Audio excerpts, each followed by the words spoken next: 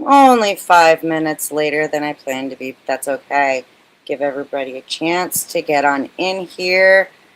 I'm just opening up one more thing. I'm going to be starting a pre-debate poll as to who, which side everybody is on. Um, let's get that going.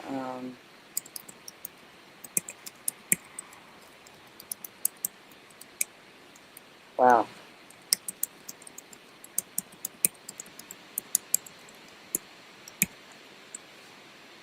All right, start that poll.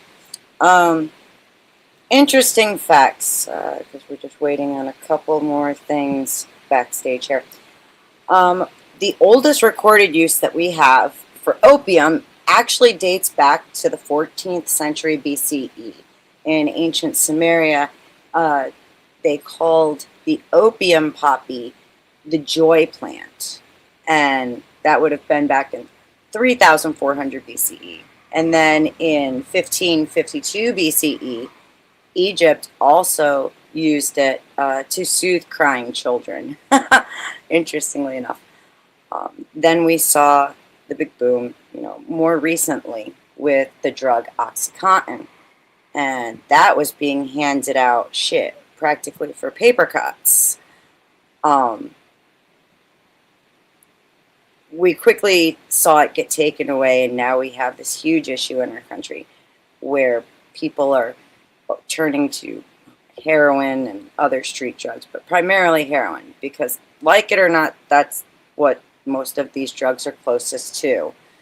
And then with all of the drugs coming in that are way too strong for most people to handle, we've had Narcan pop up.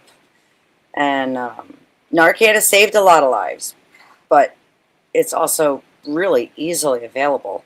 I know in the town near me, there's like a box store where they keep a whole bunch of just loose Narcans, and there's no lock on it. Anybody can take it. That shit was gone in an hour. I'm pretty sure the local teenagers cleaned it out. So the big question for this debate is, should Narcan only be possessed and administered by medical professionals? We do apologize for it getting pushed back. We apologize for the late start. Shit happens, and we're here tonight, and that's all that matters. Or at least Witchy and I are. Paige is coming. AVG is coming. She's finishing off her laundry. There I go, dead naming. I'm such an asshole. That's okay. She loves me. She'll forgive me. Hi, Witchy. Hello. We're hanging out for probably just another 5-10 minutes, guys. You just got to deal with us old biddies cackling away over here. That's not that bad. Did you know opium went back that far? Like documented? So one of the interesting facts about medicine in the United States, which isn't that old of a country to begin with, is that 80 to 90% of medicine for the first 100 years as a country contained opioids and cannabinoids Don't as get into primary anything. ingredients. Oh no, no, this has nothing to do with. Okay, as long as it We're has nothing talking to do with the here. debate, we're good. No, no. I didn't As well as the cocaine. That was a very prominent cocaine ingredient used to in medicine. Coca-Cola used to actually have cocaine in it. Well, that came from like what they used to call snake oil salesmen. That's what the medical industry has dubbed them now, so that people see it as something underhanded. But most of those drugs you could buy from like traveling salesmen, and that's how you got drugs in those days. Medicine, drugs, kind of drugs, prescription drugs, was through these traveling salesmen, and a lot of it contained, the stuff that we later made illegal because pharmaceuticals wanted to make money is all I can say. But, that's a whole nother subject. That would be a fun debate for someone to bring up uh, is cannabis only illegal because pharma hasn't been able to replicate it properly yet to patent it. They tried, and the fake marijuana did so much bad shit to people. They have a few Like, different versions that they've tried over the years, and some of them have done really horrible things. oh my gosh, like I've never heard of someone having a seizure due to marijuana, and then the synthetic marijuana came out, and we started seeing seizures all over the place. But then Well, it's there's like on the something. Oh, go ahead. Sorry. no, you first, because There's something to be said about the fact that we're concentrating cannabis because the coca leaf wasn't that bad. Uh, you can still get. poppy tea, poppy tea wasn't that bad, but I was when just gonna it's say you can still get coca leaves in South America. If you have a headache, that's what they do is they chew on coca leaves. And who was it? It was the guy Anthony Bourdain, no reservations. He was yeah, down so there, and they gave him some to chew on, and he said it's strange. He goes like, my tongue feels a little tingly, but he's like, I don't feel high. Am I acting high? So they still use it to in the place of aspirin if you have a headache. well, I'm just saying that those things, when they weren't in concentrated forms, were great medicine. But then people started finding ways to concentrate them, and that's where you get into the extreme addictions and the overdoses, which we're going to talk about a bit today, and things like that, is from the concentration. And what you're seeing now in the cannabis industry is they're concentrating even in just the flower before you get to the distillates, which, oh my Right. God, the distillates have gone crazy. But just in the flower, they're concentrating the level of the psychotropic ingredients and elements to make it more potent. And the more we do that with things, the more you're going to start to see the adverse reactions. The things that are in nature the way they are, we do Right. okay and they help us quite often. But it's when we get into it and we think, well, oh, a little bit's good. We get that aholic, and not alcoholic, aholic or Yeah. addict mentality that humans get, where, oh, a little bit's good, so let's Yeah. concentrate it so I can get a lot more at once. Right. I'm very big into herbal medicine, right? Like I make my own cough syrup, and I use a bunch of different stuff for, whatever. Before we go to NyQuil, we're using what mom's got first. And I'll spend all summer hiking and harvesting and whatnot, and drying and jarring and blah. And it's funny, my son was the worst about it when he was little. He found any excuse to make fun of me for it. Oh, Um, my kids love but going. boy, My girls love going with. he knew what to ask for though. And when he didn't feel good, he knew exactly what to ask for. Yeah, Um, my girls. Well, they used to both like to come. The younger one still likes to, and she also goes, like, we live in the forest, yeah, so when we get a good range, she'll go looking around on her own. And there's a lot that grows on our property that's pretty holistically medicinal, just the way it is. mine too, which is why I'm working on doing some shorts about weeds in your yard and how to use them. And a perfect I did a few example. of those. They got me in some trouble, so you be careful with those. Don't make Oh, sure you yeah, don't yeah, you don't yeah. give advice Disclaimer, on how to use them. big disclaimer, not professional That's medical not advice. enough. Just make sure you don't give any uses. I'm telling you, disclaimers aren't enough when it comes to that stuff typically. Okay. Um, Just be careful. oh, believe me, I will. But like you see, like with dandelions, right? Dandelion leaves are a phenomenal diuretic. Uh, there's and what else is there? I mean, like the roots. That's just the leaves. There's even way more you can do with the roots. And if we were back in like older times, we would be eating dandelion salad damn near every day. In place of iceberg lettuce, which has absolutely no nutritional value, folks. None at all. It's just pure water. So, Um, a lot of people had questions about what's behind me on the oh, yeah, last yeah. While debate, we're and waiting, and please go part on. of what's behind me uh, is a cabinet full of apothecary. My closet is a full on apothecary. It's kind of funny. So I do understand you. We dry things, we tincture things. Yep. My daughter's like, my youngest daughter especially likes to Salves and make rub. potions. I'll go down to our local, it's called Green Star, and it's like the health food market, but a lot of local places will sell like their local honey and local beeswax, local maple syrup, that kind of thing. And I always go down there to get that stuff to help out with with the salves and rubs and shit that I make. GT Narcan is the medication that is used to override opioid overdose. It's not enough to end it completely in its tracks. It stops the receptors from receiving it temporarily, usually just long enough to get you to a hospital. Now then, with that, welcome AVG. Hey, sorry You're, guys, laundry. you're good. We were talking about dandelions and marijuana and Oh, what does that have to do with Narcan? Nothing. We didn't want to discuss the debate, so we had a witchy talk while we gave you time to. I'm not gonna try and what's that word? Prime the audience. AVG. That wouldn't have been cool. Was not. That's I true. said as soon as I brought her up, I said not talking about anything with the debate. We'll talk about anything else. The only thing that I did mention that is even close, I mentioned when I opened that I found that the oldest recorded uses of opium date back to like 3,400 BC with the Sumerians, and they called it the joy plant. Yeah, it's an old substance. Oh, sure. It's There's a never whole, been more potent than it is today. and that's one thing that we were talking about more with marijuana, though, is the potency of different plants and herbs and how it. Now with them playing with the potency, that's where we're starting to see far more problems. Yeah. Anyways, Potency for everything is crazy these days. oh, it is. It is.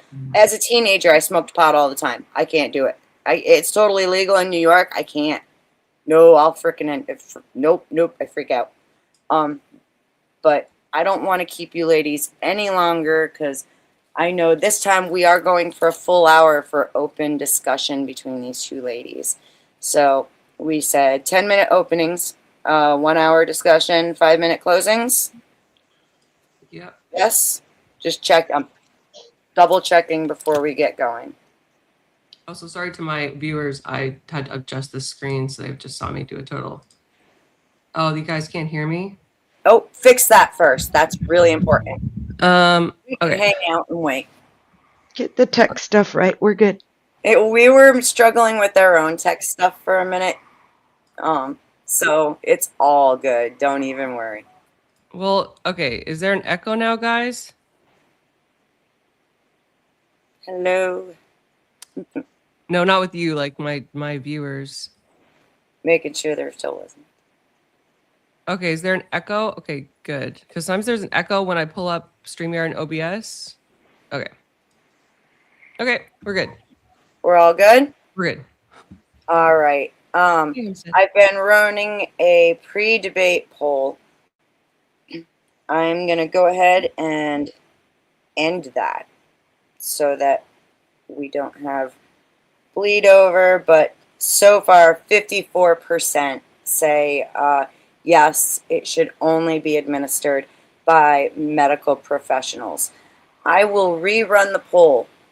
Or excuse me, it's 57% say yes, 43% say no. I will rerun the poll at the end of the debate and we'll decide who wins. Witchy, you have the affirmative, so I'm going to let you go first. I will pop back up on screen when you have 1 minute left, okay? And then I'll do the same for you, ADG, okay? Yeah. Awesome. I'm so excited. It's nice to have you both ladies, by the way. Likewise. Thanks for having me. Good afternoon, evening, AVG, and everybody out there in the ether watching on all the channels. So AVG and I discussed a debate on Narcan, and I agreed to take the affirmative on the idea that Narcan should only be administered to people through medical professionals, and only the medical professionals should be in possession of it. So what that means isn't that we stop using Narcan, but that Narcan stops getting handed out freely on the street, or like Beth had mentioned before she brought anybody up about them being in dispensers out where people can just randomly take them, or that every time you get a opiate prescription in the United States, you're instantly, given Narcan, and if they don't have it on hand, they'll even hold your pain medication until they have Narcan to give you with it. Uh, I suspect AVG is going to maybe play a little bleeding heart, but the fact of the matter is we have no real numbers on what happens with Narcan that's self-administered because, well, there's no record. We hand it out, but we can't really. I mean, there's some self-reporting surveys, but they're not very clear. But the statistics are very clear on Narcan that's administered medically. And one of the most important things to know about Narcan that's administered medically or otherwise is it only gives about a 60 to 90-minute window of improvement before other medical care is most likely going to be necessary.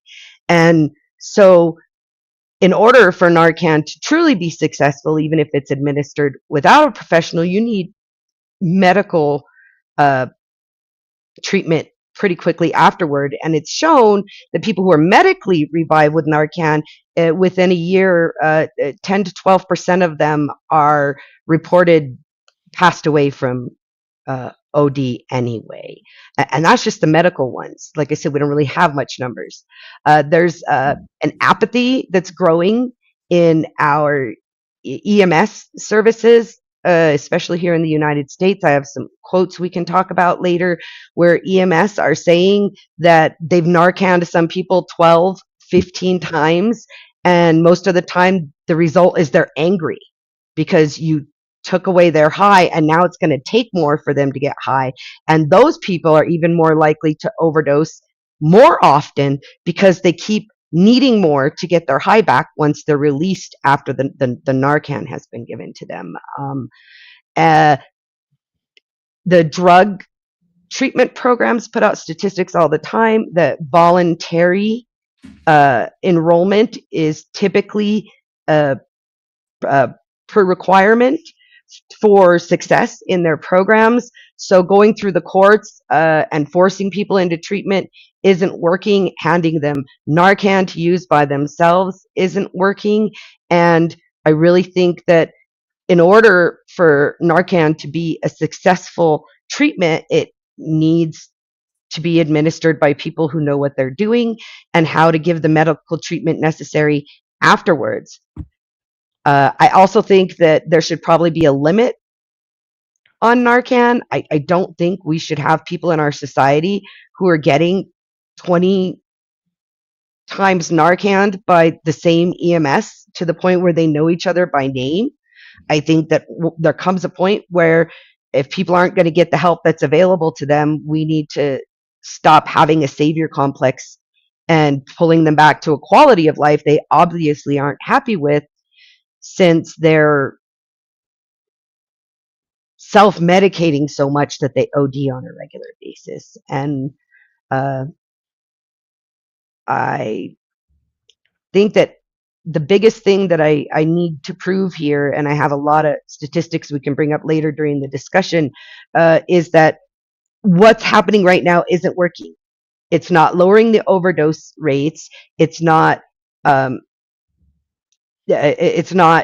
taking away from the losses due to accidental overdose by high enough numbers to be worth handing it out the way it is. And it's not cheap.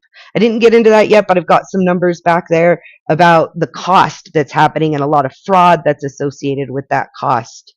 So with that, I cede my time, and hopefully AVG's got her tech stuff figured out over there so she can be ready to respond. Awesome. Yeah, you went really short. Thank you very much. While I'm resetting my timer, I need to say to Spin City, you said for $500, you asked me how much to make Snafu disappear. I said $500. You said I could make that happen. And then you expect me to censor my audience when you, sir, have not met your side of things. Stop acting like a diva and grow the fuck up already. I'm very sorry about that. Anyway, Yes, hey. I'm sorry. Did people come and You they're gotta like, do the housekeeping. We're all ladies. I We don't do like that. what people say okay. in your chat. I'm not coming on your panel. Well, you said you would pay me to get rid of them and you still haven't. What do you want, dude? So, hey, if it's not worth it to you, why should it be worth it to me? Just saying. Okay. So, sorry about that. AVG, All right. Today's debate will require you, the audience, to contend with a series of controversial questions. Is the opioid problem in North America sustainable with our current tools? Is naloxone helping this problem? Is naloxone something we should be making available to the general public? I hope to settle your minds on these issues with my arguments today. Opioid usage affects over 9 million Americans every year, according to the National Center for Drug Abuse Statistics. We know this is a problem, not only because of these figures, but because in 2017, the White House declared the national opioid crisis a nationwide public health emergency. Naloxone, also known as Narcan, was invented in 1961 by Dr. Jack Fishman and Dr. Moses J. Lewinstein. The distribution of naloxone to the general public began in 1996 in Chicago and today occurs in many states and provinces. When administered, it prevents 93.5% of overdoses. This is life-saving medication, and it's available in both an inhalant and an injectable format. When the first format is administered, no formal training or medical skills are required, although free training courses are available through government sites. Narcan is highly portable, usually stocked free of charge at pharmacies, government buildings, and sites, and is currently the most accessible and efficient medication to use when someone is experiencing an opioid overdose. It is literally their only chance at living, at even making it to a hospital to seek the attention of a medical professional for further treatment, because overdoses lead to death so quickly after onset. Without a person who has misused an opioid even once, even by accident, would die on the streets, at a party, or in their own living room very easily once the fatal amount of opioids enters their bloodstream. My opponent's position would indicate that opioid addicts are lost causes, but opioid addicts are worth saving. 1.2 million Americans, according to the NIH, have recovered from opioid addiction. They are real humans with the potential to lead healthy lives, not lost causes. The true question here is whether making Narcan only available to be possessed by and administered by medical professionals will improve society. And the only feasible way I can see my opponent succeeding in establishing this is if she convinces you that opioid users are unredeemable, lesser humans that society ought pass on. That, ladies and gentlemen, would be an evil thought and not one any reasonable or moral person would condone. And with that, I yield my time. look at you, ladies, jumping straight to everything. I'm sorry for yelling before you started your opening. I hope I didn't scare you out of it. It's okay. It's amazing. All right. I am going to go ahead and set the timer for 1 hour. If you ladies need to share anything, just say so. I'll be watching. I can either share your, sharing your screen will probably go faster than me pulling it up. But if you need me to pull it up, I can. Just let me know what you'd like to do. Pick your poison as you need to. And I shall be back here in the shadows, hiding in the bushes. Wait. Before you start the timer, I have a little bit of housekeeping. Did First, Den's stream get cut off from no, the restream? Okay, 'cause I got a I message see. that it was. AVG, did you want to restream or are you restreaming on your own? OBS. Oh, okay, I'm perfect. an OBS girl now. Yeah, no, Den is totally connected from this side. I see both of them. So, and they both got the green check marks, so I'm not sure what's going on.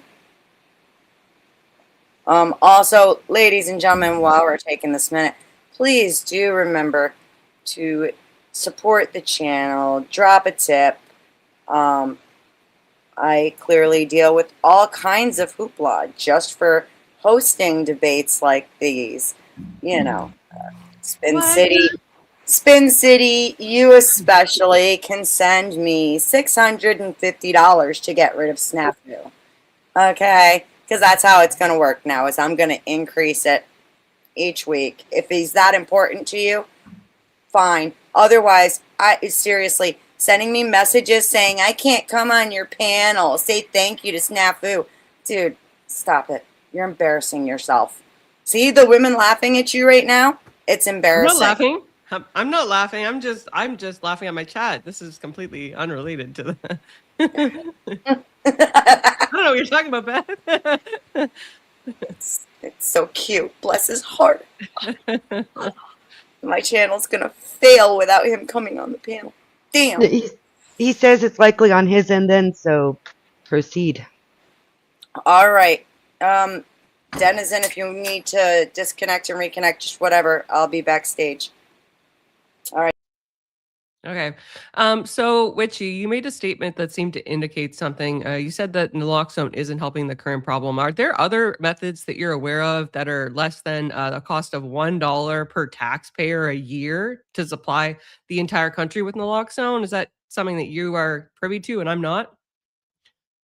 The problem isn't that naloxone isn't working when administered correctly to revive people. It's that you're saying $1 per year per taxpayer for 1% of the population. Everybody else has got to pay that price. And to be realistic, that's actually probably not very accurate either, because most people who are labeled as taxpayers aren't taxpayers, especially in the United States, because they get tax taken from their checks like everyone else, but they get as much as was taken or more with refundable credits refunded back to them. And so in those studies, those people will still be counted as taxpayers because they file a tax return, but they're not technically taxpayers. So you're really looking at a higher cost to each minimum wage or minimum wage, or lower cost to each minimum wage family and a higher cost to each middle class family than that. So that's kind of misleading. And more importantly, the question isn't whether or not these are bad or horrible people, as you phrased it, and it's not even the cost that is incurred, because the numbers are pretty high on how much we've spent on that in a lot of states. The question is, what's the point if we're not seeing them take that getting off of naloxone and moving forward into rehabilitation? And the numbers show that people who are taking it in a controlled environment are more likely to be directed to the kind of help that stops them from just doing it again next week. You're gish galloping. So you completely avoided the first part of my question. I'm sure you have a bunch of questions about the taxation element. I'm more than happy to get into that. But before we do, can you please answer my question? Do you have a better solution other than naloxone? No, I just want it administered by the health professionals, not the general public. I thought so. Okay, great. So let's talk about that $1, right? Do you think that an individual would contribute more to society than $1 in their lifetime if they're saved? Okay, so you're talking about saved individuals, which really throws a weird aspect into this, because I didn't think we were going into the moral Christian viewpoint of it. It prevents the overdose. It prevents 93.5%. If they're saved from dying, if they're you live resuscitated from dying. Correct. If you were correct in your number being $1 for that dose of naloxone, yeah, it's probably worth it if they're saved, if they are going to go on and become a productive member of society. If they're going to continue to be the guy in the fent bins on the street waiting for his next dose of naloxone, no. Did you, maybe I can get Beth to pull this up. Did you read the study that was done with respect to the potential for recovery for opioid addicts that I quoted from the NIH? It's called Recovery from Opioid Problems in the U.S. Population. I did. Is there specific something you wanted to reference from it? Yeah, the recovery members are actually better than you would think in terms of numbers. Considering the amount of people that actually use it, the amount that actually do recover is pretty impressive. And one thing to keep in mind when we're talking about opioids is that it does literally change the way that the brain chemistry works. It does this for years, right? It's not like alcohol where it's necessarily easier to quit. I mean, I'm sure everybody on this panel has seen the devastating effects, right, of the OxyContin crisis and how that was originally marketed as safe, and that was prescription medication, right? You need to keep in mind too that not everybody who needs naloxone is needing naloxone because they're street using heroin, right? They could be on a completely legal opioid prescription and it could just be prescribed wrong or utilized with other methods, and then that person's going to die. And they're not a junkie. They're just somebody that needed pain medication because they had a life altering, physical ailment or mental ailment, right? Well, if we didn't have medical professionals so busy dealing with what's going on currently with this crisis of people ODing over and over and over again, that person would get the treatment they needed anyway because our system wouldn't be so overtaxed. Are you aware that in the number of opioid addicts has increased dramatically since the release of naloxone handed out freely in the public? Are you aware that the number of ODs has still increased? I would be Since curious to see how you naloxone. link that to naloxone, other than the fact that naloxone has been available since then. Do you have any statistics that would draw a direct correlation between the two, or is it just because society is, experiencing a drug use crisis and opioids are more prescribed now than ever? Well, my point is using these drugs to supposedly help these people to recover. Not many of them are actually recovering if their numbers are rising, while the ODs are also rising. So that means that more people are actually still becoming addicted and not getting off of drugs, and more people are dying from the drugs since we supposedly put out this life-saving measure to the public. I think it kind of like your argument about birth control, encouraging women to act out. I think naloxone in the pocket of every junkie encourages them to not care if they OD because their buddy's going to give them some of that and they're just going to hit it just as hard again tomorrow. So did you read my study on, it was from the University of Minnesota. It's about the greater availability of naloxone and the increases in witness overdoses can reduce opioid related deaths, because those statistics disagree with it. Specifically, they say that a supply-based approach could reduce overdose deaths by about 6.3%, and a demand-based approach for naloxone could achieve an 8.8% reduction. So that Could, flies directly could, in the face. but the numbers actually show that it hasn't. In What numbers? 2017, we started in the US, we started handing it out on the street corners. Everybody's got it.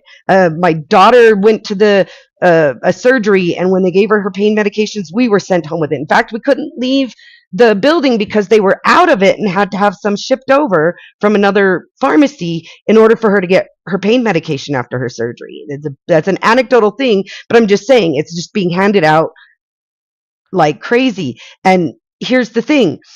Since then, we have not seen a decrease in overdoses. We have not seen a decrease in overdose deaths. We have not seen a decrease in new addicts. We haven't seen a decrease in long-term addicts. The statistics are still showing that it's growing in numbers. The having the fentanyl available is actually giving us more drug addicted people. Naloxone? Wait, let me finish. In our country, because of the way it's available, and then you throw the naloxone on top of that, and they've got fentanyl at $1 a pill and naloxone at, you're saying, $1 a dose. So we're just going to keep doping them up and saving them, and doping them up and saving them, because they're all prescription medications. All of these things come from big pharma, and big pharma is the one making money on both ends of this. So they're just there to let big pharma profit over and over again on one end for their overdose and on the other end for their revival? So, with respect to, again, you still haven't linked naloxone to increasing the amount of opioid related deaths. I have statistics to say the contrary. You have no evidence that, the people that are going to the hospital because they're junkies is actually interfering with people with prescription opioids to get help. I'm not seeing the correlation here, and you have no alternative. Like, you're just saying, oh, they're going to die on the streets. And I think you're missing the fact that when somebody gets administered naloxone, they have to seek medical attention. It's well known. It's not like they can just go and use again, right?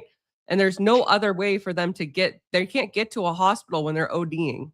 Not unless somebody drives. You really think that people who are ODing on the streets have access to go get medical treatment after their buddy sprays naloxone up their nose a couple times? Somebody's going to call an ambulance. You can call an ambulance.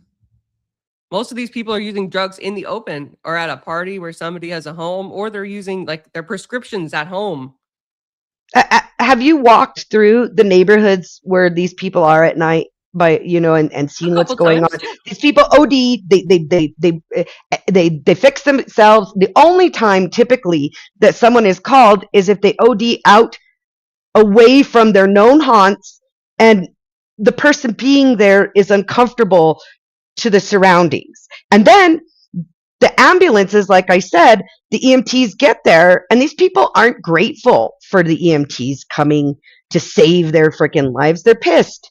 What does that have to do with whether or not they ought to be given a chance? These people don't have their faculties. They're ODing on a high level opioid. Those are the kind of people we need to keep bringing back into our society and around our children and around our homes and around our businesses. They can recover. They're not useless. They're not second-rate. The recovery rates are low. I did post recovery rates. Let me see if I can pull those up over here. To me, the only question, I'll again bring up the statistic, but to me, the only thing that I'm concerned with is, can they recover? And is there more of a 1% chance of them recovering? Because if that's so, that's worth it. And the fact that they're human alone, to me, is worth saving, because they are created in God's image. So.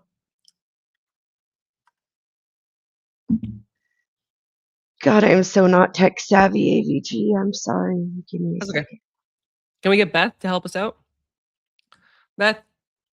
Bethykins.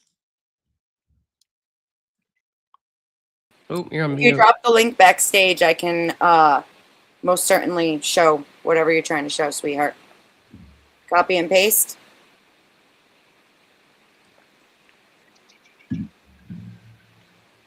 I can share it once I get it open. I'm having issue. I put a lot of sources and I'm not finding the one that I want to use. I hate that. I do that too. Okay, here we go. Okay, so you don't need me. You got it. Think maybe I'm watching. I'm watching for the share screen.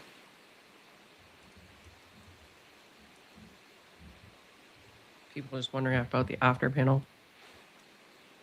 So, but yeah, after closing statements, I'm going to do questions one at a time this time, and then we will absolutely open the panel.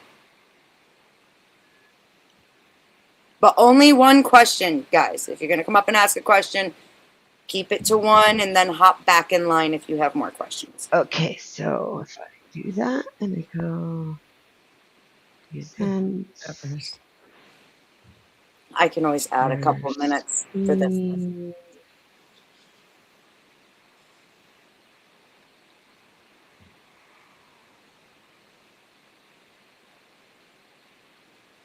Got it. All right. So let's see.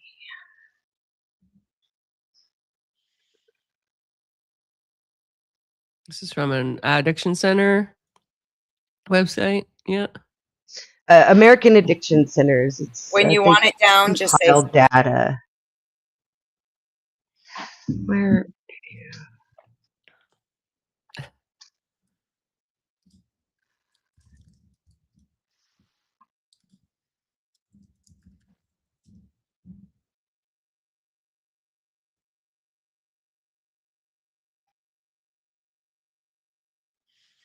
I'm not finding the numbers again, and they were here.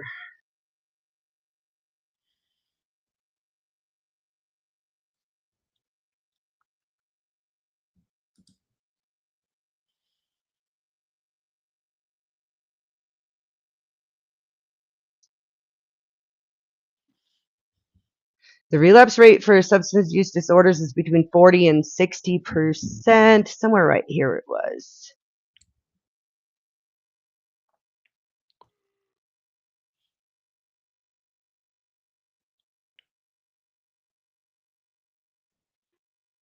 It doesn't say they don't get better. It just says they have a relapse, right? That's pretty common with addictive substances, especially opioids.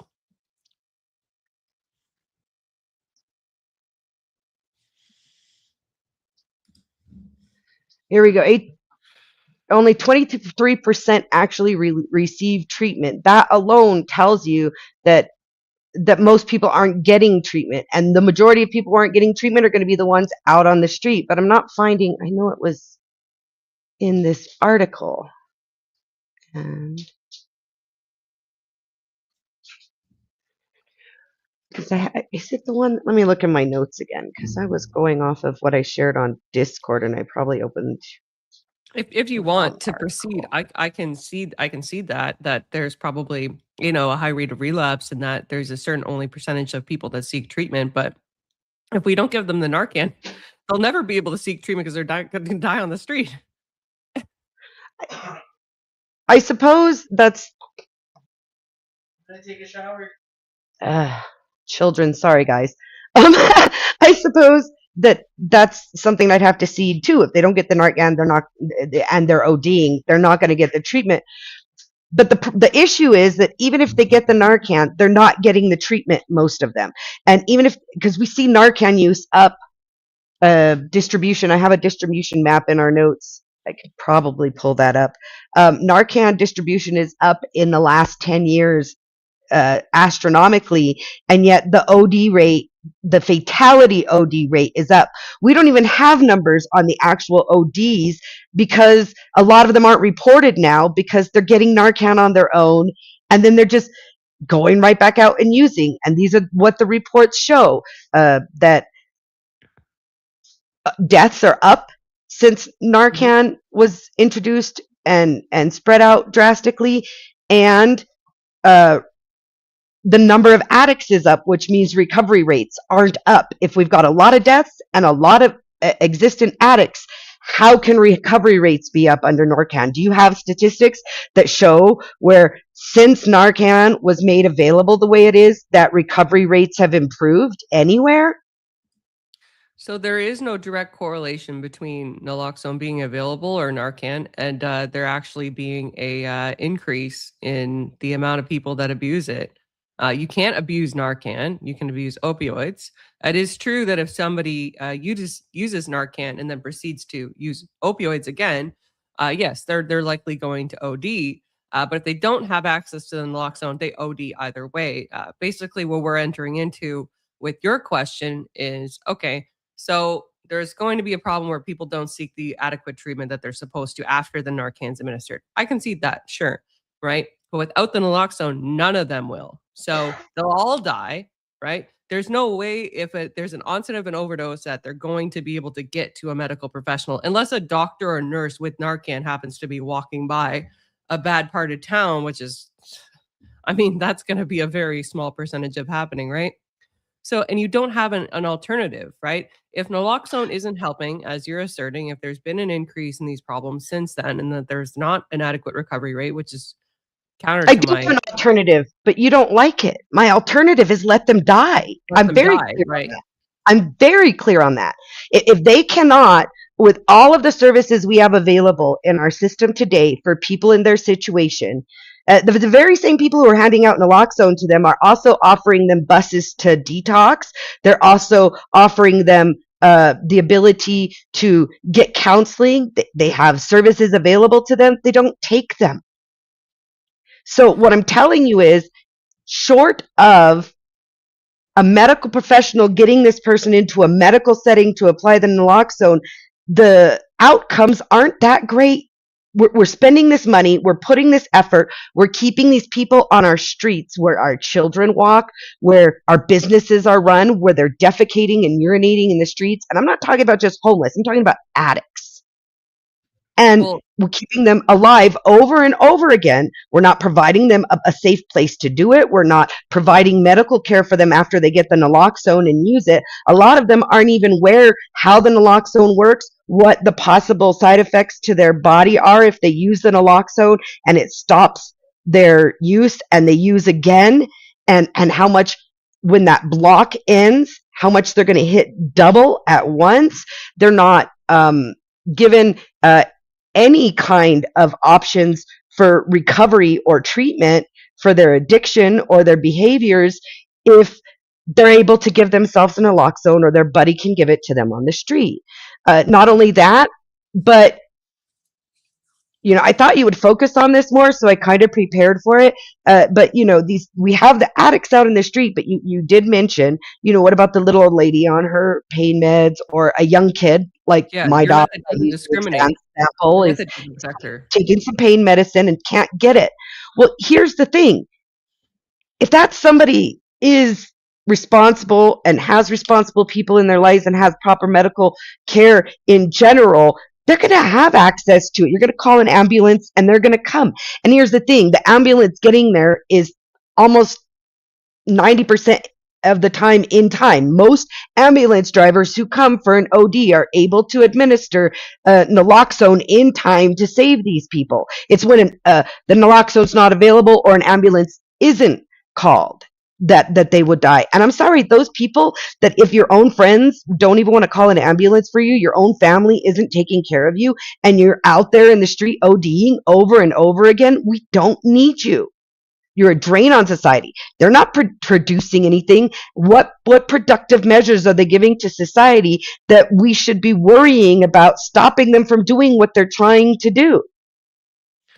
So, number one, I think you're making a huge gratuitous assumption here that everybody is aware of what to do, or aware of, like, okay, this is how to call an ambulance, or even able to be in a circumstance where they're not like out in the middle of nowhere where the ambulance is going to come in time, right?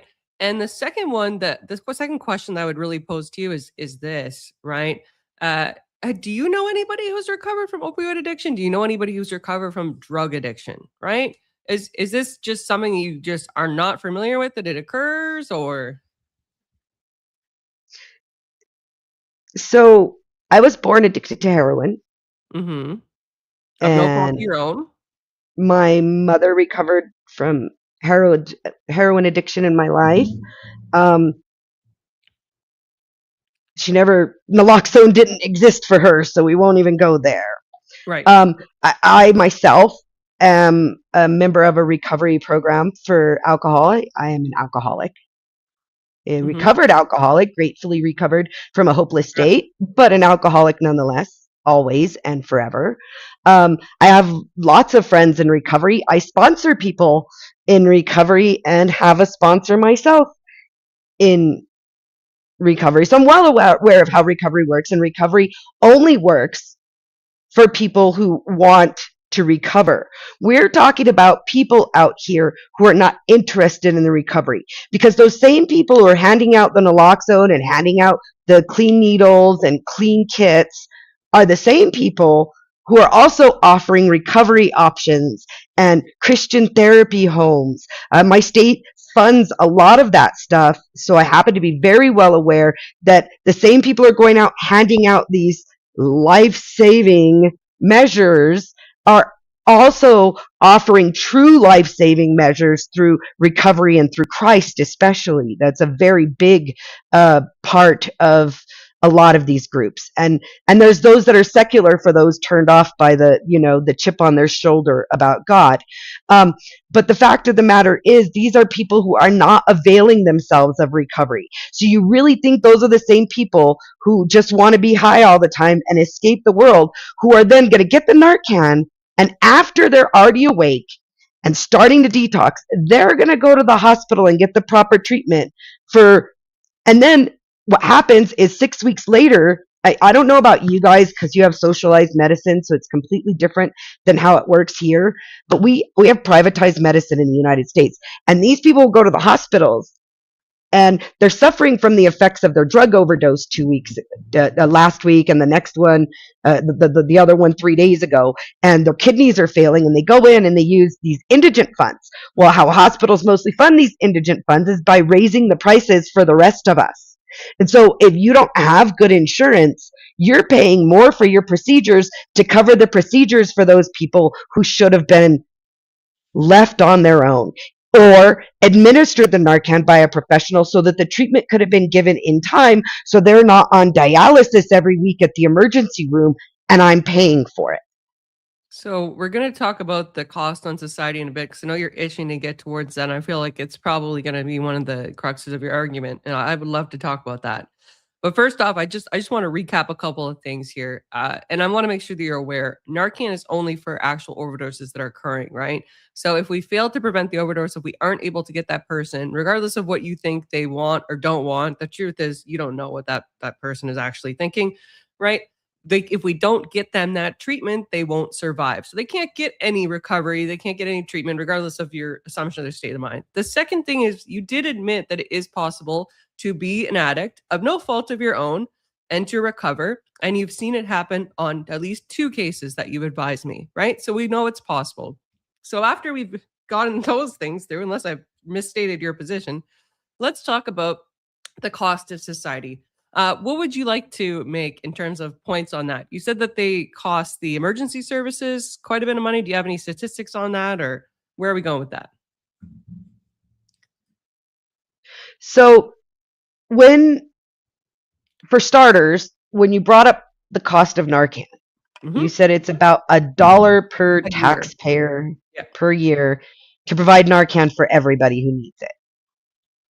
Can you show me those numbers? Can you pull them up? Because that doesn't match with how much I saw we were spending. Yeah, I had it. I don't think I circulated this, but I can pull it back up.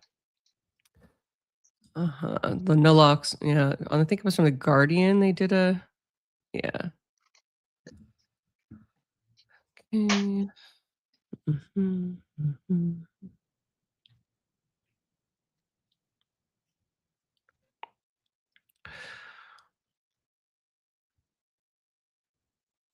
Okay, there was an exact cost here. I was gonna find it for you. That's the direct cost. I know the direct cost is something around like it's a bit higher, but like the cost per taxpayer because the government buys it in bulk. Yeah, this might be from Canada. Maybe it's different there. Do you know what the price is in the States? So I do have some information. I found the one I was looking for earlier. I'm just going to open that real quick and we'll pull it up in a minute. But I do have some information on how much our government appropriates to combat the opioid epidemic, but I don't have. I could have swore I put the one that showed how much they were overcharging states and up to $400 a dose at the hospitals. But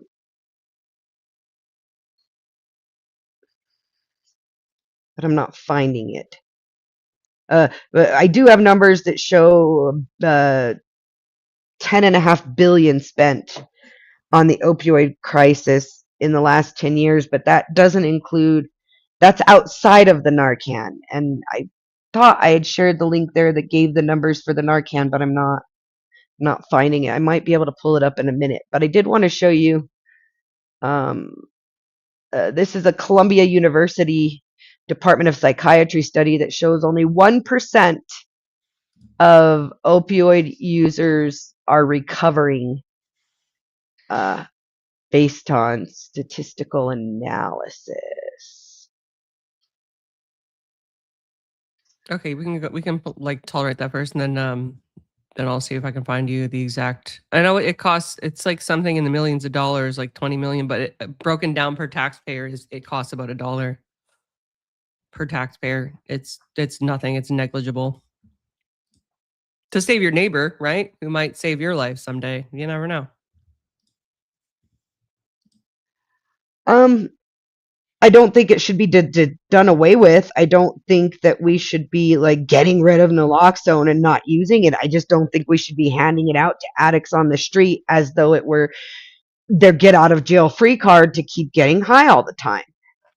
But it's not a get out of jail free card. It's helping them stay alive so that they can get treatment. And yeah, maybe they're going to use again. I can't tell you that they're never going to use because they have naloxone. There's no like double effect of naloxone that once you do it, it makes you no longer want to do heroin or fent or carfent or whatever you're on, right? or even sometimes, like I said, it can be completely accidental. We know that they put these types of opioids in other street level drugs, right? Right.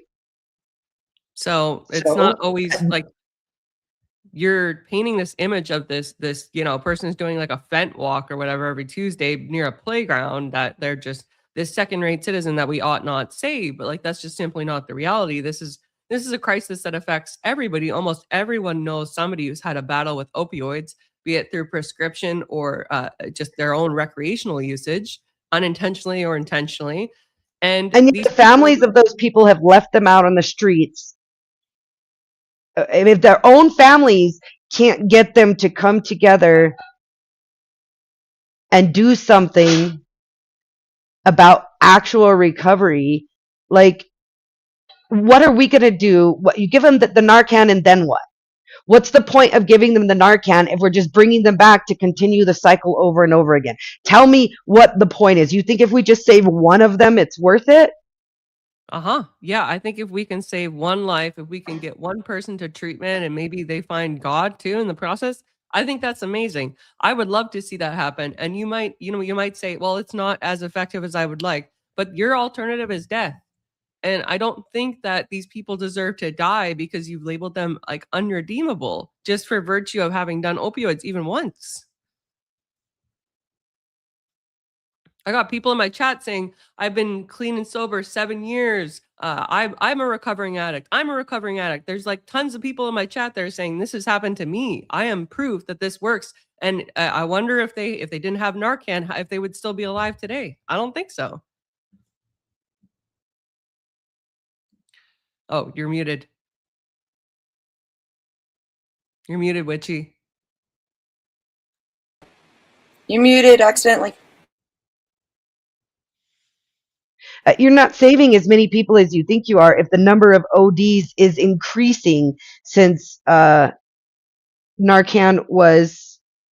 I think I copied the wrong article here, and I have the quote, but I don't have the right article.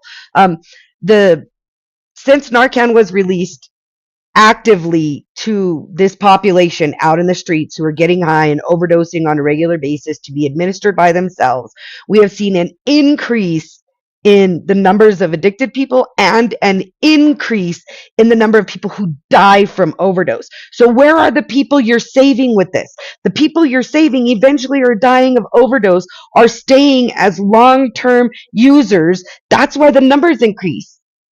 So two things on that. Number one, that number can be linked to other things. It doesn't necessarily mean it's due to Narcan. It could also be due to the fact that, like I said, there's opioids and more street level drugs than ever. Opioids are more potent and more prescribed than ever. The other consideration with respect to your assertions on their recovery is like I said, we can't get them recovered if they don't actually have access to the life-saving medication, unless you have something else for me. Unless you have a different medication that they can use, then great. But the problem is like there's no direct link between Narcan and the increased amount of overdose. It's just a reality. There's an opioid crisis, and this is right now. This is the only solution that I know of that gets them to a hospital, that gets them the treatment that they need. If you can prove to me that somebody doing Narcan makes them more likely to not recover, and that for some reason every single person who uses Narcan goes on to live a terrible and short rest of their existence hooked on opioids, then I still think that it's worth distributing, particularly because the cost is so low. The cost isn't as low as you make it seem. You're attributing the cost over the entire country as opposed to giving exact measure, and you're attributing it to people who aren't necessarily taxpayers, because those are skewed statistics when you measure by the census taxpayer number as to where this money's getting spread out over. More importantly, it's not just the actual cost of the naloxone. So in my city currently, I don't know much about Canada, and in cities across the United States, business districts are having to close doors because the population of these people who are addicted living outside of their businesses prevents them from being able to do business. And you have the cost of the city for cleaning up after them, moving them around, trying to find places for them. You have the cost of the medical treatment that they are receiving, because a lot of these people end up with injuries that become infected because they don't go for medical treatment because they're high on drugs, so they don't feel it. And by the time they do something about it, it's a serious issue. And those costs are passed on not to the taxpayer. No. Most of those costs are passed on through through raised costs to the individual to cover the indigent funds that a lot of private and state hospitals are required to have in place for these people. So that cost just gets passed on to the people who can't afford to pay, to our insurance companies, who then raise our rates. Like, if you look at those costs, then there's the social costs, where most of our parks in the city I live in, I can't take my kids to play in the park anymore like I did when I was a kid because they're camping there. There's needles there. There's people sitting out there with foil. I don't know if you know much about fentanyl use, but freebasers are a big portion of the fentanyl users these days. And there's used foil with fentanyl on it that if my child accidentally picks up could take out my child lying in the streets, because we have these addicts who are not getting sufficient care after being resuscitated. And the numbers show it. I've seen, I don't know how many street interviews where user after user admits to multiple times of being resuscitated. The article I shared about EMT stories, these EMTs they have what they call frequent flyers, AVG, who they're out there all the time. Somebody calls them because they administered Narcan off the side of the street, and they've got to come out there and check on this person there. And these people are told they need to get to a hospital, and they refuse to go to a hospital. And it happens over and over again. Like, I get that you have a soft heart for, there might be that one addict who is then later my converted ortho Christian husband. I'm joking. That was a joke, honey. There's that one good guy that's going to come out of this and become some sort of, viable moral participant in society. But the vast majority of them are not. And the numbers show that. What we're seeing, though, is an increase of the number of actual addicts because so many of them are surviving longer. And at the same time, an increase in ODs, which means Narcan isn't helping us solve the opioid crisis. All it's doing is putting a Band-Aid over a gaping wound. And as long as people in positions of power think that Band-Aid is sufficient, they're not going to look for more. They're going to be, we gave them Narcan. And then we're still going to have these people on our streets, sleeping on our streets, defecating on our streets, drug using on our streets, having copulation in the middle of the street because they're high and they don't care, in front of our children, in front of our elderly. The services that our elderly need are being usurped, especially since a lot of our elderly fall into the lower income brackets. Their services are being usurped by these people who will never contribute, even if you can get a lot of them clean and sober. Even if you could. The majority of them have lifelong health issues and mental health issues associated just with the use itself over prolonged periods.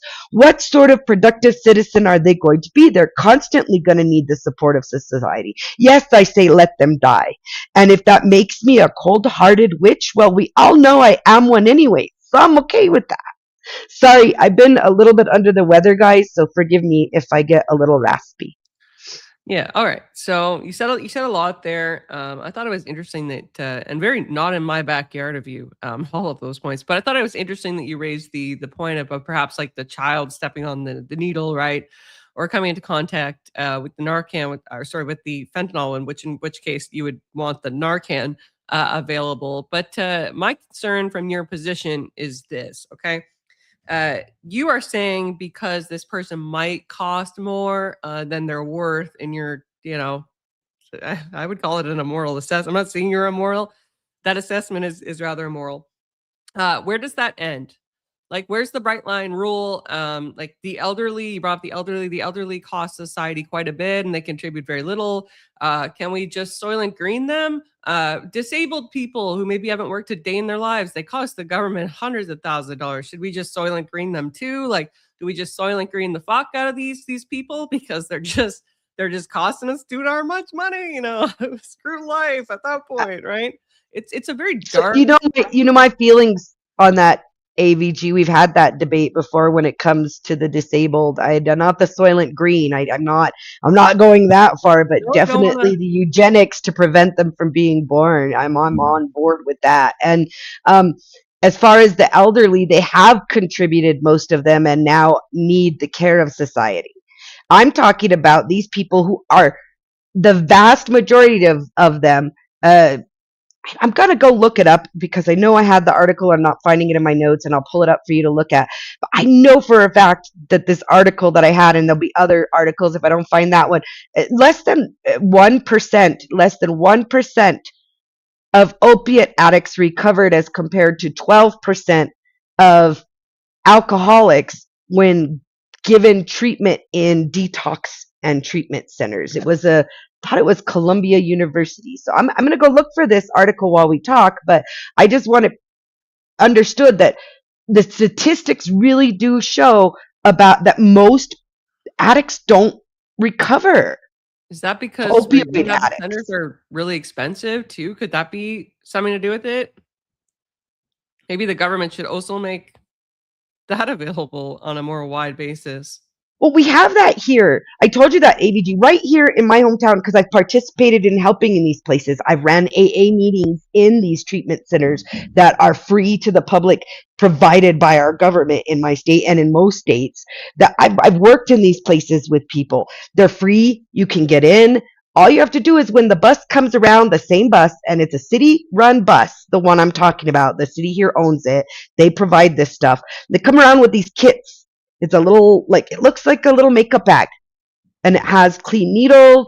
It has what are those cuffs to create Rubber pressure, bands. rubber cuffs It's a for tie. It's a tie that you put on so you can yes, administer that it. thing. It has those. It has Narcan in it. It has um alcohol wipes, and a little thing of isopropyl alcohol sometimes in them for safe using. Those same people can literally load you on the bus rather than give you a kit and take you to a detox. From detox, they'll put you into a bed in a treatment center, or they'll get you into outpatient treatment if they can get you placed with a family member. A lot of times family members don't come forward for these people, and I've worked with these people, a lot of them, ABG, and I'm not, this is still anecdotal because my state is one of the worst for drug abuse and one of the best for offering solutions. So there are places they may not offer that, but everywhere that I know of, you can go and get help, and they come to you and offer you, please come with us, we will help you, and they don't want to go. The majority of these people, and I don't, and you can quote me on these people because that's going to offend some people. The majority of these people have chosen a life that they're in. But what Where about I the come people who from, it's a didn't? very community and family oriented culture here. I'm from an area where it's mostly Native American and Hispanics, which are very family oriented cultures. And yet these people are out on the streets because their own families have gotten to the point where I can't take him home with me. He steals from me. He goes in his little sister's room and takes her piggy bank. And they won't go to treatment, or they get into treatment, and as soon as they're released from treatment, they stop showing up. I sponsored, you have no idea how many people I've sponsored that I get them from treatment, and as soon as they're done with treatment, I can't get them to a meeting. I can't get them to their therapist that the state is paying for them. The resources are there and they're not using them. And yes, I firmly believe, let them die in the street, cremate their bodies, and be done with it. We do not need to save everyone. Not everyone is worth saving. Even the person that has contributed to society their entire life, and then at the age of 50, they get a horrible back injury at their job site, right?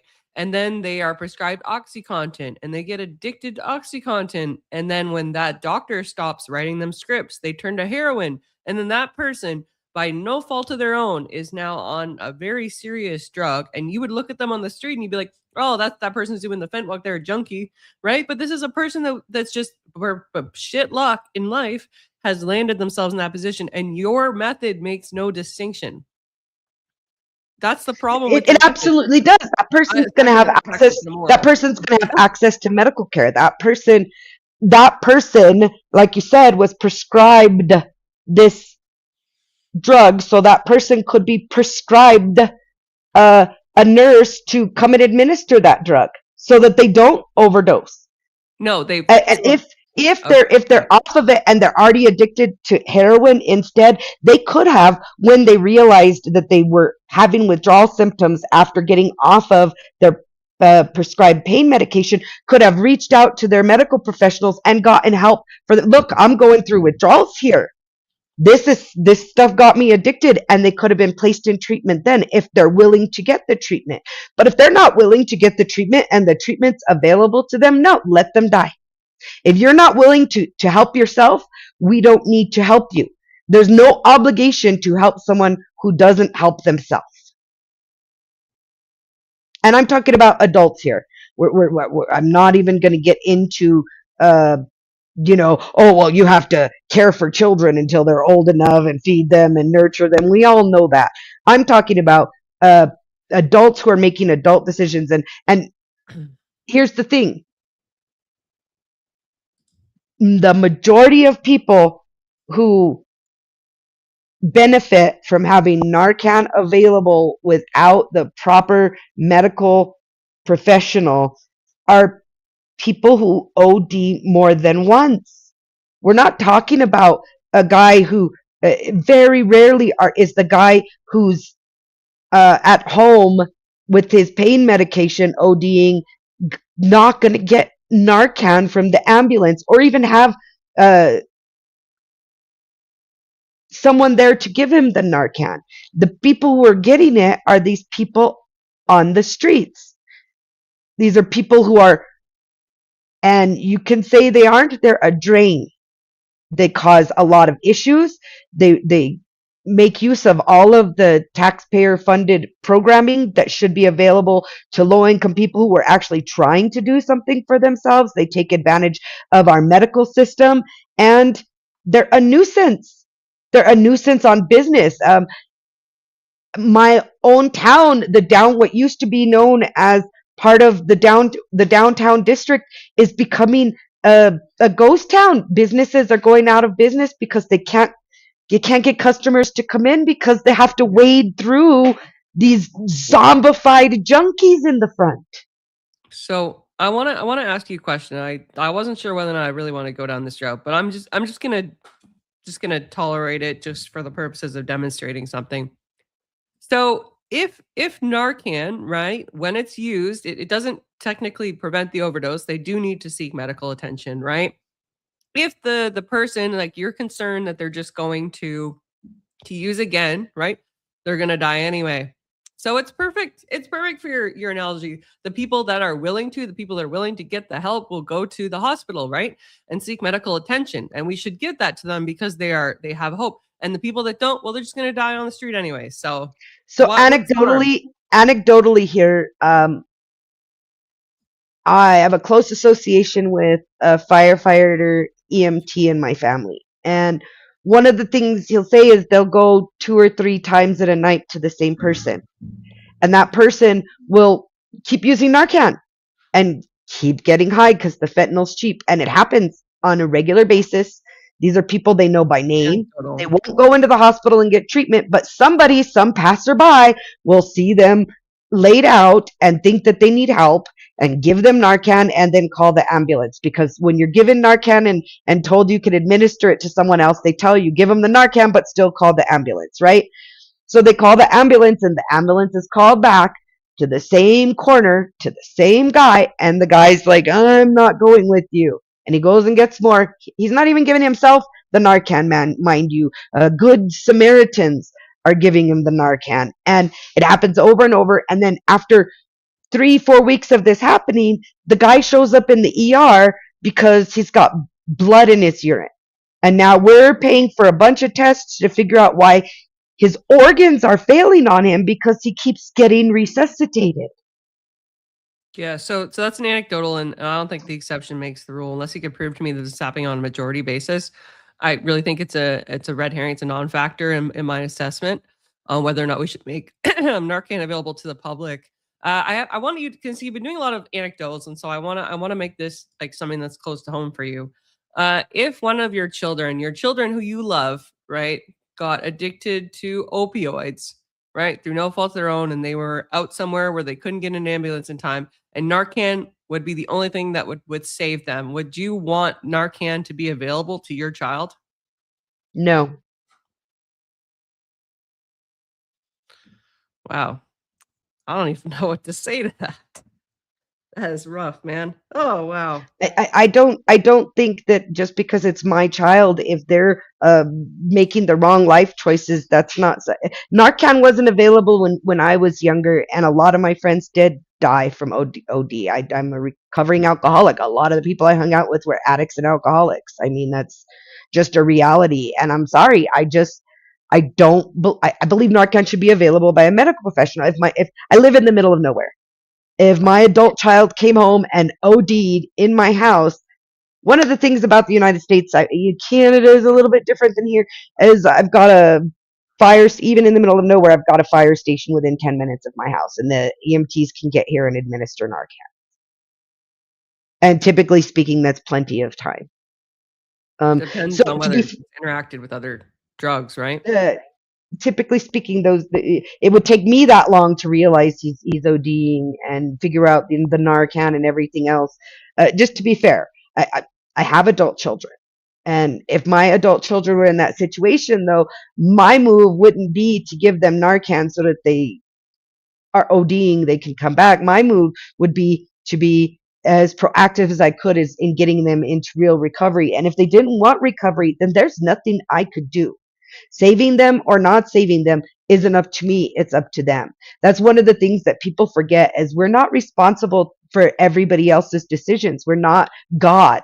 It's not up to me to make that decision, but playing God and having a martyr complex is as common as the weaponized victimhood in our society. People think it's my responsibility, and I don't mean me, but the proverbial my responsibility to save everybody else. And it's not. It's just not. Some people, here's a question for you. Mhm. You profess to be a Christian, yes? And I'm not That's correct. attacking your Christianity here. I won't do that. Oh, Um, you can do that. I'll see. But it'll make how do me you kind of how do you feel about people who pass away and are brought back medically? You don't think that that's going against God? so only God can tell us what his intent is, right? If somebody has a DNR, right, that's their personal choice. The question of whether or not a DNR goes against God's will is something that's been long debated by apologists everywhere. But the fact of the matter is, from what I understand, it's not really up to us to say this is what God would want, this is what God would not want. I do know one thing though. I know that God values life, right? God values his creation. And so I would assume, based on that principle and that teaching of the church, that he would want everybody to live, including the person that you would say, this is a lost cause. This person's going to use, opioids again. I think God would want that person to get better and live and to not die having been, in a drugged state where they were closer to Satan's desires than they ever would have wanted to be in So those you final said moments. God would have to tell me his I said desires only on that, God right? knows. You're saying what would R- God want, right? And I'm Right, telling right. you. Didn't he write a book telling us what he wanted in regards to these sort of things? So I'm Orthodox. I'm not sola scriptura. I don't believe that the Bible is the be all end all. The church existed prior to the Bible. The Bible is utilized within church teachings, but it's not the be all end all. That's what Protestants believe. Even if you go Most back to Protestants. early teachings, God spoke to the apostles through Jesus and in other ways to tell them his prescription for what behaviors we should align ourselves with, to give us this moral code that you follow, correct? In part, yeah, the Bible is a tool. Yeah. And that moral code includes the fact that should you fall into disrepute, you fall out of the light that God is shining, right? Actually, I've been told by my priest that there isn't a sin that you cannot be redeemed from. Even the greatest sin of blasphemy, I'm told that it can be redeemed. I know Yeah, but how do you individuals. get redeemed? How do you get redeemed? Well, only Jesus can be and God. Jesus is God, right? The final deciding You factor in have that. to seek redemption, right? Yeah, you repent, you fast, you attend church, you do repent. confession. That's enough of the word. You don't have to give this the prescription how to repent. You repent. That's typically These how I people understand it are not occurs. repentant. The How can you be the non-repentant, judge of how are that? they our problem? Witchy, how can you decide when they will or won't? If assuming that they're not repentant when they're high on fent, maybe they're repentant like a day after. Maybe they're repentant later on in life, right? If there's plenty of people that have a bad time of life for a short period, and then they do redeem themselves and they do find God. Like, we just don't know that. We don't know who is and is not repentant. We don't have the ability to mind read. Since we're talking about my Christianity and morals, where do you get your morals from? Well, you brought it to morality. Oh, honestly, so to be fair, I'm what they call spiritually eclectic. Mm-hmm. And so I have taken the time in my life to devote uh, a decent period of time to all of the different versions of dogma around worship and spirituality and God and whatnot. And I have taken from them the one truth that all of them carry, and it carries over no matter which humans are trying to interpret it, is God is love. And you And reach that's that where I get my conclusion. morals from. You love everyone. And you've reached that conclusion using your own thought. This isn't something that exists outside of your mind, right? It's in every single scripture. The God puts us here to love ourselves and one another. Like he literally tells us to love each other like we love ourselves. In every type of belief that you come to, the higher power that is inherent speaks to treat others like you treat yourself. Live in love. But don't save the person that is overdosing on an opioid. That person's different. They're not worthy of love. Saving them from the position they put themselves in isn't love.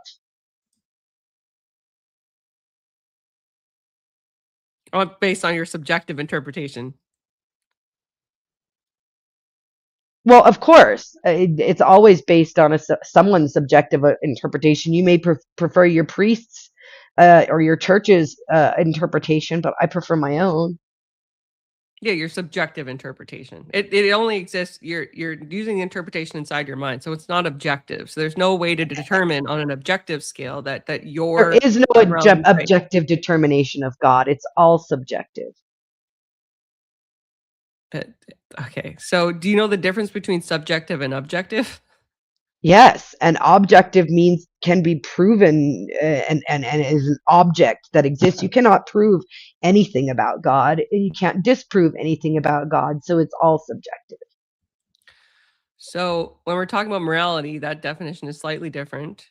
So objective morality is that the morality, like the truths and whatnot, that they exist outside of our mind, right? Whereas subjective is something that exists within your own interpretation. It's something that exists within the mind. It's unable to be scrutinized because everybody who has a subjective interpretation interprets morality differently.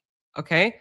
So that's why it's problematic when there is a moral code that exists outside of one's mind, such as the moral code that exists within the church and especially within the one true church, right? The Orthodox Church, right? That can be measured, that can be tested. We can define who that is, not just based on an individual's interpretation of morality. That's why it's so strong. Subjective morality is like the lowest tier. There's everybody can, like, for instance, the Cum warriors of Papua New Guinea, right? The Sambari tribe.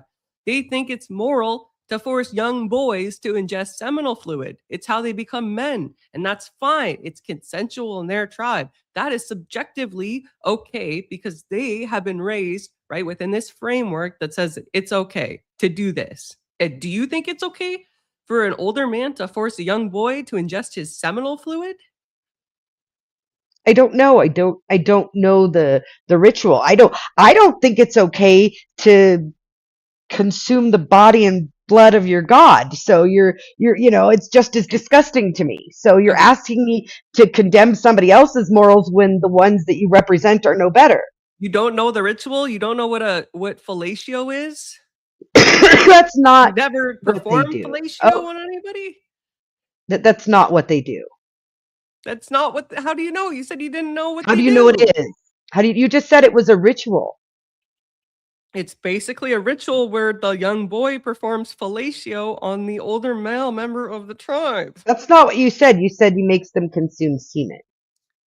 Now How you're changing. You're but moving do the you think they goalpost. pour it in a tin cup and, like, spoon feed it to them? Well, that's how they give you your god's body and blood. Good lord. That's an entirely different that's a false correlative. We're It's a talking whole about nother ritual that little boys you're comparing coming apples to down on oranges, where older you're men. trying to tell me about somebody's ritual and I'm supposed to condemn it, and I don't even know what the ritual is or how it's being used or what for. Beth, are we out of time, dear? You're You're muted, muted, babe. Beth. Save us from this discussion. You got like 30 seconds left. Paige AVG was trying to put it as tactfully as she can. Right, but here's the thing: is their morals look wrong to you, but you sitting there talking about eating the body of Christ and drinking the blood of Christ is going to look bad to somebody else's morals. They're not objective. They Not are the always same. subjective. You do not get to say your morals are objectively right while other people's are not. Morals vary person to person, which makes them subjective. Period. Even within your church, some of the people in your church would argue that what you do coming up here and arguing on these channels, sometimes calling people names, would be immoral. Other people in your church would argue that there's nothing wrong with it. And that's within one church. You I cannot haven't say heard that that. morals are ever objective. I have never heard that. I've literally never heard anybody other than like non-denom Christians and people who are atheists or people that aren't even Christian criticize the actions of someone like Andrew Wilson or Jay Dyer or any apologist online. It hasn't happened. Most of the dissenters are people who literally know nothing about the true faith. They're just haters. They're just hater I'm think- haters. saying, go ahead, Beth. I thought we were kind of done. I mean, like the Eucharist talk is like off subject, anyways. But I think what she's trying to say is that, like, to people who aren't Christian or aren't familiar with it, if that's what they hear, then they'd be like, "Oh my God, you're cannibals," you know. Which And I say to those people, don't get my Those faith aren't- out your mouth unless you know about it. so, and that's the thing is, You're they wouldn't talking typically be shit about people who are somebody on the else's faith internet out to your see mouth it that you anyway. don't know about. They are exactly, and it's not like these would probably be like little tribes living out in the mountains who have no idea what the internet even is, right? So they never would be there to even. It's condemn highly it. documented. But That's all. I'm saying anyone who Look it up has at your the own Eucharist. peril. That's all. And I mean, and in all fairness, by the way, an interesting thing, like even though like I was raised in a Christian household, like I was taught my whole life growing up that was something that idol worshippers did. Like dead serious. So like that was something I didn't fully learn about till I was much older. Just interesting little thing. But if y'all want to get to your closings, and then we can start taking some questions. After Which you closings, went I'm going to first? need a break, guys. After closing, I'm going to need a 5-minute break because I have to go tinkle. Absolutely. Do you want to do that Okay. first before? No, we could do closings, and then while you figure out who's going to come up and whatnot, I'm going to skedaddle Okie for a minute. dokie. I will also Fabulous. use blue. So she went first in openings. Does she go first in closings, or do you? I think I would, right? She went Yeah, first I in openings. I think I go first in closings. All right. I Let mean, me know when unless you want the last word, AVG. that's yours, girl. All right. Let me know when I can go, Beth. What the hell? Why is my? Okay, hang on.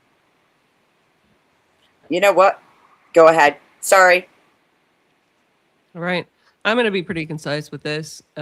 Witchy said a lot about her position. in some cases, a bit too much, as my audience was raging throughout the entire debate. Truly, I mean, the key crux of her argument is that these people aren't worth saving. And everybody knows my position. If you can save one of these individuals, it's worth it to me. It's not too expensive. There's other parts of society who are, a drain on that society at some point in their lives, and we save those people. We keep those people alive. A human life has value. Okay, human life has value from conception, in my position, and I don't think that we should be the ultimate arbiters of whether or not somebody can be redeemed or recover. The fact that Witchy would take this so far as to even not have that benefit of Narcan for her own family, to me was particularly jarring. But I mean, it's not really a surprise considering her position. I only hope that Narcan continues to be available to individuals so that we can address this highly epidemic crisis and maybe just maybe save some people and get them off the streets. There's currently no other alternative. Witchy didn't have one, and I don't see how anybody is able to get treatment if they're dead. So with that, I see my time. Thank you, Beth, for having me, and thank you, Witchy, for a spirited debate once again. Awesome. And thanks again for second debate here. You guys are great. I love having you both on. Whenever you're ready to start, Witchy, have at it. Thanks, AVG, and thanks, Beth. So she stated it pretty clearly, and I didn't argue it, and I stated it clearly myself. Some people cannot be saved. The martyr complex that comes out in people when they say something like, if even one can be saved, God will save them. That's not my job. I am not God. I can't save them. I can't fix them.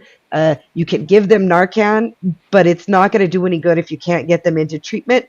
And the statistics show that people who are given administered Narcan by a medical professional in a medical setting have a way higher chance of getting into actual treatment. The EMTs have come out, and I said it earlier, the EMTs have come out and said they're getting fatigue with what they're calling frequent flyers for being Narcaned. They show up, they take their vitals, and they refuse medical treatment. They leave. 2 hours later, they're called back by another do-gooder who thinks they're saving somebody and gets to go home feeling good. That's what Narcan does. It gives the people who are do-gooders a feel-good that they did something, and it places a Band-Aid on a gaping wound and allows us to ignore the gaping wound. We're not pushing the proper treatment. We're not forcing people into situations where it's bad enough that they actually want to get treatment, because we're giving them a soft landing every time, and it's got to stop. Yes, some people are not worth saving. And again, thank you, AVG, and thank you, Beth. Awesome. If you ladies want to drop the link on your individual, well, Denizen, if you want to drop it on yours, AVG on yours as well. It's in the back, Beth? Oh shit, that's right. You can't see it, can you? Before you stop that, before you bring anybody else up, drop the closing poll so that it's not based on what some of these people are going to come up here and say, because some of them are going to be very angry at me. And if they want to come up and yell at me, Beth, they better pay you. Yeah. Be right I'm back. definitely doing a grift break because this has been an absolutely painful fucking debate for me. I was trying so hard to pay attention, and I had a very moody man in the back who couldn't control his emotions. Look, there's one thing about my channel that I take a lot of pride in. Dusty, I see you. You're first, babe. I take a lot of pride in the fact that nobody is banned from my channel. Okay? Now, if you pick beef with somebody and you bring it to my channel and then you say, get up here, and they come up and you don't like what they have to say, that's not my fault. That's yours. So, yo, this is stupid. Stop it. That whole debate. I was, yeah. Don't play with me, Dusty. I'm in a mood right now. I mean, I can't believe that you just jinxed the fuck out of that pride point. Like, you really were just like, hey, everybody, please come fuck with this and try to get banned. That's a good one. Tactical blunder, ma'am. Not a bad idea. But then, I mean, But no, I didn't hear any debate. I don't know if you've got a format or something. I just saw the link there, and I know that last time y'all were talking about, these two were talking about whatever they're talking about. It just infuriated the whole internet for a minute. yeah, last time it was about eugenics. Tonight, the prompt was, should Narcan only be possessed and administered by medical professionals? And Witchy says yes, AVG says no. Because AVG believes in saving the people, saving each soul, and Witchy says we should not be saving each soul. Yeah, yeah. Pretty much. So the only thing Grid banned me. Grid's coming up here trying to get some of that. Nikki says send them all to their maker and he'll sort them out. You're right. Well, right. So, but my question would be, why is Nikki proactively preventing do-gooders from doing good if they wish to do good? Like, I kind of when you said that, what was he said? Something about people saying even one life, like that. I felt that resonated with me. There's a cringe amount of like pearl clutching virtue signaling if you could save just one life, but like, why would you actually, if somebody wants to be out there doing good, why would you go out of your way to inhibit that? Because it's a deflection at this point. We're spending a bunch of money and a bunch of effort and a bunch of promotion that, Narcan saves lives, when in reality it doesn't get people into treatment and it doesn't actually save their lives. I put the numbers up in our back chat about how many more ODs we've had since Narcan was addressed, and how many annually, and how many more addicts we have annually, based on the statistics that the government puts out. We're not seeing Narcan having any effect on lasting treatment for anybody. So I'm not saying they should all just die. The ones who want to get treatment, we have that available. It's the Narcan itself is unfortunately, it's like the zombie renewal drug. Oh, we lost one zombie. Oh, damn it. He got revived. Well, it's doing the wrong thing. You're trying to use a golf club like a hammer. Narcan doesn't cure people of addiction; it just keeps them alive, right? So it actually, if we've got more instances of overdose and more addicts, it would actually be an indicator that the Narcan is working for. No, overdose fatalities. We don't have statistics on actual just overdoses, only on fatalities, because a lot of those overdoses are happening outside of medical care. Narcan? What's that? We have more fatalities post Narcan. We have more overdose fatalities annually post Narcan. How closely does the timeline there overlap with us leaving Afghanistan, which spurred the fent epidemic? Because there's a lot of moving parts at play here. It's all right in 2017, so it's the same fucking shit. It's definitely a correlation for both of that. Right. No causation proved on any of this, just correlation. Last chance on the poll on my side. Are you running one on yours, AVG? You're still muted, AVG, just so you know. Well, she said she was going to take a break, too. I like the male-female ratio here. This is a rare treat in the Panelverse. What's up, ladies? Don't let any dudes up here. Fuck them. Good one. Dusty is outnumbered. I had a feeling you would like. He's sad about that. Dusty, thank you for the subscription, by the way. I appreciate that. Sure. Nice to meet you. You too. Yes, I did grid one. I did cook for everybody at the You did grid one? Somebody clip that. Pause. You got it, Tootie Bug. That one's yours. Oh my God. I'm having a moment. Yeah, I cooked for everybody in Nashville. Okay. Yes. That's what I was saying. But I guess back to the topic a little bit. I see Witchy's point for not having programs where we're out there. Like, I don't think that people are entitled to Narcan, but if AVG and her church group want to go out and save some souls, on Sunday morning in the alleys, I don't know why you would actually use resources to prevent them from doing what they want to do in that case, because it takes resources to enforce laws as well.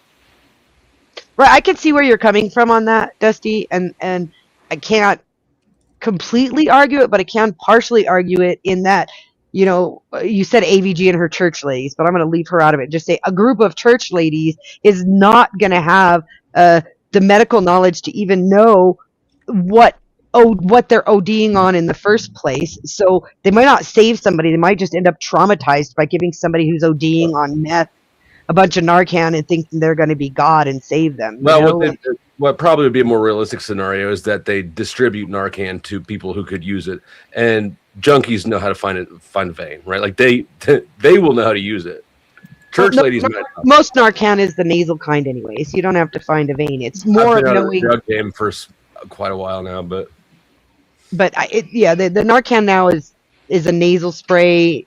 Anybody could it's not like administer in it. They're Pulp not hard to Fiction. use. They're not stabbing a spike into Well, someone's that's chest. adrenaline.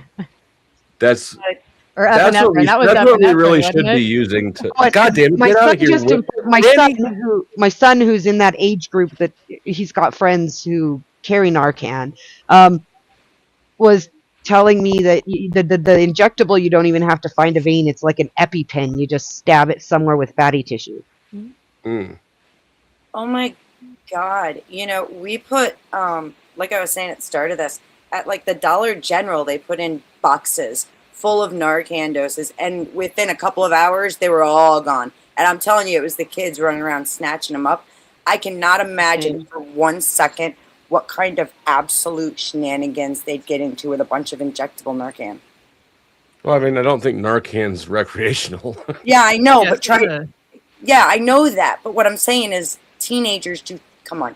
Teenagers, Yeah, you're right. Teenagers. I mean, Some we teenagers. used to will robo, do for anything. heaven's sake. I mean, Oh, we got Robo was AVG fun, for Tootie. it high. I'm surprised AVG didn't bring that up in the debate. The thing you said about kids having a bunch of Narcan. One of the cool things about Narcan is there are no known serious side effects. Even if you take a bunch of it, it doesn't get Sorry, you Danny. high in any way. And Yeah. so it's not like a danger. The Narcan itself, in and of itself, isn't a danger having it running loose in society. The danger is we're putting a Band-Aid on this gaping wound and pretending that we've done something. And so if we don't remove that Band-Aid and actually tend to the wound, we're doing a greater harm to these addicts than good. So I did raise that. Remember I when mean, that's a. Sorry, go ahead. I'll be quick, promise. When I did say to you, I said, considering that there's no actual issue with it, that they just need to get a hospital, and if they don't and they continue to use, right, they're going to be dead anyway. What's the harm, right? No, what I meant is for somebody who doesn't need it. Like, say some kids got a hold of it and they thought, kids get a hold of Benadryl these days, they're going to take it. And Why that can't cause harm. But if kids got a hold of some Well, how about Narcan Narcan? and took it, it's not going to cause harm to them if they're not ODing. That was my point. That I just don't see that happening. I've actually we're never going heard of that happening, and I live in a pretty wide area where Right, because Narcan it is available. doesn't get you high. That's what I'm saying. It's not the product itself is not dangerous in and of itself. Yeah, of course. I thought I that was knew stated. I knew people who used to get the caffeine pills from the gas station, crush them up, and snort them. Oh, I used to crush them up and sell them and tell you it was Coke. No dose. Oh my God, I haven't seen those in years. Fucking degen, Wow. man. White Caffeine crosses. pill? Can't believe you. You call it degen, I say I'm an entrepreneur. Capitalism. I'm a proud and happy You're gonna degenerate. I realize. live a happy degenerate life, and it makes me feel good. I don't know. I agree with that. I just don't know why you want to proactively take steps to kill the people just because it's not curing them of their addiction. I don't want to proactively take steps to kill them. They're already killing themselves. I want the steps to be taken away for them to be constantly revived. I absolutely do not want you to go out and just kill people. They're killing themselves. It's the same argument with resuscitating and reviving people who have attempted self-deletion. If they're doing it to themselves, who are we to stop them? And why do we feel this need as a martyr to go out and save even just one life? Well, like, where does that come from? If you're drowned, if you can't swim, let's just say you're black, and you're drowning in a pool, and I'm standing on the edge, spinning like the floaty raft on my fingers, just watching you drown, I could probably get charged for that. In that case, you are actively going out of your way to withhold what could save somebody. I think that counts as killing in my book. If you don't have the floaty though, can you be charged? But in this case, you're trying to make floaties illegal. No, I want to take the floaty away from anybody who doesn't know how to use the floaty and the treatment that's necessary after the floaty gets used. Because if you use the floaty and you pull that person out and you don't know how to clear the fluid from their lungs, what the fuck good did you do by giving them the floaty? The floaty doesn't teach them swimming lessons. The floaty just gets them out of the pool right now. Right, but they've already inhaled so much water, and you don't know how to pump the water out of somebody to revive them. So what good did the floaty do? If you fuck up pumping the water out of them, the worst that could happen is exactly what would happen if you don't pull them out, right? Like you can't. All you can do is better at that point. But you're putting too much on the Narcan, right? The Narcan's got a very simple, short term. It solves one problem. It doesn't solve all the problems. It's not going to revive or rehab them. It's not going to teach them to be financially responsible. It's not going to fix their little codependency relationships or any of that shit. Get them off probation. You're doing too much. It doesn't make sense why you would put so much more on one little part of the whole process. Why are you dragging other things into that part? Like, yes, there were addicts before. There'll be addicts after the Narcan. But that has nothing to do with the Narcan intervention. And that the Narcan works. So in my personal experience, day to day, having to wade through the fentanyl zombies in the street, most of whom have had Narcan multiple times, I want them gone. And You're I'm okay tired of with these saying motherfuckers hanging out in your lawn. Not on my lawn, but in front of the grocery store when I have to walk in. The fact of the matter is, I can't go to the bathroom at a gas station in the city I live in because so many people have OD'd in their damn bathrooms that they just don't let customers use them anymore. They don't even, they have locks on a lot of them. But a lot of them, they just put up an out of order sign in front of their bathrooms after 7 p.m. because they've had so many people OD in them. I'm all for letting them call themselves. I'm not saying we need to go out and call them, but let them call themselves from the herd. There's been so many ODs in the gas station bathrooms here that they are not open to the public, period. They are all closed in every single gas station down in the city.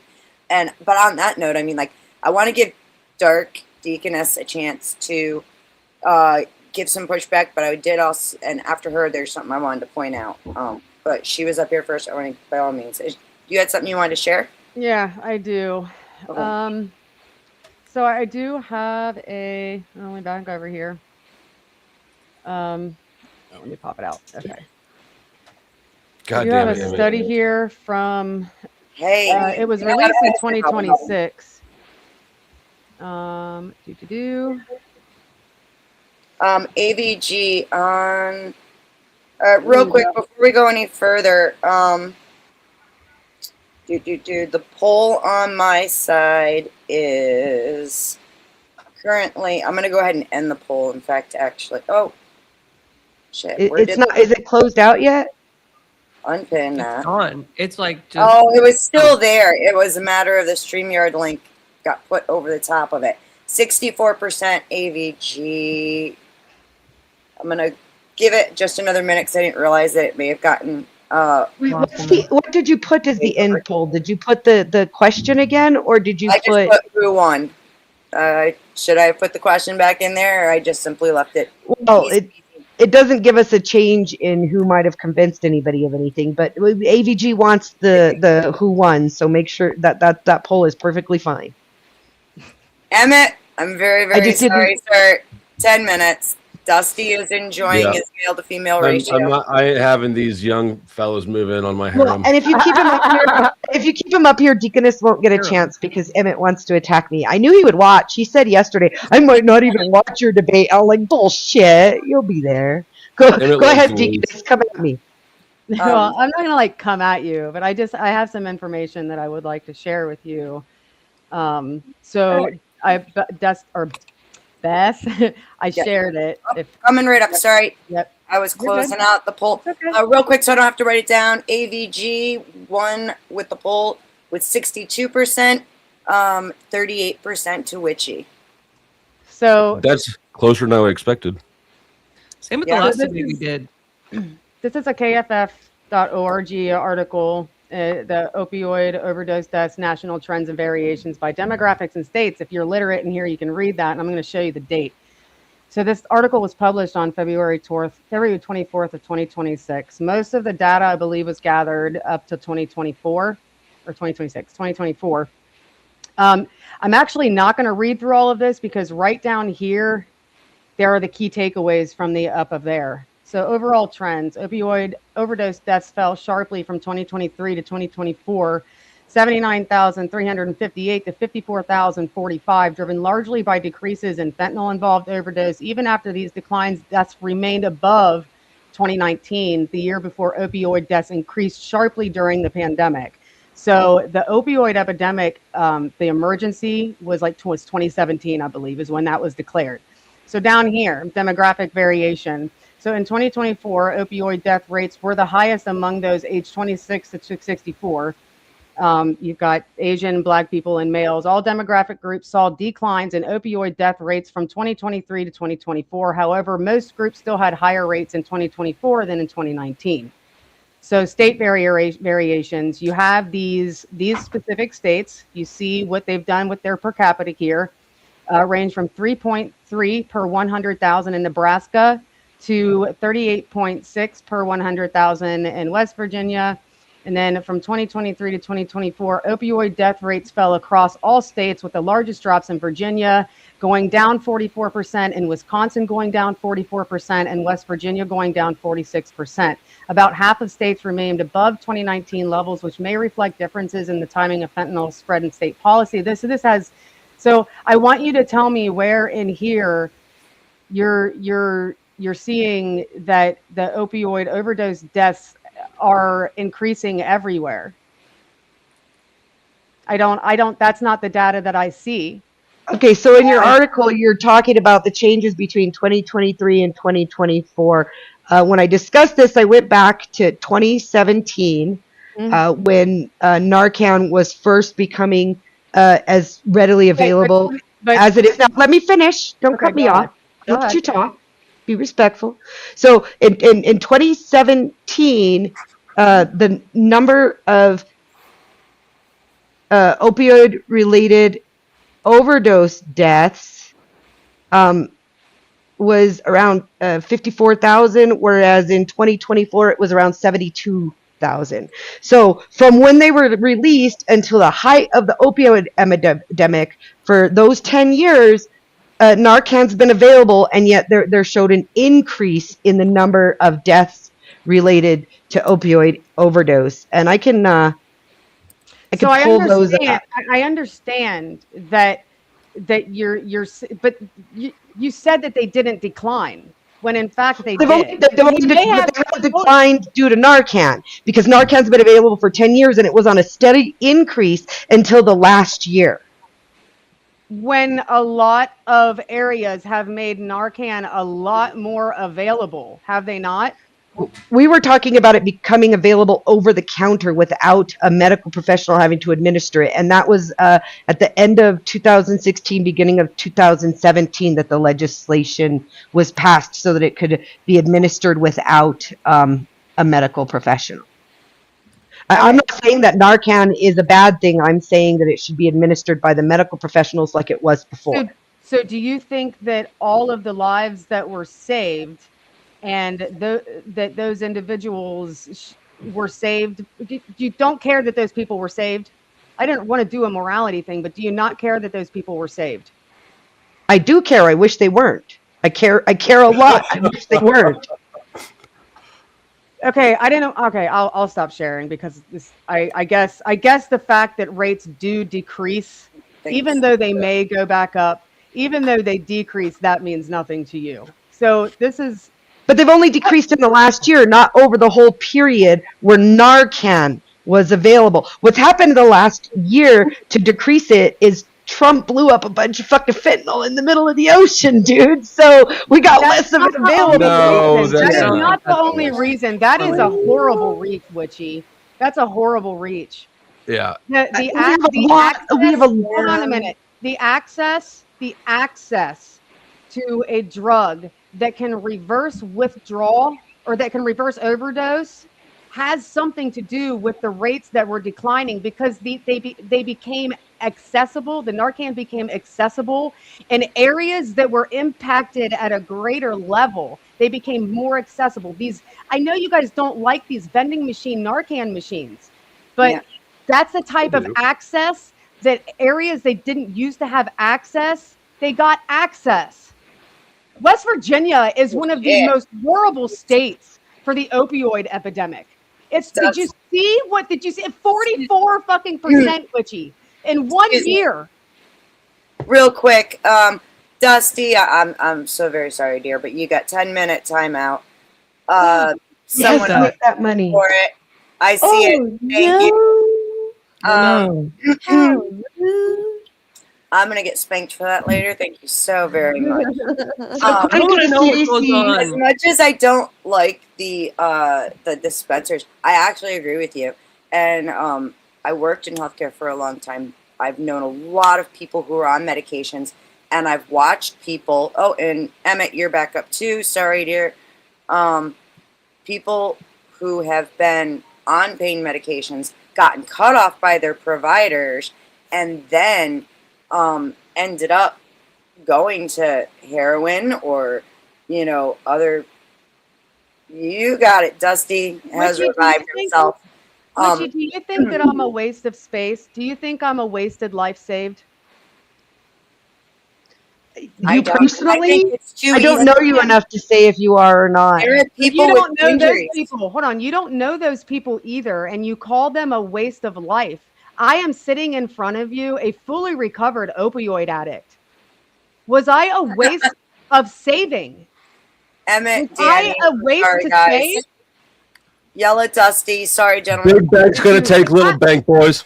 I'm not taking There, it I moved personally, you. but I'm asking you. Did you get? think Were you Does it given matter? Narcan? Were you given Narcan by a Does it friend matter? or Does it someone off matter? the street? Does it matter? Yes, it does. Because my No, point actually, is it that doesn't. not everybody can be saved from I want opioids. to point. Saying Hang one on. can't be No, saved. you don't know Not where everybody my can addiction save a took hoe. me. Ladies. You don't know where my addiction took me, Witchy. So you Excuse don't me, know. ladies. There's something else I just wanted to finish pointing You're out. echoing, Beth. I didn't hear you, but hang on, Judy. You were I- echoing. Oh, it was echoing. Well, I don't There know you go. why. I There you don't go. care. As long as I'm not now. I agree with you because here's the thing too: is when you look at people who have chronic pain issues, sometimes it's really easy to take a dose of medication, lay down for a nap because you're in fucking horrific pain. You wake up and you're in blinding pain, and you don't realize it's only been an hour. And take another one. I've known lots of people that's happened to. That's So why they give freaking out. Narcan. That's why they give Narcan with opiates, They Witchy. do. Because opioids can build up in your system and you can just, and after a surgery, like she said, if you don't Holy have shit. someone else there that can remind you, hey, I know you're in a lot of pain, but you just took a pill 4 hours ago. Yeah. Yeah. And you When need I to had wait 6. There's a reason that you're supposed to wait that many hours. It's to avoid the buildup that when you go to sleep, your respiratory system is being suppressed by this drug. You Ooh, go to that's sleep and it slows down even more, and then you just stop breathing. And because you just had a surgery and was prescribed a prescription drug to keep you from the pain, you took it as prescribed and then woke up 5 hours in pain before you should have taken it. You take it, you go back to sleep, and then you die. Is that Yeah, who's going to give you the Narcan then? You just said there's nobody there to help you watch your dosing on your opiates. thing So is- who's going to give you the Narcan? Just because you have it doesn't mean you're going to use it. If you OD, tell you're you going to give they, yourself the Narcan. no. They give you instruction. they instruct you on, if this happens and this is how you start to feel, this is when you take the Narcan. They don't just hand you fucking Narcan, Witchy. Like, I'm so grateful.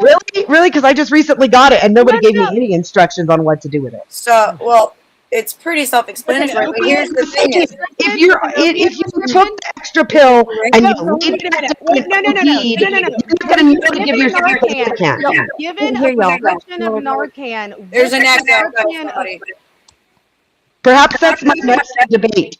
Were you given a prescription of No. Narcan with a prescription of an opiate? Yes. Did you decline to speak with the fucking pharmacist? No, they made me wait 45 minutes while they brought some Narcan over from the other store, and they didn't even bother to explain it to me at all. She goes, "Oh, I got the Narcan." No, that's illegal, and your pharmacist will get in trouble. They have to offer you the opportunity to speak to the pharmacist. If you sign the little sign or the line that says that I refuse, I don't want to speak to the pharmacist, then you have done that to yourself. Never got offered to speak to a pharmacist, but I'm not going to get into anecdotal argument with you. What I'm going to say is, Deaconess. Pharmacy board. Oh my God! You understand that that's a violation of the board of pharmacy? They violate shit all the time. I'm not going to argue with you about that. What I'm going to offer is, Deaconess, what you have given me as my next position on my next debate is that opiates should only be administered by medical professionals. All right, excuse me, Money Talks. Emmett is back up, and he has a $10 insurance, and Dusty, sweetie, your name's getting changed. To what? By who? I just want to say real quick, Dusty. Hey, What does it feel to be- Emmett, hold on. I'm going to filibuster. I'm going to filibuster you until I can move the money over. You are not the only one that has to deal with. I'm the dumbasses on only your side. one. You're not the only one. You I'm have to the deal with only dumbasses fucking on your one, side. Emmett. Okay, you have to deal with dumbasses on your side too. Oh, by the way, which I said that I that's was probably funny. not gonna come to the, but I will watch it. Absolutely, will watch this debate. I just said Hi, I was Emmett. probably not gonna come on panel. Emmett, how's the toe sucking going lately? Oh, it's a lot better than whatever the fuck is happening right now on your side, huh? Oh my God, so fucking stupid. Oh no. Wait. Only people- Who's on Dusty's side? Because AVG isn't on Dusty's side, and I'm not on Dusty's side. So Oh no! About what? I was telling him What- that he has to deal with the stupid people like you. That is on Which his side? side. What is That's the what I'm controversy saying. we're choosing Okay? sides on? Remember when you come and you're telling me, "Oh well, what do you think about a person who has been redacted?" And you have to deal with him being a dumbass. Well, apparently you also have to deal with dumbasses, which I find funny. I don't. Okay, can you be specific and not use these generalities? No, I cannot be that specific. Okay, then you know what, Beth? I'm just sitting here. Get rid of his credit and him. Yeah. wait, Dusty, when did I become one of your disciples? I don't even fucking hardly know you. I don't even know what position we're. Okay, do you want? Yeah, fuck off, Taco Boy. Oh Lord. You about I to just- fuck around and find out. I just want to clarify the foot sucking thing was a rumor created by somebody who clearly likes feet more than they should. Okay, because only a person who has a foot fetish. would think AVG, have you ever had your toe it's a rumor. sucked? Sorry? Have you ever had your toe sucked? Lord, no. I don't even like the only time I take off my socks is for when I have a shower. I don't want to see my own feet. I don't want to see other people's feet. I don't want people to see my feet. I don't want to look at my feet. I don't want to look at other people's feet. I like to keep my feet covered at all times. I have a foot anti-fetish. I am adverse to feet. Your feet are nasty, aren't they? No, actually, they're fine, but they're feet. What the? There's something wrong with feet. They also, There's did you know nothing that wrong with feet feet. Okay, I'm not going to get into foot facts. Everybody knows my foot fact information. I do know your foot fact. Poor Danny. Uh, Anyway, Deaconess, I don't know if you want to maybe even be the person I challenge for this. I think my next debate Good. on the affirmative that opiates Thank you, Grid. also need to See you in only 10 be minutes. administered by medical professionals. Administered? You're ridiculous. Like you've got to Yes, go to I I the would wouldn't- never take that debate because it's ridiculous. Wishy, Fucking retarded. what about would you ban chemotherapy? Would I ban chemotherapy? Absolutely. Really? Having been through it, I will never do it again. I'll die before I do that shit again. Would you ban penicillin? No. Why? Why would you save people from infection? Doctors already have to administer that because chemotherapy does as much damage to your Wait a body minute, as no, I it get does a good in prescription and fighting I cancer, admit it- and I sometimes admit more it. damage to your body than it does good in fighting cancer. I'm trying to figure. What I'm trying to figure out is, are you trying? Does your position circle around to any good, or are you just actively pursuing bad? You might just actively be pursuing things that conventionally considered bad. No, I honestly believe that opiates should be administered by medical professionals. Everybody here just Why? told me you might accidentally take a wrong dose if you're not supervised when you're taking them. Or people become literally addicted everything. because they're misusing opiates that are prescribed to them. So perhaps what we need to do in order to fight the opioid epidemic is make it so that you have to show up, just like the methadone people have to show up to the clinic. If you're on pain meds, you got to show up to the clinic to get your meds every day. If I break this jar, I could accidentally cut my wrists and bleed out. If I am not responsible with this lighter, the whole house could burn down. Right. I mean, these the are government absurd. required to provide you with butterfly stitches in case you accidentally cut yourself. What I But now want is the government provide you with Narcan in case you What I want accidentally is a cut fully yourself. trained nurse to come and pour water in my mouth for me. You're literally comparing apples to oranges because the fact of the matter is these guys are sitting here telling me that they need the Narcan in case somebody accidentally overdoses. Well, you could accidentally cut your hand on that glass. I'm not responsible for that anymore than you accidentally overdosing yourself. Let me come at you from a different perspective as a mother. Oh, there's You that got card. teenage kids, right? She already came at me as a They mother already and asked, tried that. and I She gave said the she would answer. let 'em Oh, die. that was a Yeah, she Oh, I said didn't she hear it. I already answered that to me, and everybody knows my answer. It's the same answer I give all the time when I talk about eugenics. What if it were you and your kids? Oh, well. Okay, if So it be was it. your kid and you Oh, had well? Narcan in your purse and they were overdosing in front of you, would you give it to them? If I had Narcan in my purse, why would wouldn't you I? give But it I to don't you think I should over- have Narcan in my purse. Well, why would you give it to them even if you had it? If you Because thought they there's were nothing just a wrong with waste of having life? Narcan. There's nothing wrong They're with a waste using of life. Narcan. There's no reason to save your kid if you have the Narcan. They're just a waste of space like every other junkie, witchy. See, What here's the makes thing. the difference If between you're your kid talking and about, somebody if you're else? talking about if What if you're Narcan not a were not stranger? able to Would be you- possessed except for would you by a give medical Narcan to a professional, and stranger I had if it, you had it I'm in your already pocket? doing something wrong. Would you give Narcan to a stranger if you had it in your purse and you walked over? Absolutely not. Oh, what makes them different from your child, witchy? Because there's liability associated with I don't know what the fuck Call you're doing, and it's a 911. medical Then procedure. call Oh, I'd probably 911. call 911, but I'm not going to give them Narcan. Good Samaritan But laws. you would give it to your child if they were overdosing and you had it in your purse. Yes, because as their adult parent, No, you don't I have no right liability is the administer medical same. treatment to my Once they children, turn 18, well, they're I don't completely to a separate stranger. from you. It's just like I have There's no CPR, and if I difference, walk past a stranger There is no in the street who needs CPR, I'm not giving it There's to no them. I difference. can't understand. There is a difference, though. I mean, like, There's not. There's not. She said that every other junkie is a waste of space and doesn't deserve Narcan. If it's her child, it's her child is a junkie too. So And if my rules were passed, I wouldn't have the Narcan to give to my I kid. don't know how But if far I down. got it, why I wouldn't I don't give know it how to them? far That's down your fucking rock stupid. bottom was, lady, but it obviously wasn't far enough. Or it might have been Fuck too far. that. Yeah, I don't know. And here come the I don't know outcome. what Bring made it. you Bring lose it. all your compassion for individuals who suffer from the same thing you do, but it's fucking weird.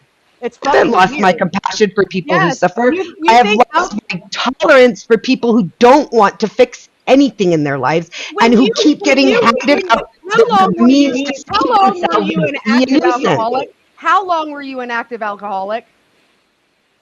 Let's see, the first time for 12 years, then I got clean for 5 years and sober, Oh. and then after that for another almost 20 years. I'm so glad that nobody thought that somebody, at least some fucking body, one person, thought of you as something other than a wasted fucking wino.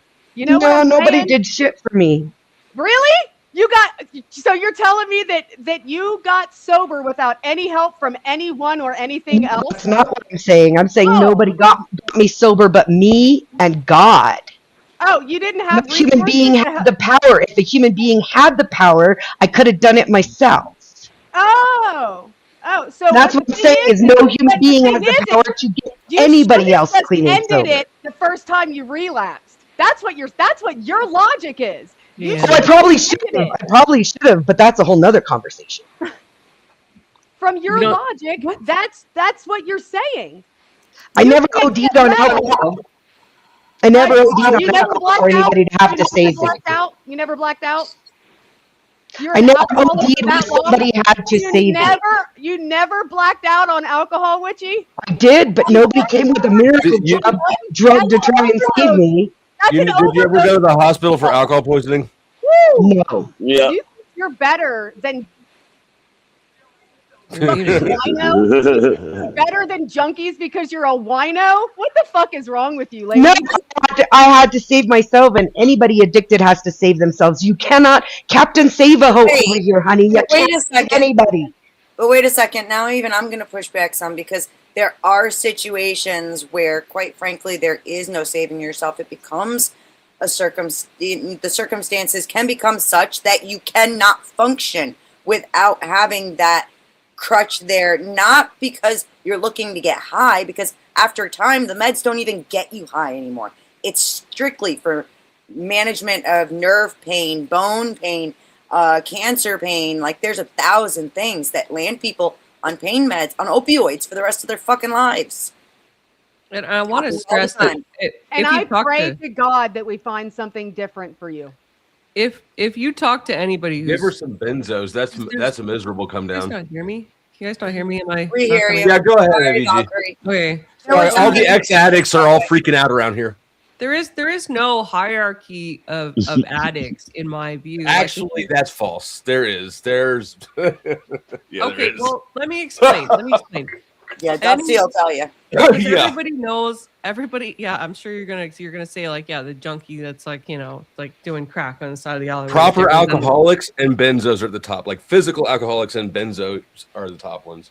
Okay, but if you talk to anybody who's a functioning addict, i.e., somebody, apparently there's functioning math heads. There's a lot of people like I'm not going to name any names, but like obviously I have a decent amount of friends. I've known people before where they've been functioning tchotchke heads, and they'll tell you that the only difference between them and the person What's on the street, tchotchkes is another name for the booger sugar.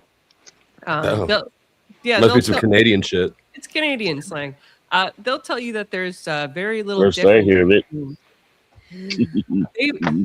They will tell you that there's very little difference between them and the homeless crack addict on the street. The only difference is that they have access to a better drug, they have money, they have a job. For some reason, they handle the substance better than other people, and they also have a support network.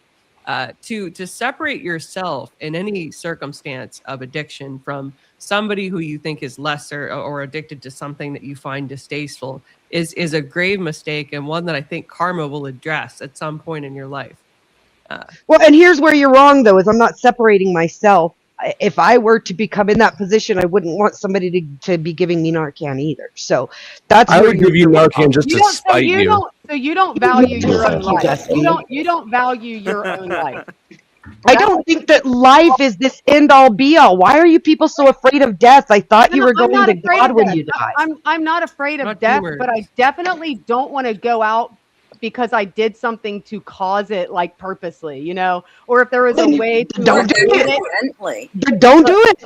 Most So people I don't, who Beth, over hold on, Beth. I want to say something to you real quick. A physiological addiction to a pain medication is not the same as somebody who's eating 15 fucking Oxycontins a day. Okay, you are not like that. You do it because it helps you, because your doctor gives it to you. You take it responsibly. You don't misuse and you don't abuse it. You are not an addict in the way that we are talking. You are. I don't know. You haven't seen her when she comes up with that spoon there. You are physiologically addicted to a substance because it's treating something. For Let's you. just roll back here. You just said that you try to tell me I'm no better than that drug addict, but now Beth, who uses No, drugs but that's- on a yeah, regular no, basis, you're she's trying not. to defend her No, from she's not feeling that making- she's You're that. right. the vast majority of people who overdose do it accidentally under doctor I understand, but supervision. I want That's what I'm you. telling That's not true. Okay, yes, it is. Yes, the fuck it is. Let me know when I can talk, okay? And Man, I've been trying to drop you down all night. Eventually, I'll get Stop it, Dusty. I won't Thank go with God. that. Yet. I really like the hostile female energy. Now all I these bring it fuck nuts are everywhere down I here. go with a smile on my face, So Dusty. You at can least follow me around. Got them they all call riled me up one here. race, everybody. It's I good like to loot. use an ad hom. I don't yell at when you them. don't value your But own I'm the life, meanie. when you don't value your own life, you definitely project that shit onto other people, and you don't value your own life. And that's sad. What about life? Are you asking me if I value just the life itself? I'm a quality over quantity person. Life itself is not I can innately tell you right now that I've valuable on its own. experienced some pretty bad shit, but I can tell you I've experienced more good shit than bad shit, and so have you. So have Dark you. side. Dark side, don't you think that your response is kind of reinforcing her lack of value of self? Like, how do you mean? And maybe I'm being stupid, but how do you mean? Because you're her position, which doesn't value the things that you value, is offensive enough to you that you're attacking her in a way that would indicate that you agree with her that she's not valuable. See, it's kind of no. That's I kind know of that's not what you're, I know that's not what you're explicitly saying, No. but it can be deduced from sort of From the attitudes. way that I'm speaking, my tone. You're just saying, Dusty, Oh, they my dig their tone. own graves. You don't have to warn her. Let her This keep tone digging her follows grave. me everywhere, so I don't know what These to say. people speak with hatred and ad Do I hom, look like and I they have try and hatred? tell me I'm gonna let my kids I die. feel fucking And sorry Emmett calls for me a you, lady. baby killer. I feel sorry for I'm you. the one with hate in my heart, Dusty. I feel Hey, sorry for you. Yes, Dusty, show which is the way, Dusty. I need to go before Greg comes in. I am gonna go. I have taken probably double my time, and I appreciate you, Beth, for that. But I'm gonna drop off. Let somebody come up. Oh, you're Yeah. more Yeah, than fine. welcome. I mean, there's still more room if you want to stick around. I'll You're stay. not- I'll just shut up. You're not stopping anybody, and I'm I'll glad you shut up. came up. You've had No, your this input. isn't my show. I do have a question, which is interesting. Witchy, do you believe in EpiPens? Do I believe in EpiPens? What the fuck kind Yeah, of do you question believe is that that? everybody They could have exist. one I of don't those, like, need to believe in I have them. one of those. EpiPens are conspiracy theory. Do you For when think somebody everybody- gets an allergic reaction to a bee sting. I don't believe in EpiPens. They don't exist. No, I mean, do you believe that people should have access to them freely? Yes. Okay. So what's the problem with Narcan? It's the I exact I delineated it very clearly. The majority No, of you people did getting not. the Narcan are You not did people not. who are seeking to improve their situation. People who need an EpiPen aren't people who are going out and eating shrimp that they know they're allergic to so they can get a fucking EpiPen and eat shrimp again. EpiPen has a much stronger hold on. reaction on you than that. It's also more hold on, expensive. Hold on. That's not true, first of all. And second, even if it were true, the number of people who get accidentally poisoned by fentanyl is on the rise. And without Narcan being freely available, those people do something that we call dying. And it's bad. Everybody dies. But the Narcan doesn't work on the fentanyl. It only works on the other opiates that are mixed with it. That's true too. But Let's just be perfectly clear here, Fred. I get what you're asking me, and let me answer your veiled question. Let me answer your veiled question, okay? It's not a Let me veiled answer question. your It's a very veiled direct question here. question. I don't think that everybody in the world should be carrying around an EpiPen in their pocket just because somebody might have an allergic reaction. Nobody's talking about everybody carrying a. That's what we're doing now. Narcan. Fentanyl's being handed out to every Tom, Dick, and Harry. You don't give That's the EpiPens dumbest to thing you've said everybody yet. to carry around just in case they run into somebody who's having an allergic reaction. No, And that's what no, we're they have doing with to buy. Narcan. You have to buy the EpiPens. Here in Canada, they're anywhere from $300 to $400 a pen. My daughter's EpiPens cost like $900 a piece. The pharmacy usually only hands out Narcan to people with prescriptions for opioid The pain. pharmacy, but we have. You Except just for said you have these boxes I was dispensers. talking- Hang on. But in all Enjoy the actuality, word, if somebody was calm looking down. for a good time, you'll have a better time on an EpiPen than you will a Narcan. Right, but that's not what we're talking about here. We're talking about here. You say that they put a dispenser in the fucking Family Dollar for Narcan. That's You're new. walking around the street, Joe Schmo, handing them out to people every day in this country. We don't do that with EpiPens. You don't have people carrying an EpiPen in their purse if they're not allergic to anything. said that. Just in case when they're at the You're walking down the saying- street, they might see somebody who's having an allergic reaction. But you're the only one saying that everybody on the block is going to have a Narcan. can. They do. Do you know how much fucking Narcan is out there? My mom's How my many late mother. EpiPens are out Does there? anybody on the panel have Narcan? Hold on. Does anybody on the panel have Narcan on them right now? I do not. I probably have a have an Narcan in my expired Not one Narcan, somewhere. but I got the other stuff, naloxone. I've got some Expired. fentanyl test strips, but no Narcan. This stuff here. I got That's Benadryl. Narcan, Danny. Danny, Yeah, that's I got Narcan. He's got Benadryl naloxone. somewhere. I've got Okay. Narcan. Beth's got One-third Narcan. 1/3 of the I panel has Narcan. Mine is Our expired, clean, but I our have clean it. injection sites here give out meth pipes too, which is weird. Yeah, they give those in those little kits I was talking You about. can get those at Yeah, the like- fucking gas station, Dusty. That's Come on. that's not preventing anything. That's just a party pack at this point. That's what I'm saying. Yeah, The but we're not Narcan talking isn't about preventing Narcan. anything. It's So just why do you hate party pack partying? now. Partying's awesome. I'm not against partying. I'm against fucking dealing with people who are zombified because their partying is affecting other people around them now. Go party all you want. And why don't you practice We can one go of and do those it all we 12 want. steps and go out there and spread the message of recovery? Isn't that one of your steps, Witchy? Spreading I the do. message of recovery? I do. How many- This is not how many- spreading the how message many of rehab- fucking recovery, dude. Not How at many all. rehabs? How many I hope rehabs it's have not. you led a meeting in? I hope How many I rehabs fucking have you worked led a in the meeting in? industry. I worked in the industry. How I lived many in the rehabs? life. How many rehabs have you led a meeting in? How many outreach programs have you been on? How many times I have you worked had in the the 12 steps? industry, lady. I lived the life. I worked in the industry. What the fuck are you saying? She The said rehab industry or the like. Yeah, which wait, side of I'm the- asking you. You're I telling worked me that in I the haven't done it. rehab, I'm asking you. That's the alcohol difference. rehab industry. I I'm was a gonna member get out of some- here, but before I go, I want to congratulate Paige on once again dressing very nicely for a debate, Thank you. which I think is something that needs to be a theme instead of like not. When we get in that poll, Sorry. Thank you, Greg. He's just changing the subject, man. What, Yeah, you it's didn't just- catch that? You look very Yeah. nice, AVG. Just as a way At any to rate, say- Grit I'm is gonna known- run. Grit is You known guys for have a great throwing rest of your water on night. fire. Narcan- Enjoy your very strange ass argument, and I will. Thanks, I'll see you guys later. Bye. Yeah, Grit is Thanks known for for coming. throwing water on fires. That's his MO. He likes to cool the I have room. up to this point successfully recovered from my addictions to substances. And I definitely don't go around telling other people who have suffered the same thing that they are wastes of space and they should just die. I definitely don't do that. And I never But go said around that to an telling anybody individual. that. I never. We're talking about a group, not individuals. See, this is where you guys mess up. Is A that group we're is made talking up of about a individuals. broad idea, and you take it down to the individual. You The just people that I deal with in tried recovery to are people who want to recover. I don't just go to the bar and start picking up You drunk. have done more. How many meetings have you held? How many? I didn't say rooms I've have done you more. I held? never said I Hold did on. more. I never even implied I did more. I asked you about yours. Wilchie, Ladies. hold on, Members Wilchie, of AA you're watching right now, what message is this woman sending to you? People who are in recovery, what message is this woman sending you right now? Is she sending you a message of recovery, or is she sending you a message of there is no hope? I mean, I don't know that I'm dependent on her message. Like it's. I understand that. I understand. But in the 12 steps, Yeah.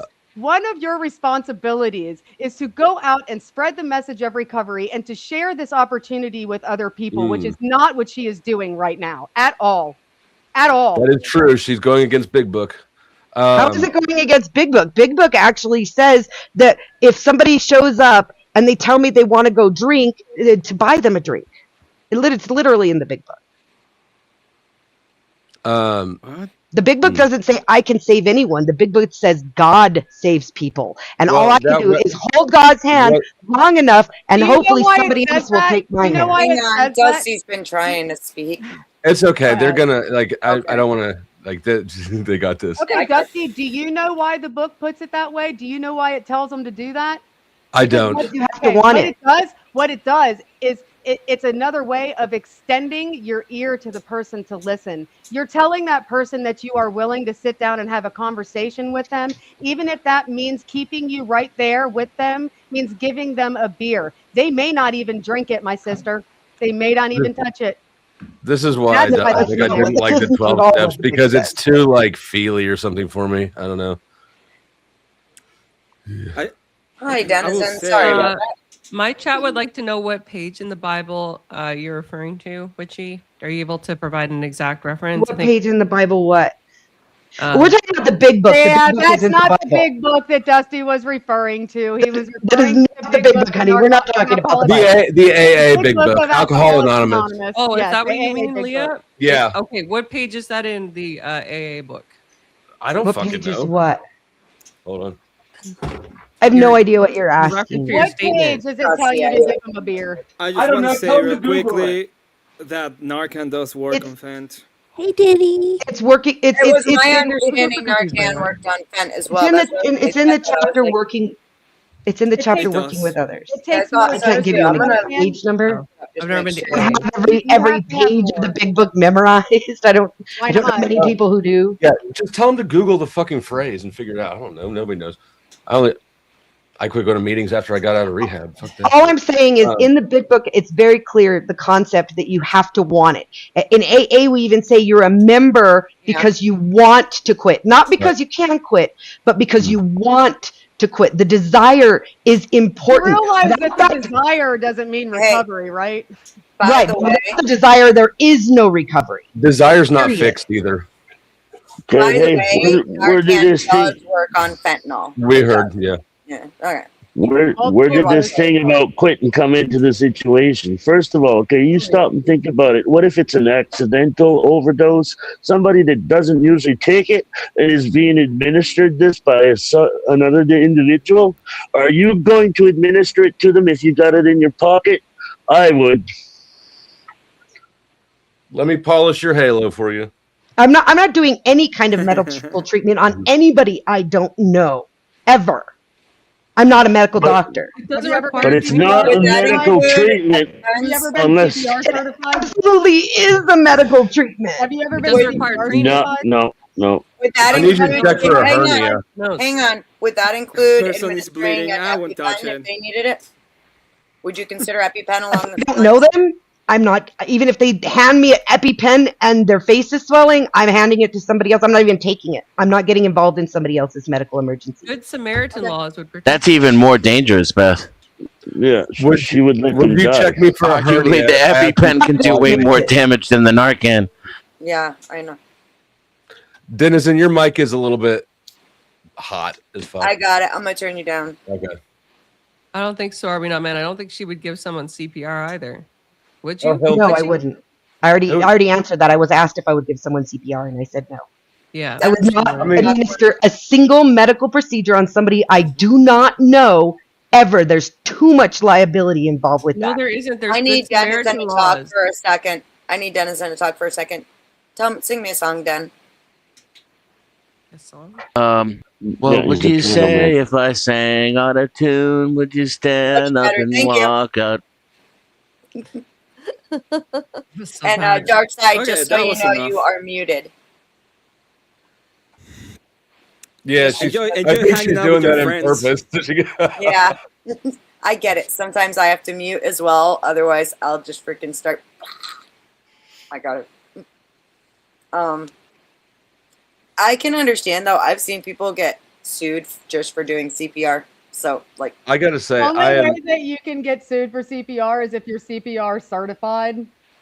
that's And you- interesting. Yeah, and you either And- refuse. In my state, if you hold Oh, really? any medical I'm CPR professional certified. license right down to just being like a CNA or a home health care aide, and you do not stop at an accident, or you do not offer to help assist aid at an accident, you can get in huge trouble. Huh.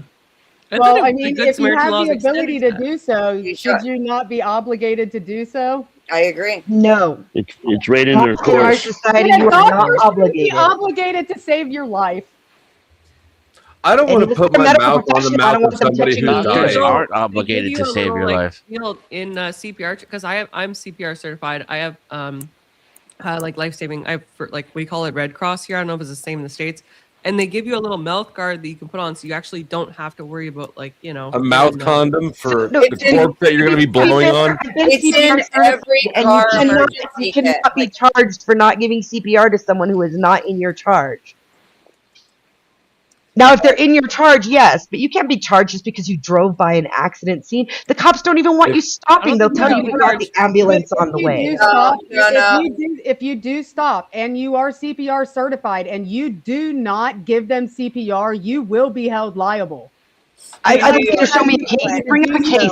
This is good. Bring me a case of somebody who got sued for not administering. I'll find you one CPR. right now. It's happened in my charge. She didn't even say sued. She said charged. Show me this criminal charge for not administering CPR on someone.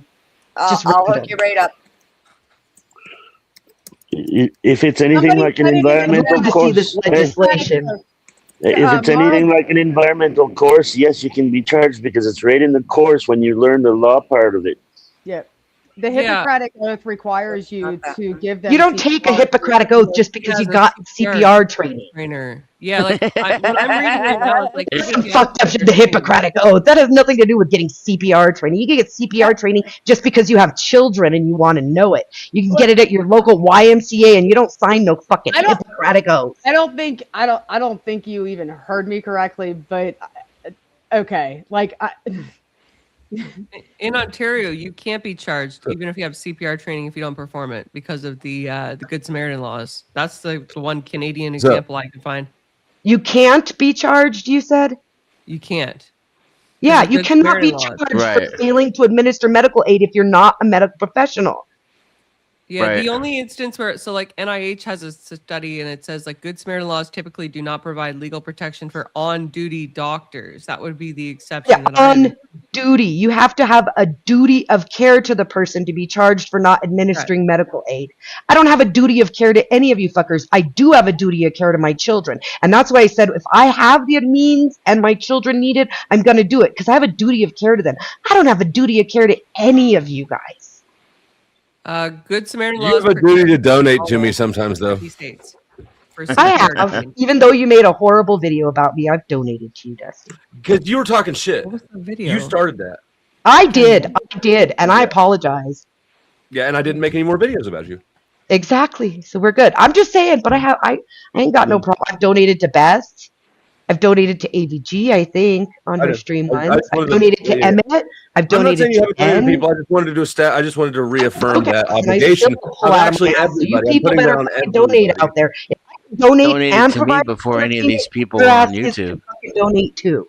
Hey, I'll take as much turf as you'll let me take. Yeah, and you got obligated to, make sure that my socks are matched and all that shit too. Yeah, I think me and Katie might have to battle for that position. She might kick my ass if I started organizing your sock drawer, bro. She'd probably be like, thank God she's here doing the socks. Because I actually do like my socks matched because I'm a little bit autistic about like the seam on the toes being the same. Yeah, if they're out of the same pack, I don't care if the colors match, but they have to be out of the same pack. I'm with you, Dusty. Mm-hmm. Talk about off subject, guys. Come on. Okay, Danny. I'm waiting for you to drop me again.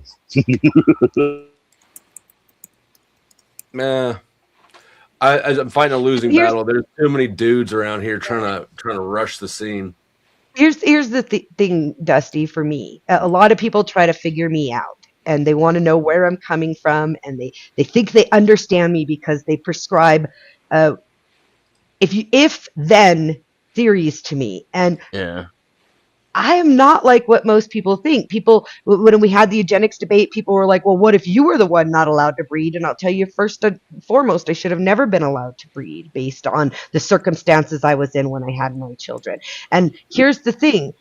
I am not a do-gooder. I am not a fucking You're goody-goody. miserable at the world, aren't you? I don't think I have the moral high ground on anybody, and I'm okay with that because I'm not God. I'm just a human being trying to get through this life. So I don't need to judge other people, and if you guys want to judge me, that's great because none of you fuck me, feed me, or finance me. And when you start doing one of those things, I'll give a fuck what you say. So I actually agree with what you just said there. However, with specifically with this topic, you're not just not being responsible for people. You're actively proposing intervention in other people being responsible for each other. That would, in a way, that would have nothing to do with you. I suppose you could say that, but we do that in our society already. If you don't have a medical license, you can't go do open heart surgery on somebody. I get that we do it in our society already. I'm trying to figure out, because I think that people tend to write you off, like when they can't figure out or don't agree with you to, oh, she's just a this or that, right?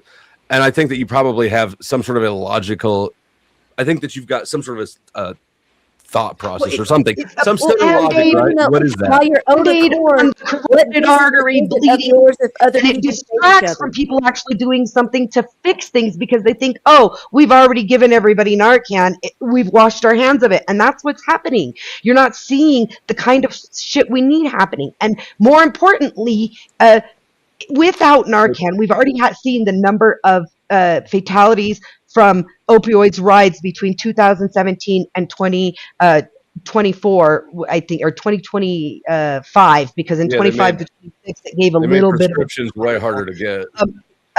And they made prescriptions way harder to get. And here's the thing: beyond that, we have the Narcan. And still having all these deaths, what that means is without the Narcan, we'd have a lot more deaths and we'd have a truer picture of the crisis that we're in, and people might actually make a better effort to do something about it. And I'm sorry if some people gotta die. People are going to die. At this point, where I live, we don't even have enough fucking water for the people here. There's a huge water battle going on between New Mexico and Texas, and we're losing, and we're dying. This is just a quick search. I was just looking that up. States with duty to rescue are Vermont, Minnesota, Rhode Island. Duty to notify law enforcement is California, Florida, Hawaii, Massachusetts. So look how few those are. And it doesn't matter. It still exists. It still exists. Where who's been charged? Okay, you show me the statute. Show me somebody actually charged. All right. I will take. It's also not required that you give medical bring treatment. Bring that back up That's while a you're looking, if you misunderstanding can, of the law for a second, because I just want in Rhode Island, you either have to in an emergency situation, you either have to administer or summon help, which means you either have to administer CPR yourself or you have to call 911. You have to do one of the two. I don't know if you have to only do if both. you're directly involved in the accident. No, it's not. Call. Failing to provide or call. I just said I would dial 911. That's only Rhode Island. That's specifically Rhode Island. That's That's at the top. States with a duty to rescue. Failing to provide or call for reasonable. That's on I have it pulled up. In Vermont, failing to assist can result in a fine of up to $100. Oh wow! I'll pay that. Failing to provide reasonable assistance. Failing to provide reasonable assistance and is a petty misdemeanor in the state of Minnesota. Like, these are New York used to be that way. Who's been convicted? I want to see look up sodomy laws. What states still have sodomy laws on the books? Reasonable assistance is not medical treatment. Okay, reasonable assistance is CPR if they need it. No, it's not. Yes, it is. No, it's not. No, it's not. Jesus Christ. We can argue that in court and see who wins. If you don't know how to administer it. You are certified to administer CPR. You can't, and the person needs CPR. Yep. You can provide reasonable assistance because you have the training to do so. So there's way more states that will not let you butt fuck than will make you administer assistance. Thank you, Dusty. And I've butt fucked in at least 2 of those states. So New York used to be one of those that required you would lose your medical professional license and could be criminally charged if you did not offer assistance. AVG, I see your message. No problem. I appreciate you very much. Although I don't know how. Well, shit, that was a hot minute ago, so it's right about that 5 minutes. So whenever you gotta go, I appreciate you. This has been awesome. I love having you, AVG. Yeah, thanks for having me, Beth. Witchy, pleasure debating you as always. The rest of you, fine panel folk, lovely to see you and to chat with you. I did promise my chat I'd do a quick after panel of just the people that didn't want to contend with the haters and they just wanted to air the people that need their safe space. Shout out to the safe space princesses. We don't know that. Just like we don't know. We whether know or not that. No, we know that. You basically just said that. We already suspected it, and you just said it explicitly. They gotta have their echo chambers. It makes I them know feel they gotta, safe. you know. It's probably Nice all going, men Dusty. too. It's probably all men that need to rub each other's vaginas. Wait, Dusty, the funny part is, Dude, I didn't know that even was the a way thing. you're Can you rub my questioning me, vagina? Dusty, even the way you question me, everybody's kind of against me on this panel, so this Dusty's must be their going safe first. space. I actually, and I disagree with you, but I'm not like, I'm not really worked up about your position because it doesn't No, necessarily. I get it. I don't But really like I say, care. even you're like against it's me. just not, Everybody here disagrees with me, and they still don't feel safe enough to come up here. I love you, AVG. I'm just teasing. You got to feed the drama, right? I think honestly, maybe a good team building I'll exercise. get some anytime. Hang on a second. Let me see if we can do. Oh, is that you, Josh? Real quick. Yeah, yes, ma'am. You Thank know you. I'm up here. Thank you. Dark I side. think- If you could. Sorry, go ahead, Beige. Can I make an outro? Yeah. Yeah, I think they just want to hate on me for not being mean enough again. That's why they want to hate on me. I also have to read my super chats and stuff. I'm not going to do that on Best Stream. So thank you so much for having me. Hope you guys have a great night, and God bless. Good night, Paige. God bless. Nobody's hating on you. Okay, do Dark it side. again. If you Sorry, could my choose, time much longer if I keep dead. Witchy Bitchy doesn't like the junkies wandering around her neighborhood. If you could choose one demographic of people to have the meteorite hit, who are you going to take out? People who abuse the welfare state. Wow. I think Yeah. there's Hey, she's That's taking the away one- my junkies too. welfare That's- and Social Security. I'm If with they, you. Hold on, why? If they have, why? Yeah. Mm-hmm. Because they make it more difficult for the people that actually need it to get it. They do. But junkies don't. And that's And then the people that part of my fall argument on these Hold junkies. on a minute. Hold on. Part of my argument on these junkies, and I said it. We spend so much on giving them food stamps and Hold on a Narcan. minute. And Not everybody on using the welfare state is on drugs. First of all, But most of the people who are high on Nobody even drugs are implied using that. the welfare Ladies, state. Nobody Can't even we- implied that. Can't we see that both of you have a group of That's people it. that you want to murk, right? Like, you guys I are would- not that different. I It's would just like them to not be here. I don't know Well, that I there's- would go out and take their lives away from them. Well, I'm not going to do it myself either. I just That's want them to exactly do it. know what you guys Nikki is want saying somebody- about. you guys want somebody like Josh to do it. cross-sectional. Our groups are even cross-sectional. We have more in common than you think. I would prefer people who that think like you get some help. That's what I would prefer. Because What kind of help? Please tell me. I don't give a fuck what you have done. There is some part of you that is worth saving. There is a part of you that's worth saving. What help? Please tell me. Advise me what help I need. You say I need help. You're so sure of it. Advise me what help I need. God, you need Jesus. Jesus. I'm not kidding. There are some really awful individuals out there in this world. I don't care what the fuck they have done or who the fuck they have harmed. I really hope they find Jesus. And I hope they don't leave this world until they have the opportunity to do so, lady. So if they find Jesus, they're suddenly going to have your save-a-ho mentality? I don't think it's save-a-ho mentality. I think some people come to realizations later than others. That's all. That's all. And I really do pray that you get to a point where you can love all of humanity without wishing to wipe out a specific population of them. I'm not wishing to wipe them out. They wipe themselves out on a daily basis. I just want to stop bringing them back. Will you agree to allow us to wipe out that part of civilization if we throw a Jesus cross and some holy water on them before they're on their right before we offer them? Absolutely. Oh, not. Josh, that was perfect. Absolutely not. Here's Jesus. No. See you later. I would I'm not saying anything to do with that I Jesus. would murder individuals that are abusing the welfare state. I would prefer that individuals don't abuse the welfare state. So I would prefer that they didn't exist.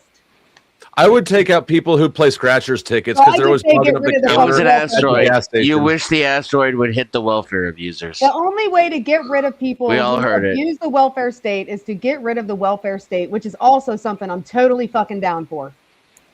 Then, So then you're sentencing everybody that's on it, right? I'd be fine with getting rid of the welfare state, but since it's here, I'm also fine with people abusing it. Wait. Her argument for the meteor hitting the people on the welfare state is it make it harder for other people to get it. But now her argument is just to remove the whole thing, which is going to make it even harder for those other people to get it. Beautiful. Yeah, no. And there'll be nobody to pay for all that free Narcan we're giving out in bathrooms and shit. So I'm not talking about wiping out the welfare state and leaving the economy in its current fucking form, you dum-dum. That is the free Narcan we're giving out not part of that welfare state? No, is the free Narcan we're giving out not part of that welfare state? My prescription for that whole thing is bring things back to your fucking local community. Stop letting some dum-dum in Washington, D.C. tell you how to live in fucking Minnesota. Like, stop that. So we're for the welfare state, not the is welfare the free state. Narcan part of the welfare state? More likely to in your own community than you are someone outside your community. There's a fucking. Okay, let's get back to the topic here. Is the free Narcan part of the welfare state? There is no welfare. There is. You just said they take advantage of the welfare system. But I'm also talking about if the welfare system were to be removed, another system would come in place of it. Is getting Narcan 25 times taking advantage of the welfare state? I'm so retarded that I would actually suggest getting rid of the welfare state without some kind of fucking economy reform. You just suggested it. Nobody said anything about an economy reform. What I'm saying is, very much underestimate me, lady. Very much so. I'm just not that. Really, you just admitted that you want to get rid of people who take advantage of the welfare state. Are not people who get Narcaned multiple times at taxpayer expenses taking advantage of the welfare state? Other people are a part of the welfare state that do not abuse drugs. Right, but these people who are getting the Narcan, back to the topic, these people who are getting the Narcan 20 times for free, are they taking advantage of the welfare state? Well, yeah. So then you agree. The meteor can hit them too. We agree. Thank you. Did I, first of all, when I said that, I said not everyone that is abusing the welfare state is on drugs. Yeah, but you want to kill more people. There are those. No, you want to kill more people than me. Shut up and let me finish, lady. Jesus Christ. Dusty, you can post the link on your. I'll never let anybody finish. Why do I need to let you? I don't exclude. I'm the only one who finishes every time. Yeah, I'm not excluding people who are on drugs. I'm literally not excluding people. That's my new policy. I never excluded them when I made my original statement. So to make it look like I did is fucking weird. I didn't say you did. I'm saying that. No, logically you did. And you just conceded to it literally 40 seconds ago. People on Narcan abusing the welfare state, I never said they weren't. And I also included them in my original statement. So that's why. Well, it depends. Are they receiving private or public Narcan? Is it charity Narcan or is it? Jesus. Is it public? Yeah, any Narcan you pay for is charity Narcan. Also part of the welfare state since they get tax exemption. OG. I might apologize for yelling. What did you say? I gotta go. I might apologize for yelling, but whenever you interact with me on a fucking panel, this is probably. Don't apologize for yelling. No, I'm not. I'm a yeller. I'm entertaining. No, I'm enjoying having you. I'm a yeller. Stand in your square. Actually, if anything, we could use more name calling and we could use more name calling out of you. I think probably. I'm just saying a warning. If you see me on a panel, you probably have to turn your volume down a little bit. I'm not apologizing like I'm going to. I had to turn you up. Probably not. Yeah, no, we deal with Denison regularly. We're used to loud mics. You're not familiar with this space, are you, darling? I'm not. You like my loud mic? I'm familiar with used to loud sex in general. I'm familiar with Beth. I'm familiar with not many of these people other than chat right now on the panel as far as interacting outside of YouTube. But I'm pretty familiar with the space. But Beth, I do got to go. I got to go over to AVG. Thanks for letting me come up. I appreciate it. Absolutely, it's been a pleasure. I hope to see you again. Have a great night. Yeah. What did you say? What did you say with you when first came up? What now? You said, is it private or public Narcan that they're getting? And I said, even those private quote unquote charities, are they not also part of the welfare state since they are exempt from tax by being charities? So our tax dollars are going to them because we're not taxing them on their income. Well, no. There's a difference between tax dollars going to and them just not being taxed. That's a lot of tax money we're missing out on by There's, I mean, it's not really. Yeah, it's the I same. mean, it's almost the same as mathematically, billions, tens of billions of dollars for churches. I'm not saying I want more taxes for anything ever at all. Ever. Oh, me either. But I'm just throwing out. But yeah, certainly would pay for all the Narcan. A tax exemption or a refund, it's functionally the same thing, right? Right. That's what I'm saying. If they're getting an exemption, then there's tax dollars. Well, are you giving out charity Narcan, darling? Are you giving out charity Narcan? I'm not giving out New York does it all. No, she wants them to be cold. It's everywhere in New York. That's kind of where you like. I want to agree with you, but when you make the argument about if their family don't like them or if their community don't like them, people will backstab you over the fucking slightest bullshit. That's not a good argument for that. Now, if they can, if they refuse to seek help or be better, that's a better argument. That's what I said.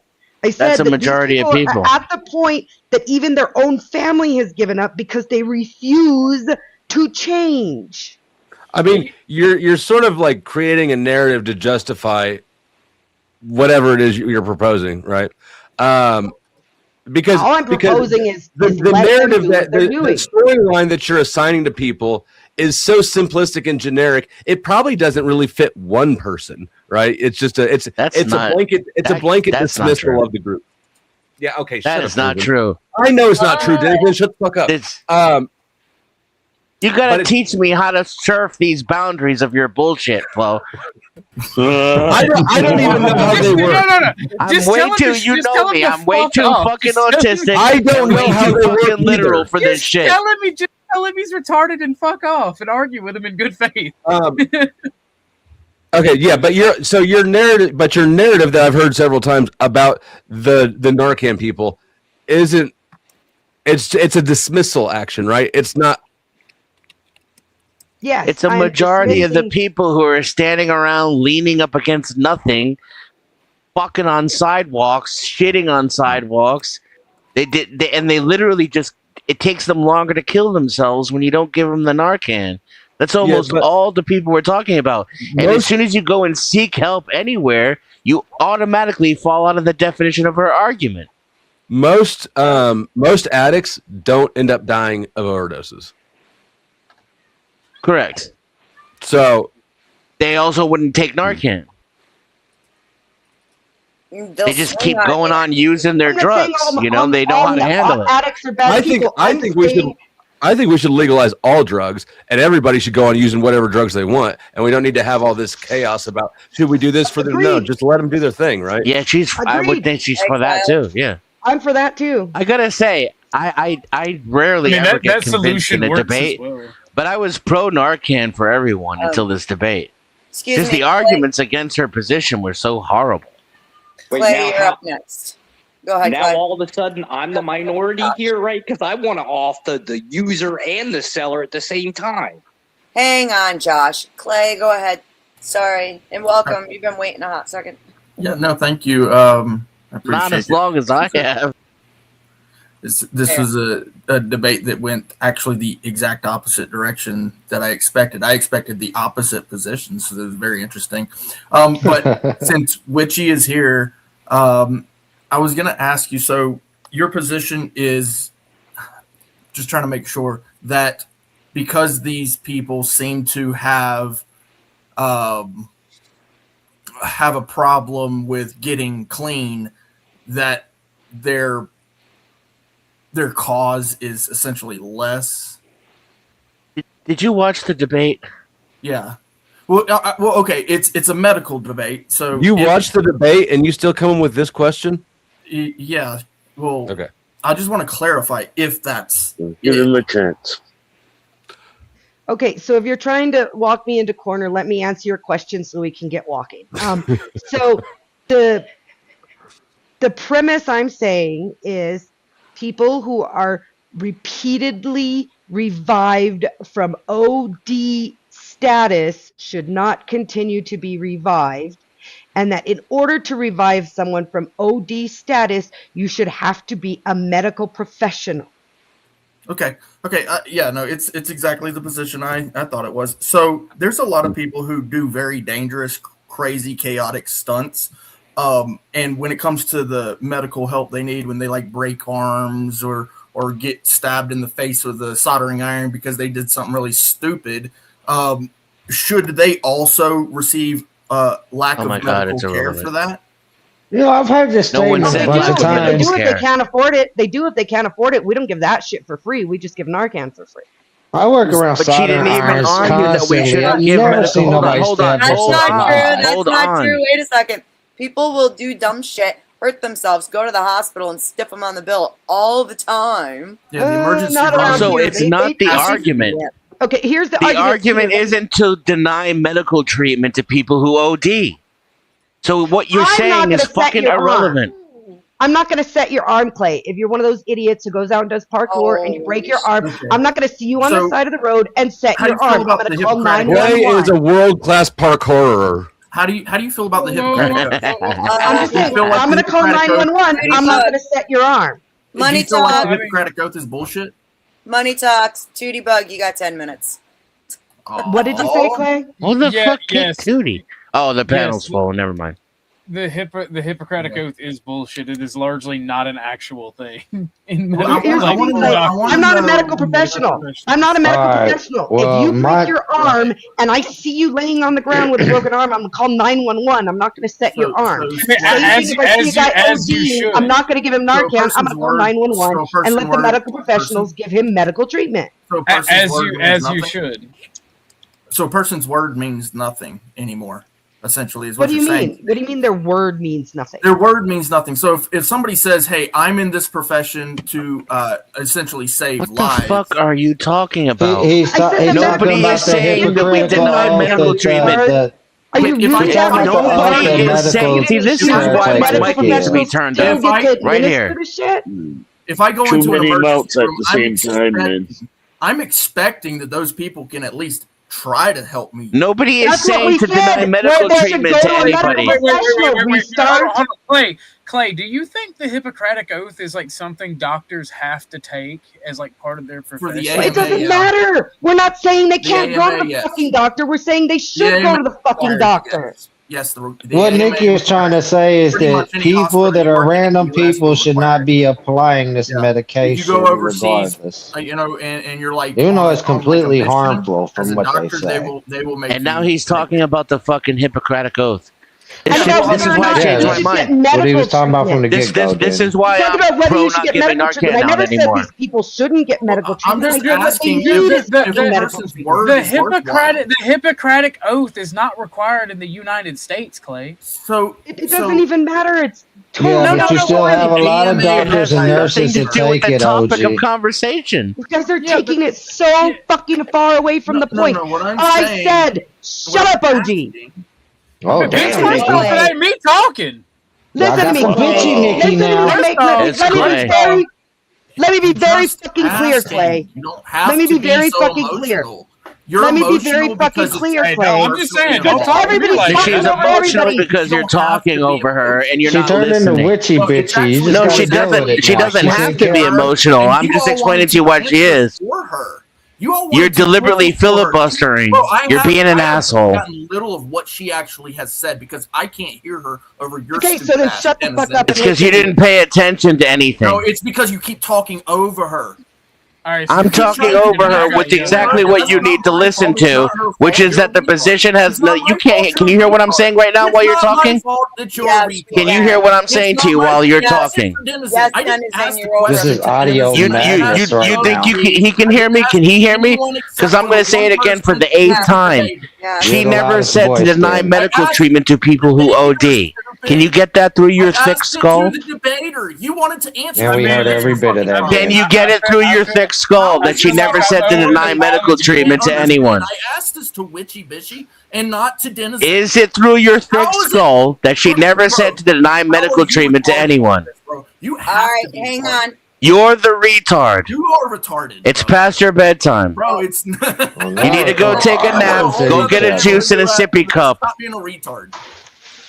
You don't know how to listen to English words. Suck my dick. No, exactly. There we go. Suck my dick. All right, Beth. This is where everybody's. Thank you for your always telling you contribution to the step in. panel.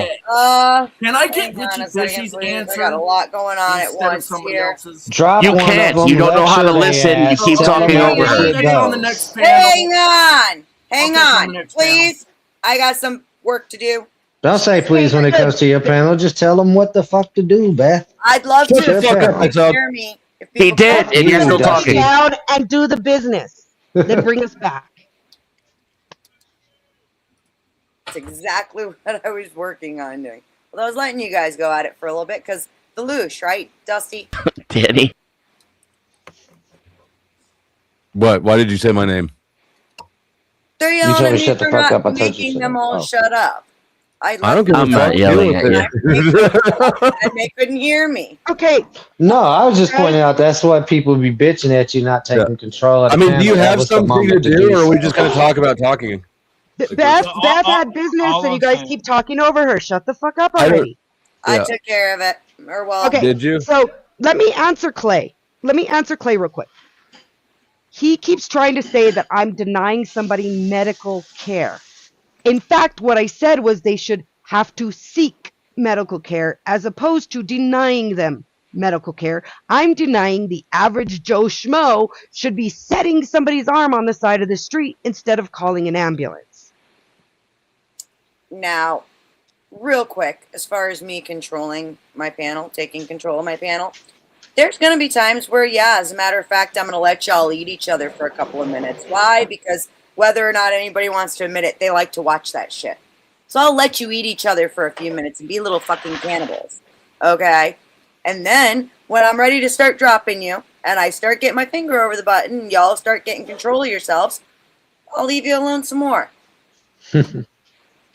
I wasn't criticizing you, Beth. I was just pointing out that somebody later probably will. Yeah, they will.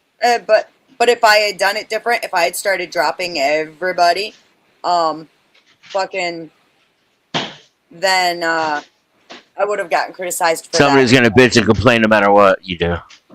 Exactly. To the person who just sent me a Cash App, Clay left the panel, so I cannot make that name change. Text me and tell me what dono clip you'd like to see, though, and I'm happy to play that. There's like Or if there's somebody else you'd like their name changed. yeah, or that too. I can change somebody else's name. There's lots of funny clips I've got, including the new Marte one, which is actually pretty fucking funny, in my opinion. Oh, I made you a little money. Somebody paid to change my name. Yay, I just saw that. Yeah, so AVG too. She ended up being Valkyrie. You became the yo. That Soylent Green solution had me dying over here. Holy shit! What I don't get is they always go to that I'm actually talking about me going out and killing somebody or you going out and killing somebody on my behalf. These people are dying anyway. No. Quit reviving because them. no, they're not. These people are living, did. and you are taking proactive steps to prevent them from living No, through that they're incident. doing That's not true. They're Yes, it doing is the true. They're proactive dead. steps to prevent themselves They from OD. living. They have to No, OD right. first. You OD, and then you get revived. That's the status quo. She's proposing They get revived by the Narcan. that they not get revived by the Narcan. She's No, pro- yeah, correct. Yeah. That they she's say. intervening. They She's already killed right. themselves. She's intervening on the intervention. Yeah. her position I want is to that stop the the Narcan. intervention. Yes, exactly. I'm Yeah. gonna say that. Okay. I'm gonna say this fucking much, and then I'm gonna leave my argument out of this. They say addiction is a mental health issue, so basically, people that have mental health, we should just fucking off them too and let them fucking die. No, they're offing themselves. Only if they off themselves. So okay, then we shouldn't speak against suicide of people that are depressed going through mental No, you issues. can speak against people offing themselves. No one said that. Your arguments fucking suck. This is so infuriating. No, if your argument is let them go ahead and kill themselves because they're already fucking dead, well, if somebody's mentally and emotionally dead, fuck it, let them kill their goddamn self. They're already dead. No. We're saying don't bring them back to life after they already did kill themselves. No, I agree, Exiled. If somebody tries, if it's not with an OD, but somebody is actively trying to self-delete, let them. Yeah, I think firmly people believe that got opinions like that, y'all should start self-deleting. I don't That's want what to I feel. self-delete. But you should, Again, because y'all are another the real retarded issue. statement.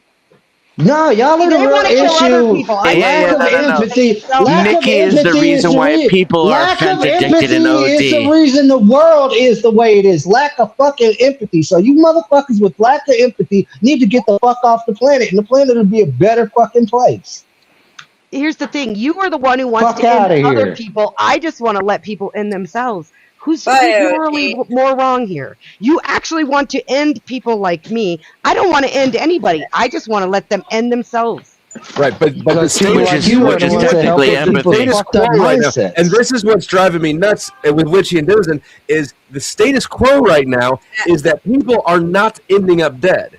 You are proactively intervening in the status quo to change it so that people end up dead who otherwise would not. But you're trying to say, I'm not trying to make people end up dead, but no, you we're are. not. No, we're not. They do end up dead. They just get revived. Okay, at the end of the whole incident, are they still alive? Sometimes, yes. Yes. And you would propose that at the end of the incident, they not be alive. For a little while longer until they OD again and again we don't and know. We again have no and idea. again and again. Some of them live for long times. Yes, I'm a well, quality they over quantity piss and person shit and anyway, fuck in the street. What I'm pointing out is that you are in fact trying to prevent or to actively prevent them from continuing to live. You're making an active intervention. Because they can still get it from a medical professional. I'm saying we need to limit. Right. You're putting a big barrier to entry there because you want more people to not end up alive. Yes. Yes. So you're making it harder for people to live through intentional actions. That's the same thing as going out of your way to kill more people. No, it's not. What's not intentional actions? You're just do dressing nothing. it up. I got a thing. Get some people start getting all fucked up, and we could put this bitch with some no Narcan and or someone with Narcan and let you stop it and see how that works. Because the fact you're like saying all the diabetic people, let's fucking not give them insulin, and just because See what I mean? of them fucking follow their It's diet. a fucking some of them are circus flood of retards some and of them are retarded arguments. piece of fuck This is that fuck embarrassing. fuck. But what you're trying to say First it's is the let's EpiPens, fucking kill then it's people. You're like saying insulin. let's add to killing people. They're absolutely But alive, people who need and they're insulin not aren't trying to self-deleting kill because they're doing themselves. drugs. Most people who do drugs escape pain. Okay, they're not self-deleting. Self-deleting is like If they eating OD'd, 30, then they 40 did pills at one self-delete. time. People who If they usually OD'd, overdose then they don't did expect self-delete. overdose. If they OD'd, then they did self-delete. If No, they didn't. You're a dumb bitch. Then they Self-deleting is like me taking 30 pills. Hey, no, self-deleting is me taking 30 pills or something, wanting to kill myself. But like, if I'm trying to get high, and I get some bad shit or something happens, or I fucking take a little too much, but I have no intentions of wanting to kill myself. I'm just want to get high for whatever addicted reasons or mental reasons or whatever it is, chronic pain, you name it. The fact is, your dumb bitch wants to kill people, and you're making a lie. They're not self-deleting themselves. They're not.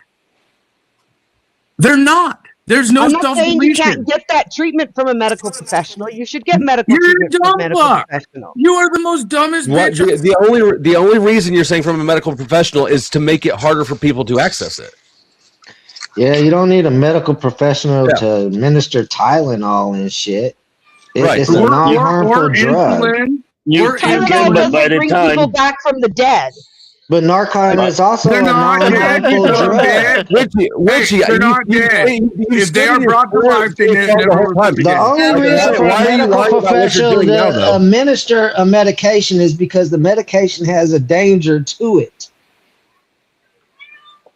Jesus, do y'all read fucking medical Yeah, books? the danger would be the perpetuation of people who routinely OD on narcotics and opioids. You know how many people That's in a mental hospital. Obviously, they got mental issues. Hey, you know how many cops have had to use Narcan on themselves because they touched bad fent? Facts. Because they got a hold of bad professional. fentanyl, like doing pat downs and shit.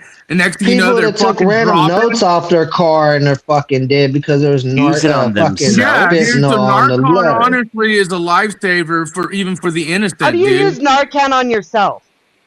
You Yeah, I'd don't love to know see how that works. You got the kind you can pull the tip off if you're starting to feel like you're gonna Yeah. OD and Yeah, snip if that people shit. I've feeling it, seen they fucking do it right away. fentanyl Yeah. junkies do Hang so. on. If their heart starts No. beating fast, I've seen people. Hold on. Snafu, hold on. So here's the thing is like if you take someone who is on regular maintenance medication and they forgot they took their meds and retake them too soon, like they will notice. And that's the people who can Dude, take druggies notice when they take too much. They're like, fuck, dude, I might have fucking overdid I'm it about this to time. die. Like, Yeah, you hear them saying, "Oh fuck, I think I'm gonna die." Yeah, Right. Like, this bitch wants to fucking be like Canada, man. She should just do the MAIDS program out there. Say, go to Canada and say, I want to be part of the MAIDS program and fucking deny Narcan. Like this bitch is crazy. Stop it. Hold on. Let me if let's say we implement Witchy into his position, right? It's not my position. Okay, it's not. It's just Witchy's position then. Why wouldn't we just do it properly? Because that's not actually solving the problem in the way that you would have it solved. Why don't we just get proactive with the people who are addicts? That's true. Now you're talking. Well, here, how about this, Bishy? Hold on. What the fuck you talking about? Handing out machine guns and send them out in the street? Tootie hasn't said a goddamn thing. She's been up here forever. She's been quiet. Let Tootie fucking talk for a minute, dude. Wah. Crazy bitch is crying. I had a very good question for you. Yeah, Witchy doesn't want to answer the question. Stop it. I didn't hear a question. You were all talking over each other, and Tootie was trying to say something against my position too. Can you get rid of this fucking clown? You guys are the ones advocating for. I'm the only one. Don't you guys any fucking body. Denizen did too. No, I just shat on all of your He arguments just advocates for because people they to be suck. more. He just advocates No, for you're people to be. delusional. I definitely heard Denizen say we should let them die. Tootie ask her question, please. Snafu, I'll bring you back up after Tootie gets to ask her question and get an answer. Calm your ass down. Tootie. Best stern voice. Oh my god. That's Mama is in the house. She wagged a finger. I think you're gonna have to put me and Tootie one-on-one if she's gonna get to ask me a question. Okay, now. By your logic of thinking, right? If my kids or anybody's, doesn't matter if they accidentally get overdosed by touching fentanyl or whatever the fuck maybe they accidentally get ingested, right? Why should I give any more fucks about you and your situation that's going on with your water?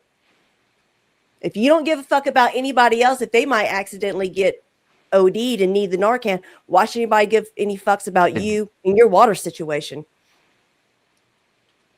Okay, That's so how you're going to be about it.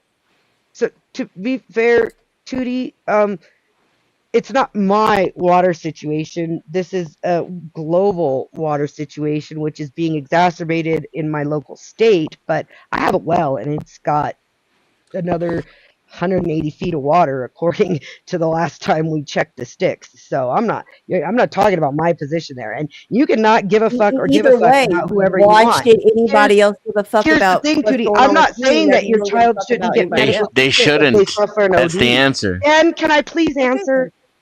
Yeah, I'm not Dan. saying, Tootie, that your child shouldn't get medical treatment if they suffer an OD. I'm saying that Joe Schmo on the street shouldn't be carrying around Narcan just in case. Just like I'm not carrying an EpiPen in case your kid has the first ever allergic reaction to something. That's not my duty. We don't have a duty. I do. I carry an EpiPen for. I carry an EpiPen. Happens to have a Narcan right there, and my child might need it, and I'm not there. I carry an EpiPen myself because I'm allergic to bees. I can possibly give him for saving my child's Yeah, fucking 'cause life. you're You have allergic. that. Yeah, but my thing is, let me see somebody else is having an allergic reaction that can use that EpiPen. I'm gonna use my You EpiPen could for them. kill them if you Tootie's use the gonna get her EpiPen point on off. them. You need to just put me and her one-on-one for a second so she can get her point.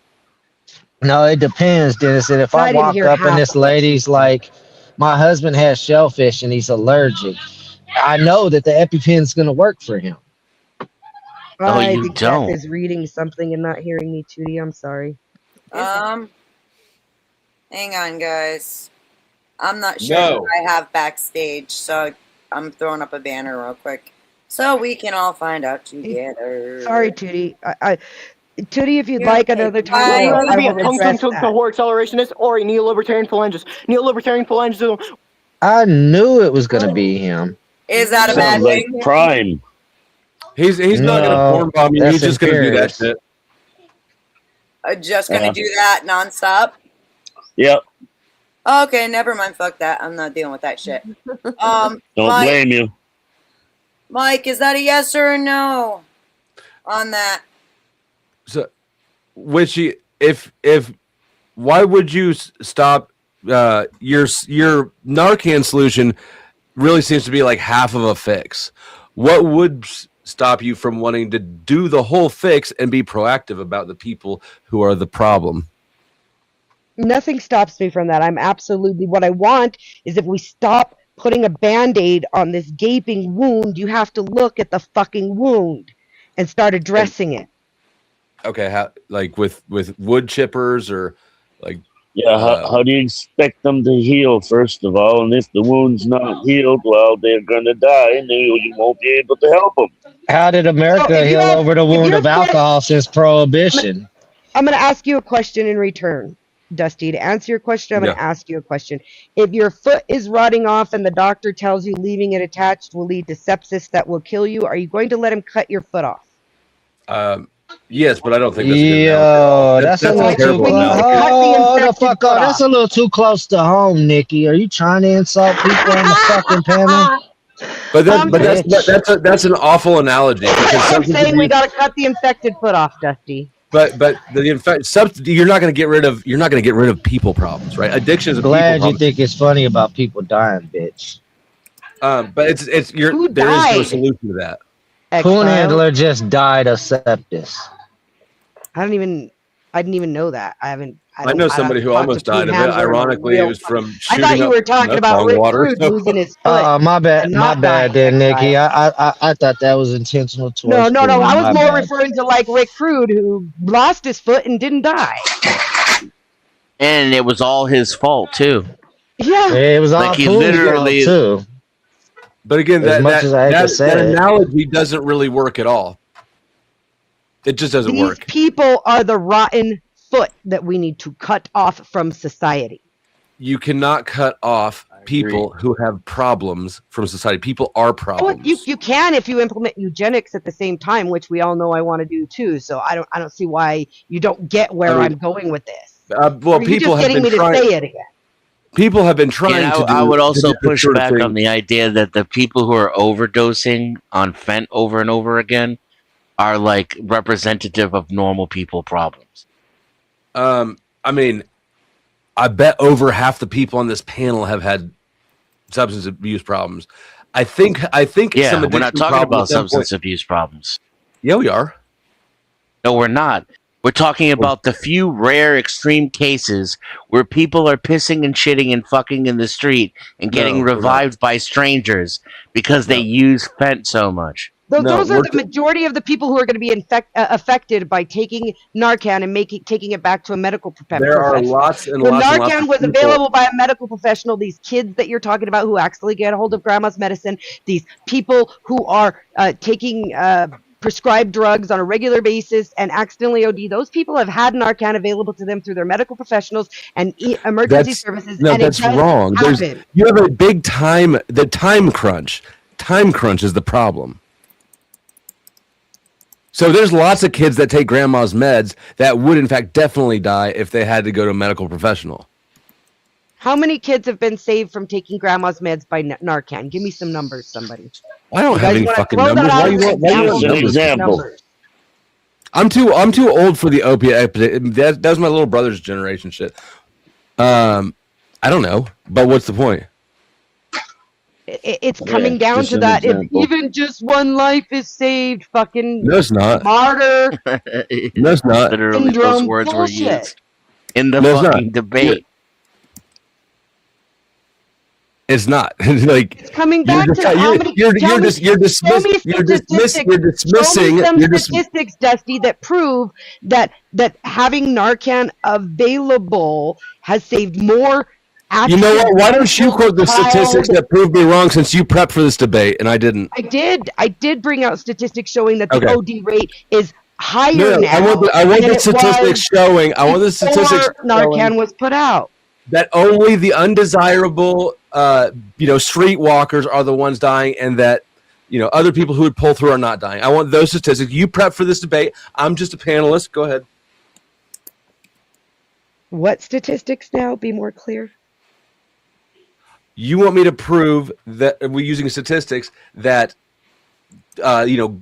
grandma's kid and all, people who are not the homeless dregs on the streets, that they're dying at higher rates. I'm saying I didn't prep for this debate. You did. So why don't you give me the statistics that prove me wrong instead of me trying to find statistics that I don't have? Well, I didn't go look for statistics to prove AVG's side of the debate. That wasn't my job. Neither of us have statistics. Why don't we just apply common sense? We understand we understand what drug overdoses are, and we understand that they're time sensitive, and that if you have to take Timmy to the hospital and get him in front of a doctor, that's a whole long process. Timmy might die. Here, wait, you want to use common sense, Dusty? Let's use your example. Or no, it was someone else's example earlier of the EpiPen. Okay, I see. Let's say I don't know that my child has an allergy to something, or they've never had it before and they suddenly develop one, and I've never had an EpiPen in the house because nobody in my house carries allergies. My child has a sudden allergic reaction. That's a very time-sensitive matter, too. I have to wait for emergency services to come because an EpiPen isn't handed out for free to every Tom, Dick, and Harry.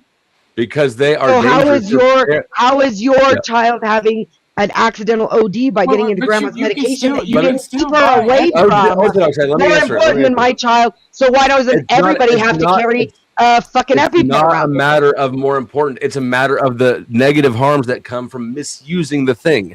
If you use an EpiPen wrong, that is fatal too. If you use Narcan wrong, there's no issue.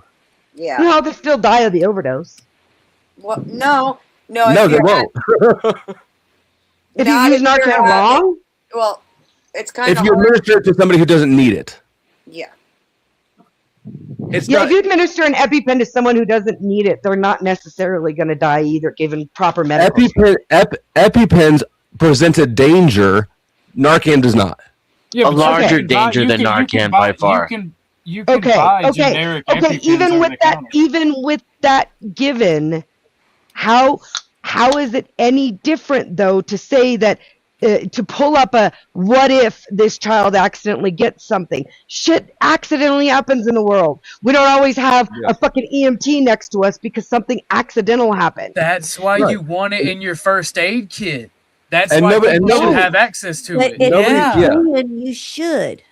Right. You can Nobody's buy saying generic. that. You can buy generic EpiPens over the counter. The EpiPen brand is stronger than the generic and could pose a legal problem. But the generic brands are almost as effective, and you can buy them and put them in fucking first aid kits. Why the fuck do you want to take something that's first aid away from the people? Like, I agree with every argument you make, except for like, there are accidents that happen. There are medical problems that you can't foresee. It is a first aid thing. There are ways to get around it without taking away Narcan from a fucking first aid kit. It's crazy. Yeah. Because the Right. Band-Aid the Band-Aid prolongs the inevitable problem. It's not an inevitable problem though. Yeah, well, there are. Well, see, I'm on Witchy's side, probably almost, maybe worse than her, right? But the concept is ultimately what's not being said is the elimination of certain groups of people. Yeah. Right, but you guys are presenting it in a way that's untrue. In fact, most I'm all people. for that, Josh. No, definitely not. I'm all for the elimination of certain. You're the one presenting it as something untrue, like it's saving a bunch of fucking kids. Most people who have drug addictions do not die of an overdose. Yeah, they don't get Narcan. No, I'm not Most against people drug just addicts. do drugs. They I'm do the against- I'm proper amount of against drugs to a get certain high. class of drug addict that is destroying the fabric of our society as I watch. You are so dramatic. They are not destroying the fabric of society. I can't even go to a restaurant to eat. Where do you live? I live in New Mexico. I live near the city of Albuquerque. Look up the Okay, statistics. well- Have you seen don't believe That Kensington city's Avenue? that city's had issues for fucking decades, Nikki. Y'all gotta move to Kansas Yes, but it's City. It's worse. nice here. Oh, it's been happening worse a in the long last time, 10 years. therefore it's It's worse in the last 10 years since they stopped letting them die. Oh my god. I I knew just something think- happened.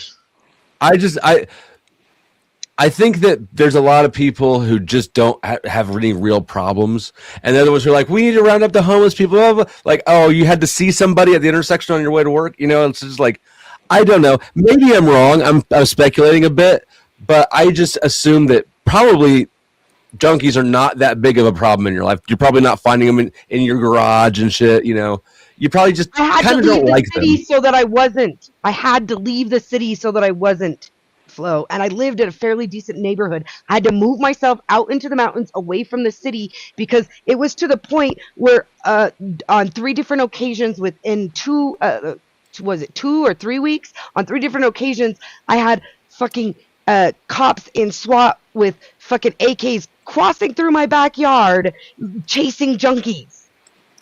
What? Why are SWATs with ARs chasing junkies? Something here doesn't make sense. Because they're out I here hope committing violent crime on a daily basis. I hope you had the popcorn ready. No, there's some there's some sort of No, disconnect. see, the real problem there is the police. We should just do Yeah, away I with the agree. police, and then you wouldn't have that problem in your backyard. Do you- See how that That's works? fine. That's have fine cops- too, because then I could just take the junkies out myself, and I don't have to worry if about you waiting have for them to cops kill doing that themselves. shit because somebody's high, that's a cop problem more than anything. But to be fair, Well, no, they get high and then they steal shit to continue to get high. You mean cops do? You're right. No, yeah, that too. No, the cops don't even get high. They just like stealing. Cops So do. Well, I challenge you, Dusty. They get high off the Challenge you, stealing. Dusty. I'm gonna say, what do you think? They steal the drugs and get high off the drugs they steal. Somebody's saying I my challenge name. you. I am. I challenge I you. am. I'm I trying challenge to you, Dusty. I There's want to I'm bring up. I saying want to Dusty. bring up a couple of videos of people, like Nick Fuentes or somebody, because he did it, and I think Cam Higby did it. I'm going to bring you up videos of people walking through the streets in the city I live in broad daylight, Yeah. and what they encountered. Right. No, I've seen Dude, those I live videos. in one of those places too. Yeah. I get it. And you know what?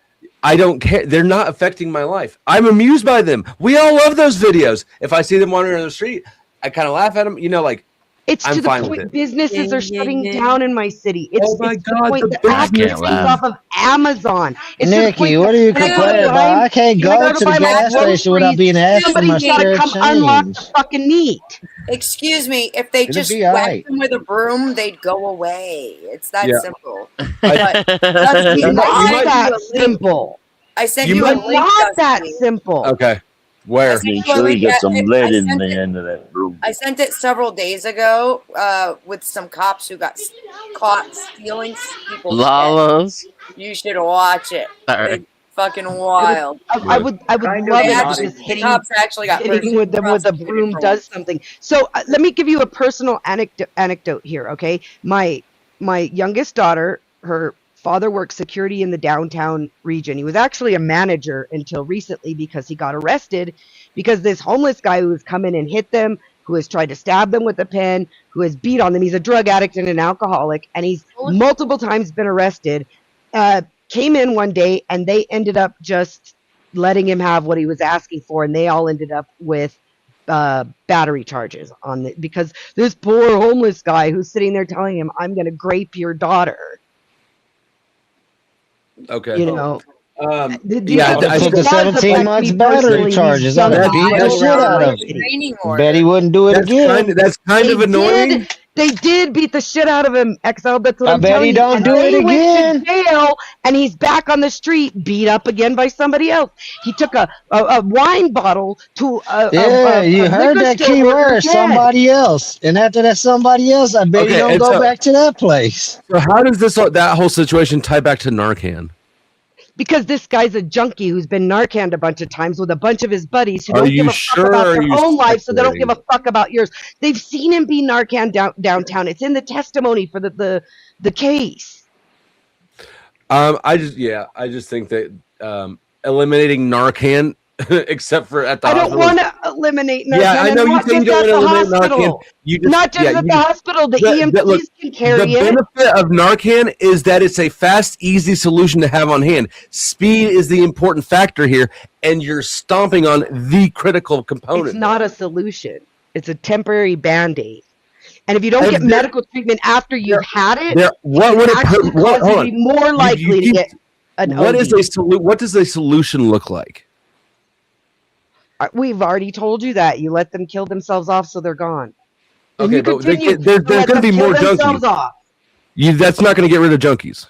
No, it's going to get rid of the overabundance of them. There's always going to be junkies, but we never had this many of them to the point where they affect my life. That's So you just what we need more hunting permits. You know, is that's what I'd go for that too. We got too many deer. We need to cull the deer. Okay. You're saying that like it doesn't work. I'm totally for culling the population here, Dusty. You're Shout talking out to to somebody hunting who's and a proponent of eugenics. I definitely think the population needs culling. You're not saying something I haven't already. That was the one part of her argument that worked on me. Yeah. I guess you let it sort itself out. Well, ultimately, that is my argument, but they didn't want to argue that with me because I seeded it right away. So everybody wanted to argue with me the moral weird. bullshit. Yeah, and like all these ad hominems that weren't even relevant to the fucking position you took.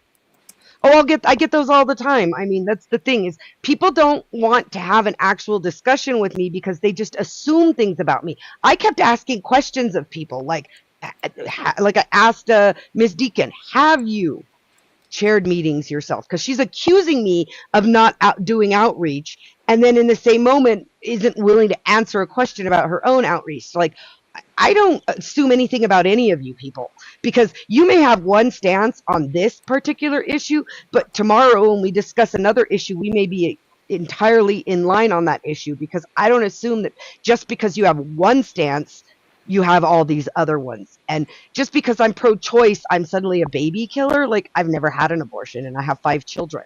I'm definitely not an antinatalist, which I got accused of being. This is what I mean. Like, they don't want to address the actual argument. I straight up agreed. I want to call these people from our society and others too, but this argument was about these people. And nobody. What race would you call? I don't go along racial lines. Oh, okay. There's good and bad shit in all of them. No, I actually think that eugenics should move towards a better amalgamation of the races as opposed to picking one over another. Yeah, diversity is our strength when speaking in genetics. Yeah, no, I just think we just need a better amalgamation in cultures because we're a global economy and it's about fucking time we recognize that we're one race, the human race, and get the fuck over ourselves and our national pride and our sexual pride and our religious pride. You're dismissing the psychological characteristics of humans. We are tribal. We are not Well, global. that's the autism coming out. So, well.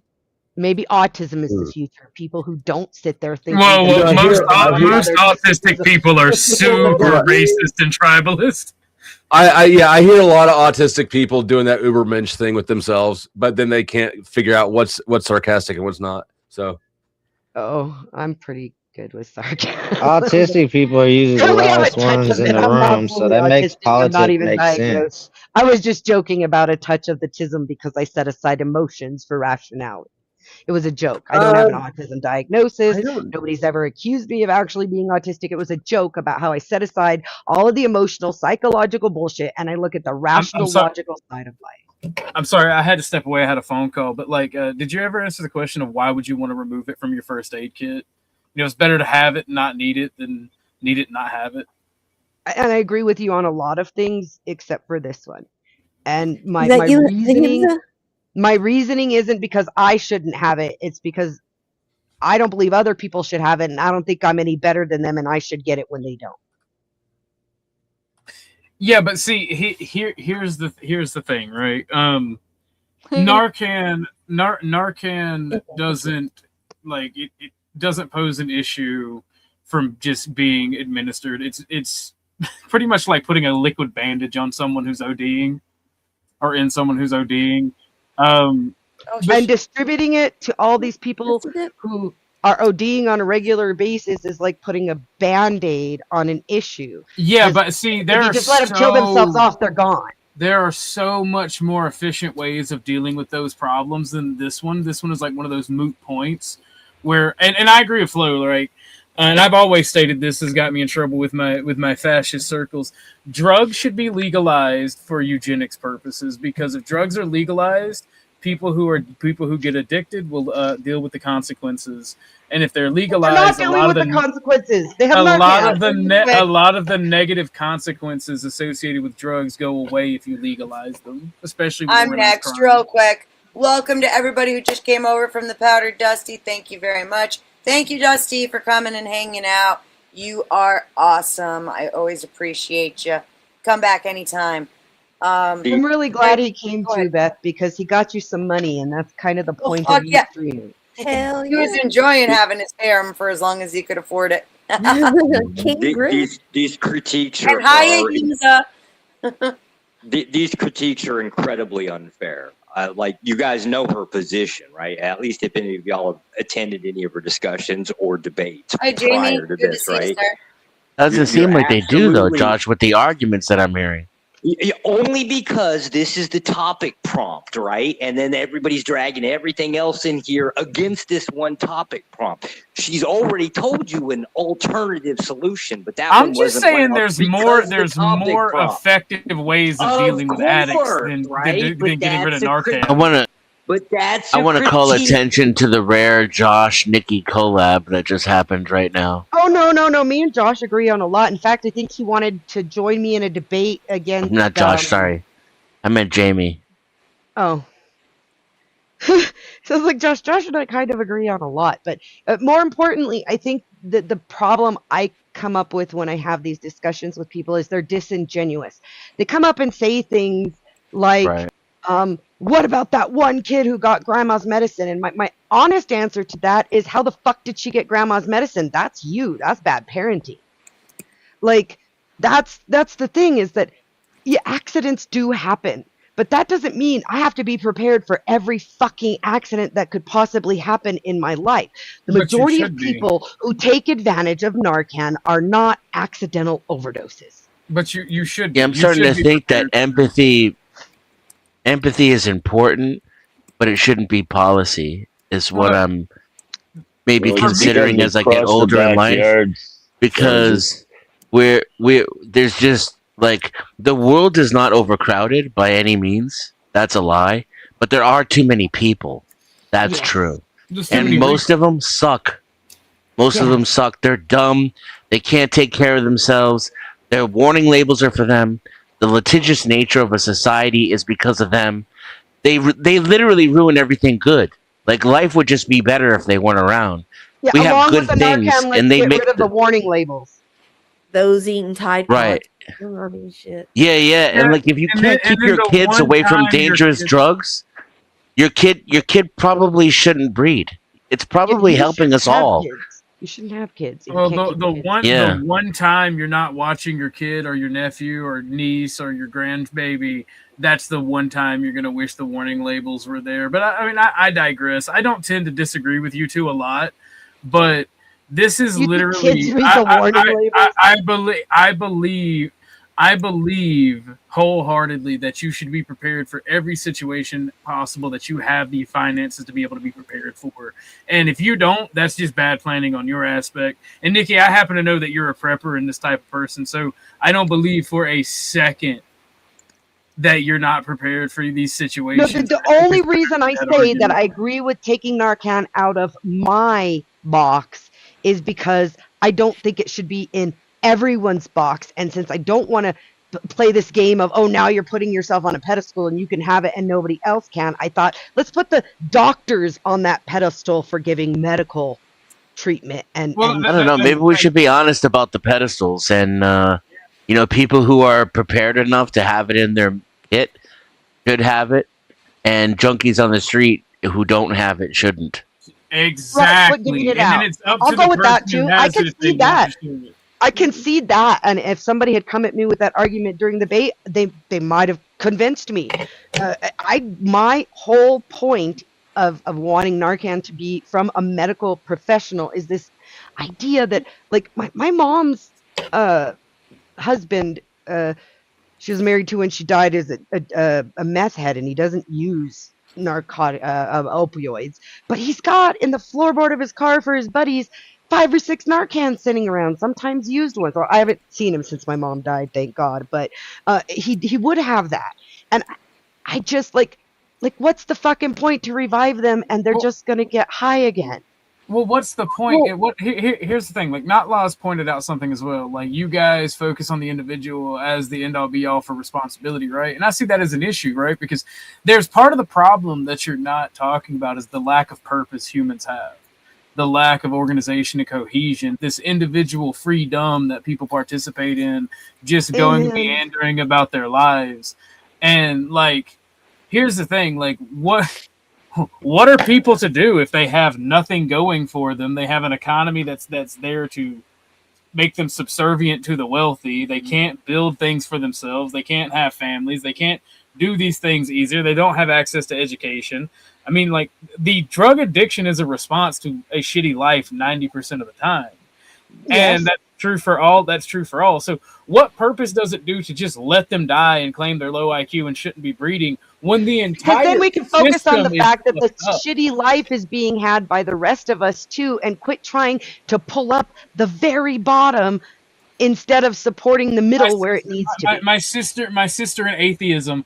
If literally, if I'm we were not an going to, atheist. Who the if we fuck keeps fix calling me an atheist? if we fix the problem, He believes in Jesus and God and all that. I'm being okay. I love how that bitch kept telling me, "You need Jesus. You need Jesus." And I'm just No. Paige did a horrible job arguing with you, and it not literally- Paige. Paige. This was the other chick. What's her name? Deacon. Deacon. Okay. Deacon accused me of needing Jesus, and now you're calling me an atheist. The reason I said my sister in atheism because I thought it'd be funny. Right, which would mean I'm an atheist. I'm so fucking not. Okay, well, my sister in Christ, I guess. I don't fucking know. I'm just trying to make a That's joke. even funnier. I'm a polytheist. My sister in Pay Gang, I guess. I don't fucking know. Jesus Christ. It's a fucking... What'd you say? Wait. I want to hear that last punchline. Say it again. My sister in Pay Gang, I guess. I don't fucking know. Pay Gang? Like, I don't... Like, what the fuck do you want from me? I was making a joke. Yeah, paganism would work. Okay. Okay, my sister how about in Pay just Gang. my sister? How about just my sister? We don't have to be sisters in anything. All right. My sister in atheism. I'll go with that one. Like, here's the thing. Like, if you don't fix the system that we're suffering under, it does you no good to just let the addicts die, because that's manpower that you could otherwise reutilize within the country, within the system. Oh, do you recognize that I want a bunch of fucking people to die, and this is just a start of it? In order, Then embrace it like me, and don't get mad when people say you just want people to die. Yeah, sometimes I don't. I gotta die. I stated that point at the very beginning of the debate. She said, "You just want people to die," and I said, No, these weird, irrelevant, illogical arguments that have nothing to do with what she's saying. That is what made the after discussion so cantankerous. Let me ask you this, Witchy, because I've thought about this a lot, and I have friends from all different walks of life, and one of the things come up is like, are you willing to march yourself to the camps if you don't meet the standard? I am. Absolutely. I won't meet the standard. Then you have nothing to worry about, because everything else is either cowardice or projection from other people. Exactly. And I've said this over and over. They said, "What?" When I did the eugenics debate, well, what if it were your kids? I'm like, my kids should have never been born if my standards were set.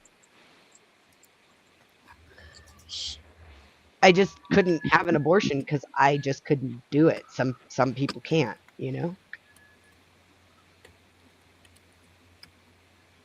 Yeah. So, I mean, it is what it is. If there had been a way of preventing my pregnancies, and by the way, I tried a lot of ways. I tried birth control. I got my tubes tied. I did ablation. I did all kinds of fucking shit to not get pregnant, and still got pregnant until my uterus fell out. The only thing I didn't do is abstinence, but I'm a fucking degenerate. I am not giving up sex.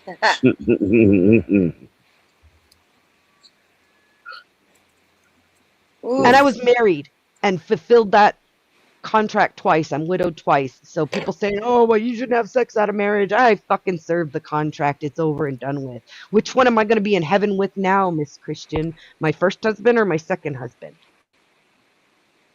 Third one, probably. That's a good question. I never considered that. And how many of their girlfriends get to come to the? And how many of their girlfriends get to the come to the party? And how many of my boyfriends get to come to the party? Fuck. That's what you'll be doing. Yeah, if it's my kind of heaven, that's what we'll be doing. Yeah, that's the thing is I'm willing to concede immediately that I think a lot of people should die, and that shuts them down, and they go after me for other moral issues that have nothing to do with the argument to try and undermine me for my morality. And here's the thing. I believe morals are 100% just subjective, not just to the person, but to the circumstance.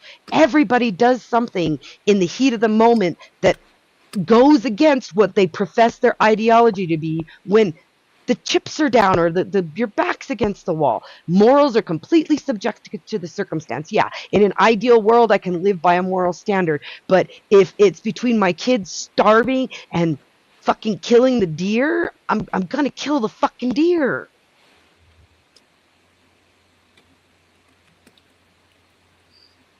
Even if my neighbor's been feeding it for 3 weeks, so it's no fair and it thinks I'm going to pet it.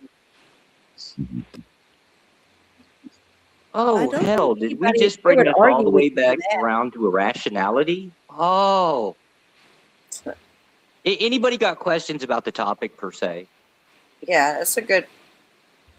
At least we can finally ask questions. People are not fucking screaming at each other. Dear Lord. Yeah. Got, I'm sorry, I had to bounce. That got retarded, and I'm sorry for saying that. I'm sorry for saying this is retarded. I want you to know that you did a really good... it did get retarded. I should have been respectful. Like you did a really good show today. It was really good debate until the open panel part, and people got really. Did Snafu at least earn you some money? Did somebody at least pay to put him down, or did he pay you to come? No, he just couldn't behave himself. No, I did not get paid for that. Hey, can I pivot the topic slightly? Oh, sorry. Go ahead, Dan. Go ahead. You are welcome to. Witchy, let's just say hypothetically somebody gives you a Narcan thing, okay, for your household. Denizen, you can do that. Well, he's going to talk about the topic, so yeah, okay. I'll let him go. Sure, go ahead. Sorry, I was just saying you can go next. Yeah, I'll be quick. For your household, right? And as usual, somebody is in need of it. Okay, now, from what I understood, if they're crossing your backyard, you're not going to administer it to them. Okay. Okay. But, I did. But maybe it's already. a test of God. I did answer this already. Let me clarify. If I've got Narcan sitting in my pocket and my kid gets a hold of some opioid and ODs, I'm going to give them the fucking Narcan. If I'm walking down the street and I got Narcan in my pocket and I see a guy ODing on the ground, I'm going to dial 911. And I'm going to keep walking. I'm not even going to stand there till emergency services come. If I see somebody doing parkour, like I told that guy, and he falls and breaks his arm, I'm not going to set his arm on the side of the road. I'm going to call 911 and I'm going to walk away. I'm not going to get involved. I don't have to. I don't have the medical expertise to do what they need. So I'm not going to get involved other than to call the people who have that expertise. But even though Narcan is the same thing like giving the little kid that's staying over with your kids that forgot to bring his toothpaste, some toothpaste. That's different. I have an obligation. Wait, say that again? I have an obligation of care to that kid that's in my house. Their parent took them to my house, and now I have taken on the obligation of care by taking them into my house. I do not have an obligation of care for some random stranger on the side of the road. Okay. So if that little kid is ODing in your kid's bedroom because he brought something home from them. All right. Okay. Thank you. Yeah. Thank you. They're in my home. I have a duty of care. I was going to say, you can even apply the same thing to look back to when somebody was poisoning the Tylenol. Do you remember that? somebody went through and just randomly poisoned a whole bunch of bottles of Tylenol and went and put them back on the fucking shelf. That shit was like, things Yeah. can happen that, you know, you don't intend for it to happen, but it happens. And it's like, God forbid that some shit, my kid takes what he thinks is a Tylenol that he found in his friend's car, and it turns out that wasn't Tylenol, and nobody fucking helps him. They just call 911 and keep on walking. I'd lose my fucking mind. Yeah, just in that precious time, he can die. I don't know what he took from that Tylenol bottle. What if I do something that isn't right? The Narcan will not Well, give any negative What I effect. stated already, Danny, is I'm willing to let a few good people die to kill off the bad people. That I already seeded that. That's the So- beautiful thing when it comes to Narcan, and I get what you're saying, but like that, this really is like the good thing when it comes to Narcan is that, like, let's say, you know, yeah, somebody took something, all you know is somebody's ODing or they're not right, okay, and you give them a Narcan. If it's not opioids, it's not going to do anything to them. If it is, it will at least restore their breathing. And that's Okay, so- all that matters. And only for a period of time. It's not a fix-all. Right. So let's take that a little bit broader. Let's say I walk past an accident scene. I'm out in the public and I walk past an accident scene, and there are people, the cops haven't arrived, people are making their 911 calls, and there are people in a burning truck. And I think I'm going to be the hero, and I go pull them out of the burning truck. But in the process, they had a fractured spine, and now I've paralyzed them for life. Because I didn't know what the fuck I was doing. And I don't know if I saved them. The truck never blew up. I don't know if I've saved them. Well, here's the thing about Narcan, is that if you're going to call 911 and you want to be someone who saves someone with Narcan, fine. If you're going to call 911, the biggest issue I have with Narcan being handed out the way it is that these people administer it to each other, these junkies, and they won't call 911. And I even brought this up in my argument. And then 2 weeks later, their kidneys are failing because they've been Narcan 6 times and continued to use. And I pay for that. My family member who needs dialysis and is on a waiting list now gets pushed back even further because this junkie has Medicaid that'll pay for it. And that's better insurance because it pays 100% than my family member who pays for their insurance through work. Oh, now wait a 40%. second. Actually, so here's an interesting thing. Hospitals have different payment, Medicaid may pay 100%, I'm talking about the number of medical 100%, but they professionals can only, we have in my what state. they charge for what they charge Medicaid patients is way less than what they charge people with actual health insurance. Yes, and they put those people at the Yeah, front of health the list. insurance is a Medicaid pays scam. 100%.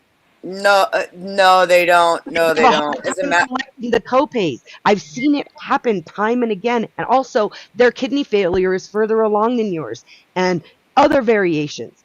I've seen my kids.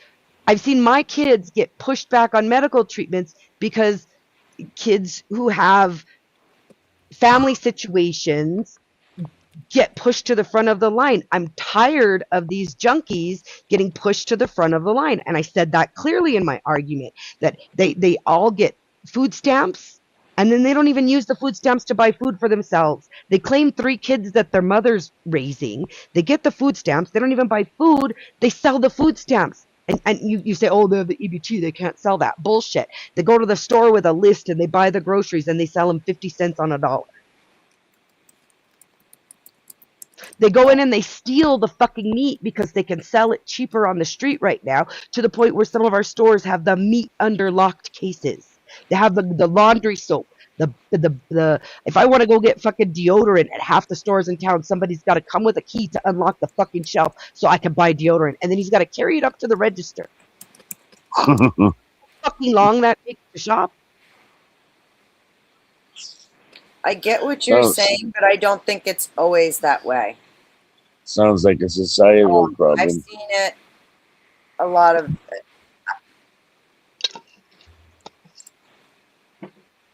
And the ones that abuse it should be red flagged. Well, that might be And a that little would be bit. the only way we could do that. That is my argument, Danny. And the only way we could do that is if we know who's actually getting the Narcan. Yeah, well, usually when you get the Narcan, they mark your name down and everything. No, they hand it out like candy here. They don't Oh, even. they do there? Yeah, no, here. Well, It I comes in suppose a it's different. a little kit with needles and all the shit you need to With get high, needles? and there's Narcan in it. Oh yeah, so you have safe, clean needles to use and Oh, alcohol swabs and. So they're trying to off the people in a different way than the MAID program, just with No, they're trying to save them so that the pharmaceutical can make their money on the pharmaceutical drugs that they're taking, and then make their money on the Narcan to keep bringing them back. why are they supplying the needles in that? So that they OD, not- so that they can use the Narcan, so that they use more opiates that the pharmaceutical companies create, so that they can use the Narcan that the pharmaceutical companies create. Right. It's just a money scam. It always has been and it always will be. And so it's no different with medical care. Okay, medical care itself is very often quite the scam. Because, like I said, hospitals have a whole book of what they charge different people depending on what insurance you have, and and what the ones that do get pushed through. There's usually something more to it. I don't like the oversimplification and stereotype of like, oh, it's because they get food stamps, it's because they are on Section 8 or whatever. And it's not all people who are on food stamps are they're not all junkies and shit. No, but all the junkies that I know are on food stamps. I didn't say all people on food stamps are junkies. I want that food stamp to be available more to people like you and me, Beth, who make a living, support our kids, but are still struggling with these fucking food costs. I mean, and it would be if it wasn't going to the junkie who's selling it to buy more fentanyl. You know what? I don't disagree with you, because with all my problems, I don't qualify for government assistance at all. Food stamps. Yeah, exactly. I don't either. I don't get any food stamps.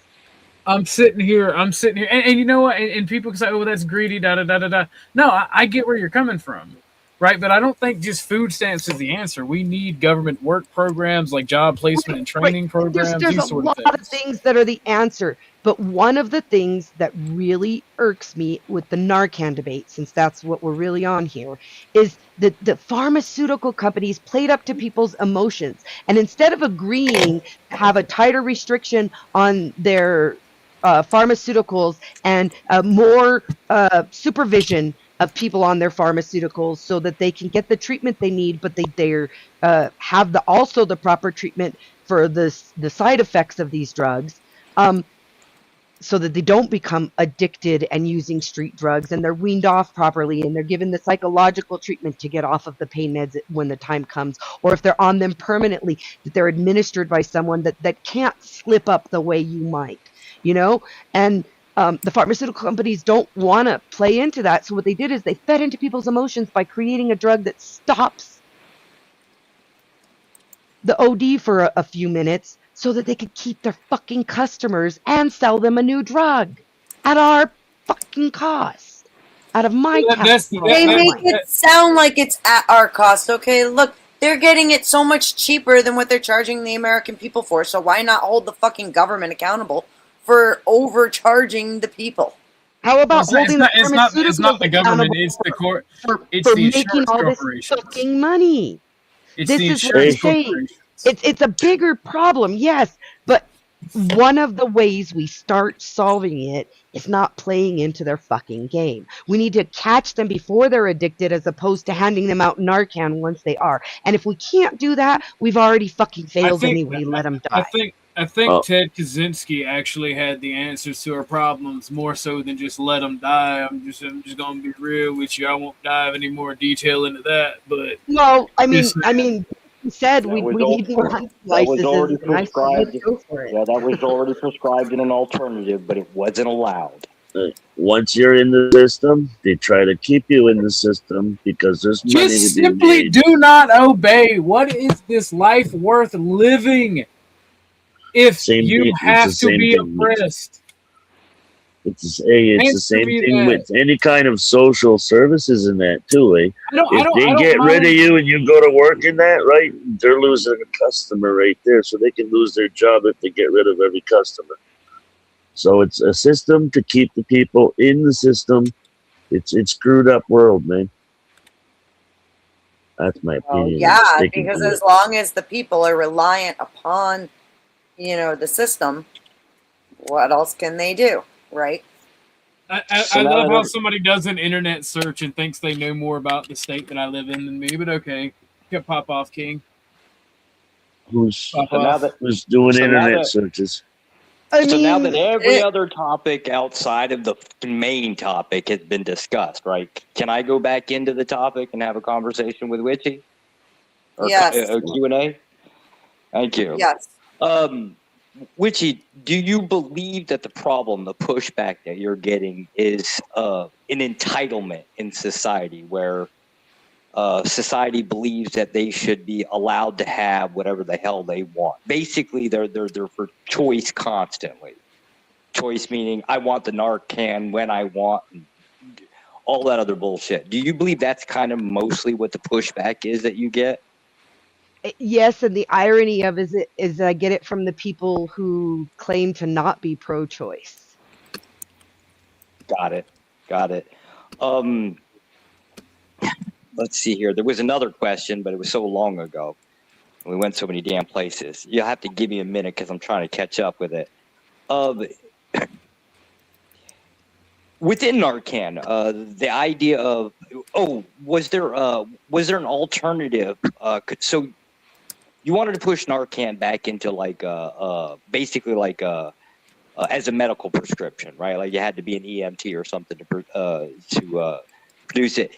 Did you have anything for like an offset for the cost that comes with that? Or was this so like non-factor that if it was distributed by a EMT or something that I guess the cost that came with it didn't really mean anything? So in the cases where we can measure the effects of Narcan, EMTs are involved after the Narcan's administered, whether it's administered by the EMTs or by bystanders anyway.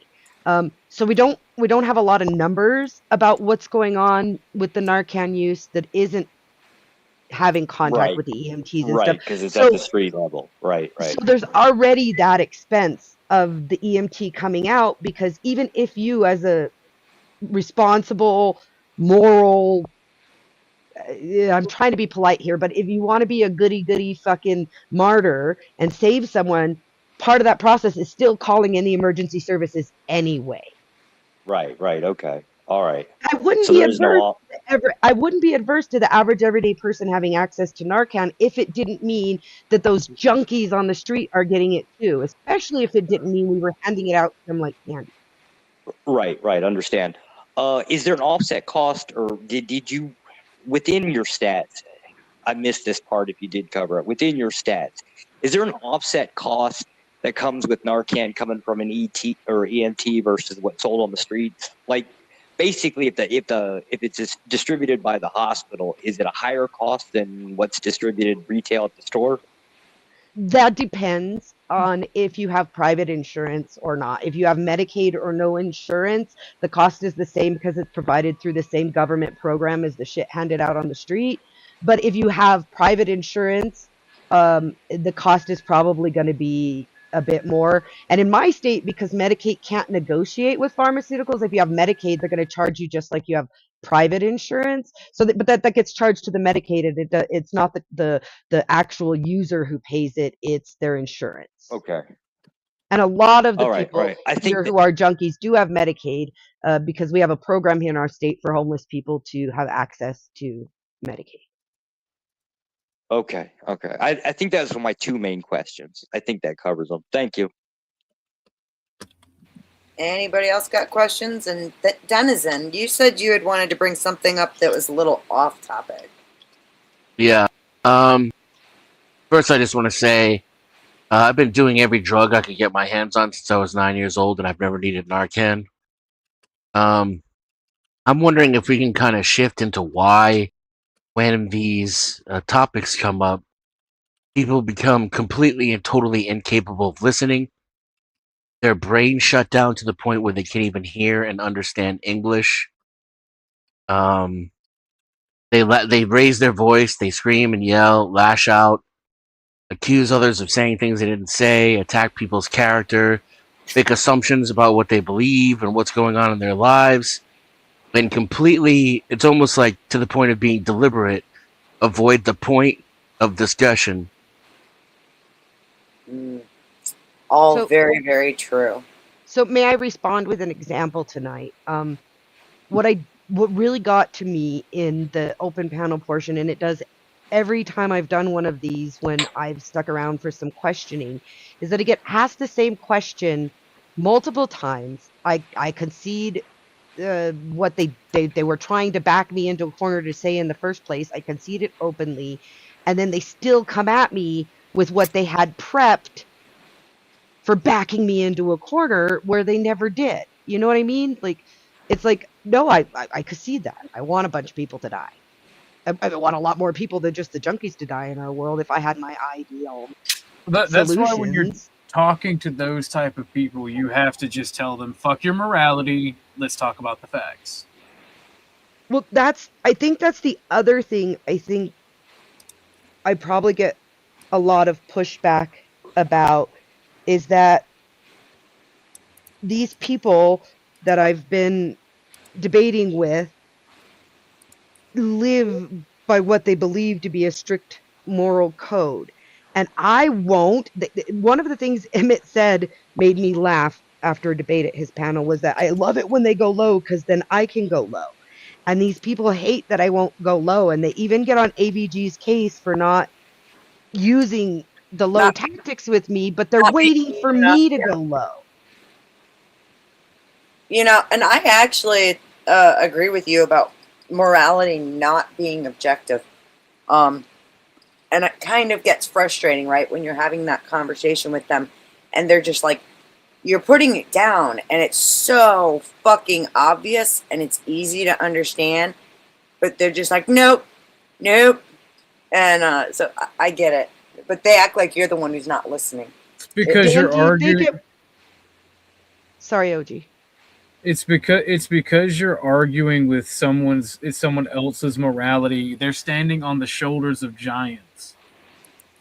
Well, you're right, Denison. You're right, Denison. Not arguing with stupid people. I'm sorry. I'm trying to learn. I think part of it is that you would undermine their entire worldview to accept that even their own morality is subjective because they've built their whole life around this idea that they believe in objective morals. So you would destroy their identity if you tell them that their morals are subjective, and especially if you show them examples of ways that they've done that. But I don't want to do that because I want to have the debate about the topic, not about their morals or what kind of a personal value they bring into the world. Ahimsa's absolutely right here. And you'll actually hear Andrew Wilson say this a lot. And that's that the only way to get to even have the discussion is you have to destroy their worldview. They will not even hear anything else unless what the belief is broken in some way. Even though you lay it out for them, they refuse to accept it because they are not going to let go of that worldview. Like, he asked why. Why do these people come up in bad faith and be obtuse about the entire thing?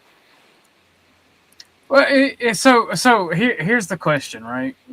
And this is what I've learned. This is why I stopped engaging with, even with Emmett, right? And Emmett's my friend. This is why I stopped engaging with them when it comes to politics and policy, because they started calling me the white people's N-word. And using leftist talking points and tactics and then want to accuse other people of doing it. So I'm just sitting here, I'm listening and observing, right? And I'm formulating my opinion. They are no different than the left. They're a radical socialist movement that pretends to be right-wing and Christian. But it's socialism for them and not for everyone, if that makes sense. And they will get it at all costs. If that makes sense. Yeah, and here's the thing is that their morals are for thee and not me to begin with, because like I don't bring up things that AVG has talked about on in the debates, but I will here. Especially since she kind of went to create her own panel safe space for the echo chamber instead of sticking around to participate in the panel here. I found I that know weird. I know we were very courteous about it, Beth, but I found that very disingenuous. That she's Wait. taking her audience away to go play by themselves instead of staying in No, the general. no, actually, I can understand. I mean, her audience was over there the whole time anyway. Most of them were over there the whole time anyways because she was restreaming. Yeah, but I don't see why she had to go create her little safe space and that bothered me. because But yeah, what and I not was trying to, the participate. point I was trying to get to with that is that they will sit there and talk about their morals, but they don't follow them themselves. And I don't attack ABG on that during the debates, but since she pulled what she did today, I don't feel bad saying the woman is admitted live on panel to taking birth control for years. The woman has admitted to using Botox. I know. She talks about the name brands of her belongings, all of which is vanity and to sit there in judgment of other women who might use a form of birth control and sit there in judgment of other women who might be vain or how they look. Like if you saw her, I get it. I get if it. you saw her thumbnail, she thinned out her own face and rounded out mine. And I don't mind the AI did that, but that's the photo she chose. It actually, I think it's flattering because it makes me look older and humble and her young and a little bit flashy. Not trashy, guys, flashy. And yet she professes this moral code that she doesn't follow. If she really believed in the moral code that's presented in the Orthodox Church, vanity would not allow her to go and get Botox, much less speak about it to people publicly while dancing to techno music. Who are we talking Fine, about now? it's all the ortho bros that are like that, and they're worse than the regular Christians. Like the more Christiany you Christian, the more of a hypocrite you are. Yeah, they Well, would accuse me for admitting I'm a it's degenerate movement. while acting degenerate in public.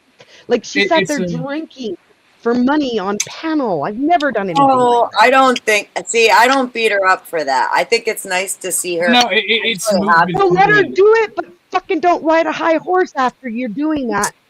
Don't say I don't do degenerate things while doing fucking degenerate things. Yeah, but it's movementarianism, right? People are in the West because we are an atomized democracy or republic, whatever you want to call it, because we have no actual culture. Even the people in Europe have no actual culture they're allowed to be proud of. That's why we're seeing the problems we're seeing in our nation states today. Okay, Griff, These pause. people are. We're going way off topic here, so I want to Griff pause real quick, guys. I'm here now on the after part. I had my fun in the debate. I'm here in the after part to help Beth make some money. There's 35 of y'all out there. Beth, I'd like you to set a 10-minute timer. And since I'm the one who is being questioned, I'm the one whose viewpoints are being opposed. If you can't get at least, $5-10 in the next 5-10 minutes, we maybe shut I can just down. leave. That's right. I am dropping the links out there, and if I don't get $10 in the next 10 minutes, absolutely, we are shutting down, saying goodnight, and we'll just go party off stream together. Y'all don't know how much fun those are. So, there you go. It's 10:17 p.m. where I'm at. Y'all got till 10. Well, I'll be nice. We'll make it, 10:30 on the dot. The I'm gonna very dip out. next person who interrupts me that's not the channel owner and says we're off topic after the debate, I am going to lay into you so heavily that it will be a next biblical chapter will be fucking written. I'm so tired of pretending people want to have these conversations and then cut them off when we have them. Anyway, as I was saying, we're so fucking atomized in society that these problems, I don't forgot what I was going with. So fuck it. There you go. You win. We don't get to have conversations now. Well, to be fair, it was a debate. It's a debate panel. The debate's been over for how many hours? Yeah, but the Q&A basically got side. Well, hell, it pretty much got canceled. Nigga, if you got a Q&A, ask the person, ask the panel host, ask the people that were debating. But if you're talking about something and you want to interrupt, the conversations flow naturally, and all these things are connected. There's no reason to argue. There's no reason to interrupt other than fucking money on the table. That's literally what I was doing. Was grifting. Yeah, but you chose a really shitty. You could have done that at any point prior. You chose a really shitty situation to do it. That's why I said the very next time somebody does it, that's not the channel host, regardless. Maybe I can jar your memory. subject. Maybe I can jar your memory. And what was being discussed was how uptight these people get and how judgmental they can be, and while they're actually being hypocritical and doing the very things that they judge other people for. Thank you. It's movementarianism because we do not have any culture or anything we could be proud of. Movementarianism is people looking for purpose through movements. You have people joining the Tea Party movement. Bowel movements. Let them stop interrupting. Nah, you got too many fucking retards on here. I'm gonna jump down. I'll talk to you later. Thanks for having me up. Yeah, you could have done that before, but cool story, bro. No. No, you could have done that. You just had to be an ignorant fool. So now stay up here and just talk shit. Because you could have done that without being you're so fucking witty and funny. And that's exactly what you did when you said it. So shut up. Why are you people this way? OG, can we bad. talk to Why are you people this movementarianism? way? Because I looked it up and I have a question. I can't hear your shitty insults. Oh, why did you go? It wasn't You insulting. didn't have to leave. I said, can we go back to movementarianism? Because I have a question. No, we're good. We're good on that. We're good on that. No, I have a question about it. Are you talking about like? Are you Hold talking about on, the she cult from The wasn't. Simpsons? She wasn't the one who interrupted you. I was actually trying to interrupt Danny and bring it back to OG, but you know. Yeah. I had caught that. I had the stream muted when he was talking. I'm tired of retarded people. Oh, I was just trying to bring it back to you and ask you, are you talking about like the concept of movementarianism that was brought up in The Simpsons as like a cult? No. Movementarianism is the concept of atomized individuals having no actual identity or political beliefs that are looking for the next big group to be a part of something. And many people... I would argue. Go ahead. Sorry. I'd argue that's most Democrats and Republicans too. Go ahead. Yeah, no, you're absolutely right. It's called movementarianism, and its purpose, and the reason it happens is we have no unifying culture, we have no unifying principles within our nations because we've become capitalist or socialist or communist consumers. The only identity that matters is either the state or what brands you consume. I do struggle with this concept. Are we more atomized than we used to be because we sure as hell seem like we are? Or was I less atomized because I was young and naive? It's like, it seemed like even Democrats and Republicans shared most of their values when I was a kid. And we had an American identity. And people who would come here, they came here for that identity. And that seemed to go away at some point. And now we're just a mishmash of the worst qualities of every corner of the earth. And the only principle we have is fuck you, I'm eating. So do me a We are more favor. atomized. Do me a favor, OG, and type up that definition on Urban Dictionary and claim your credit for a new definition, because the only thing I can find about it is it's a satirical term from a fictional brainwashing cult on The Simpsons. I can't find an actual definition anywhere. And I love your definition of it. So do me a favor and upload that on Urban Dictionary so we can share it with the world. Fuck yeah. I know I coined the term. Joe Cool is in the Urban Dictionary. I want to see OG in there too. If it's not in the Urban Dictionary, nobody's coined it, dude. You need to fucking coin the term because it fits. If you take the pieces of the word and their definitions, it fits the description you're giving, but nobody's ever written a definition for it other than a satirical term from The Simpsons. Yeah. Well, I mean, and you have a lot of this. I guess I coin the term movementarianism. You have a lot of this happening. That's why you have new. That's why you have. That's why you have. I don't know if you guys spend a lot of time talking politics. I know a lot of y'all spend time talking policy. That's why you have people claiming to be fucking monarchists in the 21st century. Hey, Josh.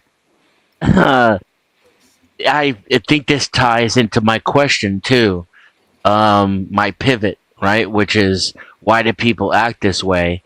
And it's because they identify, we're in a politicized world where the ruling class needs us to be invested emotionally in order to maintain their control. And so people are brainwashed into identifying by their political party, by their economic stance. And so when you criticize policy and you criticize systems, you're actually causing a psychic break within the individual between their beliefs and their identity, their very existence. And so in a way, it threatens their very lives, right? Because it questions the foundation of their reality and who they see themselves as. So it's almost like not being, right? Not like you're murdering someone, but you are unaliving them, ironically, because they no longer exist without these beliefs that they hold, that are so intertwined into their personality. And how they do all the other important shit, right? Like how they interact with their loved ones, how they take care of their children, what they do for a living. So all this stuff that actually does matter, it stands in between them. It's like a filter, a membrane, like an interface between actual living. Well, what I've seen since early like preteen era, because I don't really consider myself smarter than the average person, but I do remember my interests and the things that I noticed and the things that I like to study and look at. And I know that I'm not normal with that because I've always liked politics and seeing how humanity interacts with it. And what I've seen since I was a teenager or a preteen is people are constantly shifting, engaging in movementarianism. And every once in a while, there will be a movement that comes along that gets ideologically captured for some people, whether it's at the right age or the right things happen. And they just spend the rest of their fucking lives there. And I see that this is starting to happen with this neo-nationalism and neo-fascism, because what we have now is not traditional fascism, traditional nationalism. It's some weird bastardization of it. And then you're also seeing some neo-Marxism and neo-leftism happening. And those are ideologically capturing the people. So you're seeing a bunch of retards leaving conservatism because it's no longer tenable. You're seeing a bunch of retards leaving market liberalism because it's no longer tenable. And you see the new organizations growing. And it's not even political extremism, Mars, because political extremism is so 2016. Like, these are the actual political movements and organizations now, because we're living in a period of time where the nation is changing, and it's either going to become extremely leftist and global, or it's going to be extremely right-wing and nationalistic.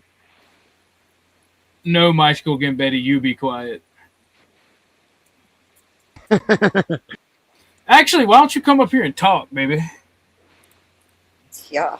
He's too much of a fucking snob. Where's our timer at, Beth? Well, we got 3 minutes left and $10 to go. Oh. Ask Beth for the link to her eugenics. Yeah, sure, absolutely. I'll grab that link and I will drop that off in the chat, because that was also a really, really good debate. Come on, people, give Beth a little bit of money. There's plenty She's of you in not there. ready to $1 or stop. $2 each. She wants some more. God bless her. You've been bit by the debate bug, haven't you? Well, and I just Who's want the? I want it to be worth it for you. I'm getting joy out of this. You're putting in your time and your effort and your money in StreamYards and all of that shit. People can StreamYard is pitch in a not. little. I'm not even asking for a lot. There was 35 people last I checked. That's like, come on, $1 each, and we can go on for a while, and you can enjoy taking clips and whatever it is you need to do, or even just listening if that's what you're doing, or you can come up and call me names, but let's give Beth a little bit of something for it. There's the link for the eugenics debate between AVG and Witchy here, which, by the way, since we're so close to the end, I'm going to put your name back, Witchy, because you might not know you later. You've had a different name for quite a while. Yeah, I don't. I'm gonna talk more because I hope Michael Gambetti's butthole completely closes up. I just want you guys to know this.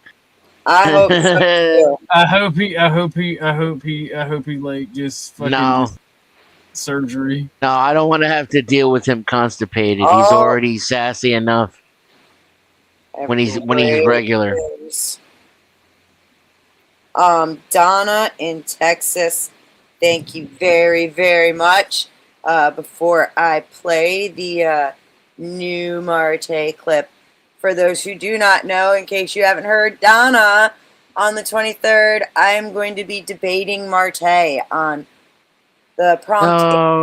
Marte is not a patriarch, and I'm taking the affirmative, and I am going to give him the spanking that he needs.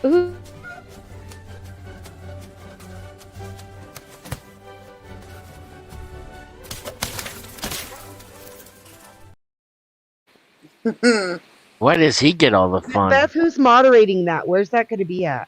That's gonna be at Tyler TV. I don't know. Like, literally, he reached out to me, and actually, we all know AVG had challenged him to debate about the blind pill, and she challenged him twice publicly, and he was totally ignoring her.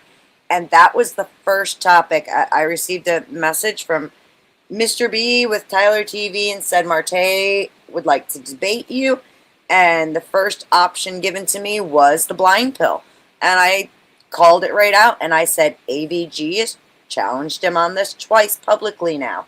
The second option was Marte is not a patriarch. I said I'll debate him on patriarchy only if he debates AVG about the blind pill. So the two ladies got their way. At the end of the day, I will be laying the smack down, and I can't wait. It's going to be so good. And we got our money, so y'all can keep on talking. Thank you, Mars. Donna. Yes, thank you, Miss Donna. Mars, I just want to say, fuck your metropolitan utopia. I would prefer an agricultural utopia. I'm a rural country boy through and through. I prefer being rural too. I've lived in both. I've lived in all of it. Like, from as a little kid, I lived in like a gang-controlled neighborhood, and then kind of, mid-city with big colleges, and now I'm out in the country, like deep in Amish country. I love it. I was born and raised in the woods. Then about 9, 10, we left to live in the ghetto. And then from about 12 to 14, I lived in the big city. Then I moved back to the ghetto. And then, I traveled around for a little bit. And now I'm here. And I prefer the country to everything. I can go shoot my bow. I can go shoot my gun. I can go swim. I can go jump in a fucking creek. I can go hop the fence and go jump in the fucking cow pasture's pond to go swim. The thing about Mar that bothers me the most is everybody calls him Mars. Isn't a Mar. We got plenty of beautiful Mar. blonde He is a redheads. mar. He is a mar on the face of the earth, and he always will be. And he admits it by calling himself Mar. I prefer him to be Mars. All right, you ain't gotta be a Mar on the. I don't even know what the fuck that means. Yeah, no, we got plenty of beautiful blondes and redheads in the rural areas. I prefer them. That and black chicks. Also, when did utopia become the standard? Right? Like, I want to do things that make life slightly less shittier than it is. It doesn't have to be perfect any utopia, right? Like, right. when Listen, does you that have to be the understand? standard in order to do things? Don't you understand, Dennison? In order to fix something, right, it has to be a utopia. That's how so monumental it is to get any change passed. Oh my god! But see, that's the thing is, if it's a utopia, then there's no reason to change. Nobody would ever grow and evolve and become anything better because everything is as good as it can be.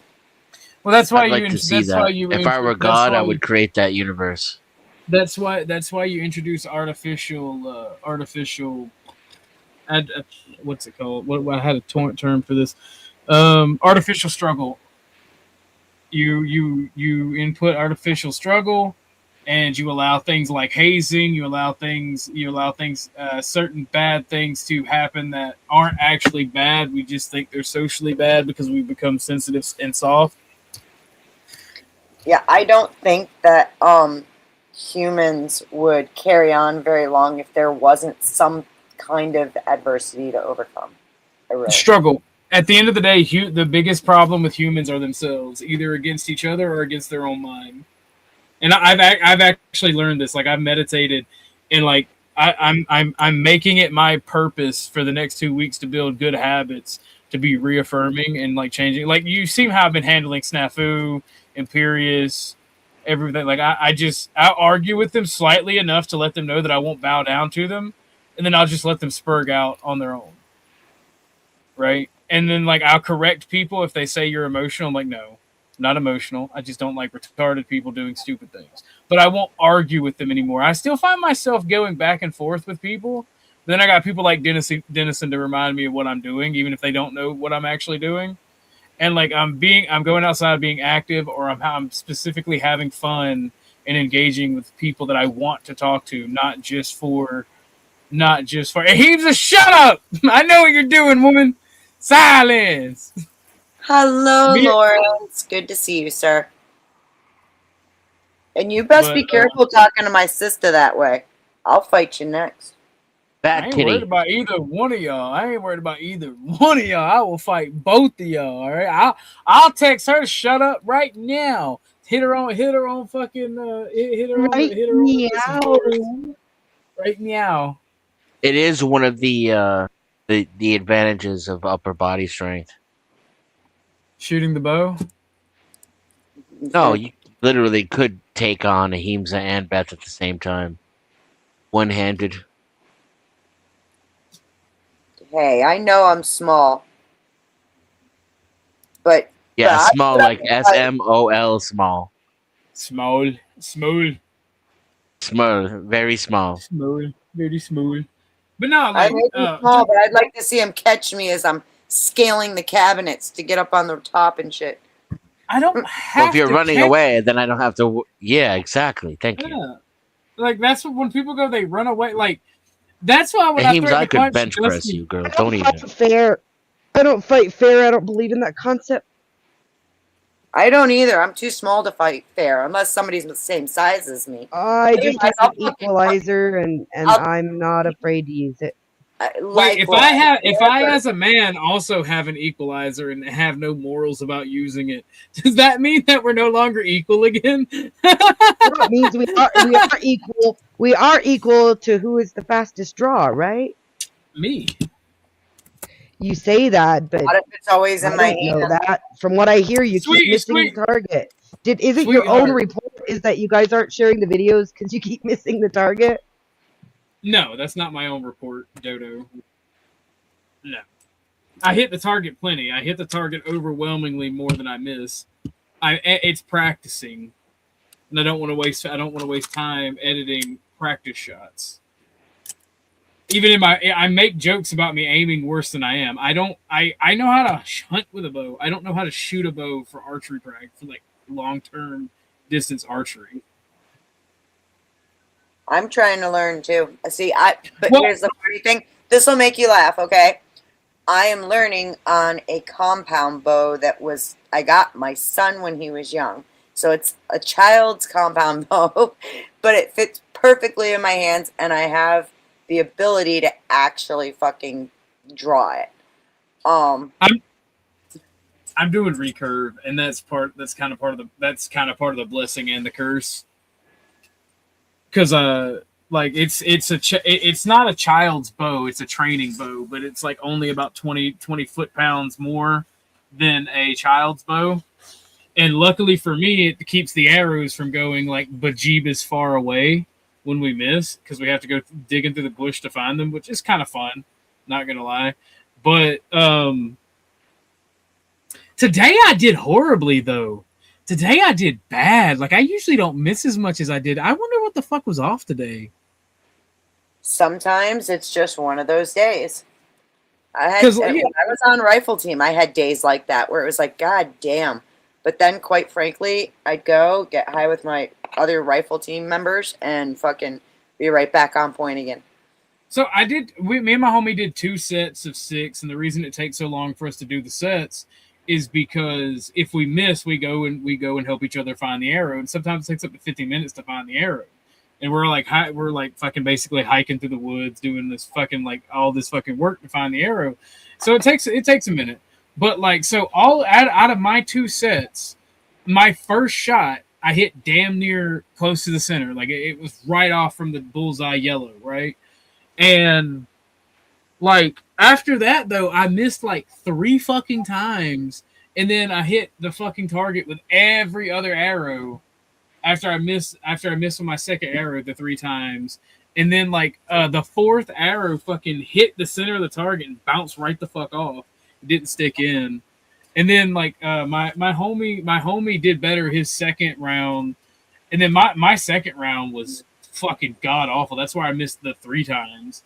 I missed like 2 times. I may have missed 6. It was maybe 3 and 3, but I swear to God, it was bad. And my second round is where I lost the arrow again today. Like we actually have to find it because I pulled it all the way back. There's some things about like I thought it was 2 fingers to pull it back. It's actually 3. Dan, did he just admit to missing a lot like I accused him of? Yeah, I'm not sure. Well, I was reading. I heard him loud and clear, and yeah, he did. Okay, I don't care about these. I don't care what women say. I'm more accurate than I'm not. I'm just saying. I promised you I could shoot. I promised you I could shoot better guns than anybody in this panelverse. I had to. Okay. Oh Lord, ask me about my shotgun sometime. That one's a funny story too. Well, there's a lot of like people in the panelverse, and I happen to know a couple of vets who are sharpshooters who are in the panelverse, and I really don't think OG shoots better than them. He may shoot better than me. I don't know. I've been shooting my whole life, so I'm not going to get into that to debate with him. That's not me and you've had this conversation, old man. I will outshoot you. I will outshoot you with pistols at 50 yards, sir. That remains to be seen. I hope we never have to come to that, OG. I like I'm talking about dueling the man. I'm talking about like actually fucking, well, maybe a form of dueling, but us going to the range and shooting. I mainly want an excuse to go to the range and shoot. I'm just throwing it out there that the hyperbole of that you're better than anybody in the panelverse is probably stretching. I bet Grid could outshoot you. I bet you he couldn't. Well, I guess you need to go to Dallas. Grid's the one with planes. He needs to go see OG. Shit. That's what I'm saying. Yeah, y'all need to come to me. Me and you can work that out. I'll hit you up either on OG's Facebook house burned down. Grid has multiple houses and planes. He can fucking go to OG. That's what I'm saying. And and I talk this shit because even if I lose, I want the challenge because it tells me where I need to be better to overcome you people and actually be better.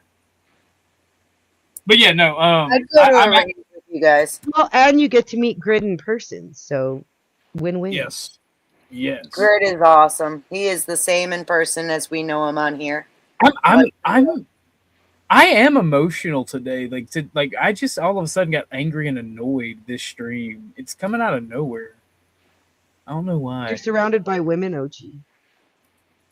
Maybe that's the problem. Our cycles are syncing up. I just meant it to be funny, but because Dusty was reveling in it, and because Dusty was reveling in it, and you seem to be agitated by it. Oh no, okay, no. I have to pick on Dusty. You can't use Dusty against me. He's got to be here because other than that, if I start talking shit on him, I feel like I'm being a bad friend because Dusty is like one of the realest reveling people. and being surrounded by the women today. And you I know because he's a fucking woman. He tried to kick all the men off the panel. He did successfully for over a half an hour. That was kind of impressive, actually. That's why I said I'm so glad Dusty came, because not only did he put money in himself, but he also got other people to pay money. I think him and Emmett played tag for a minute. I'm still kind of reeling from the fact that I told Emmett I'd see him at the debate tomorrow, and he goes, well, that's if I even go. And I'm like, oh, you're coming. And I knew he would come on the panel, too. He can't help himself. I like Emmett. I like Emmett a lot. I find him very interesting. interesting. I ever debated. I like Emmett. I had to debate him, but you did plug your debate AVG. If you don't mind, I'm going to plug mine. June 19th. At AVG's. I am debating Emmett. I am the affirmative for Christianity is Witchcraft. Yes, I can't wait to watch this one. Probably my most fun debate yet. I mean, today was really good, so it's going to be hard to top, but I'm excited. Oh, and then on Tuesday, we have AVG debating Marte about that blind pill. So that one's going to be a lot of fun, too. Is blind pill a net positive for men? What do you think about that, OG? About what exactly? I'm sorry. Blind pill. Blind pill.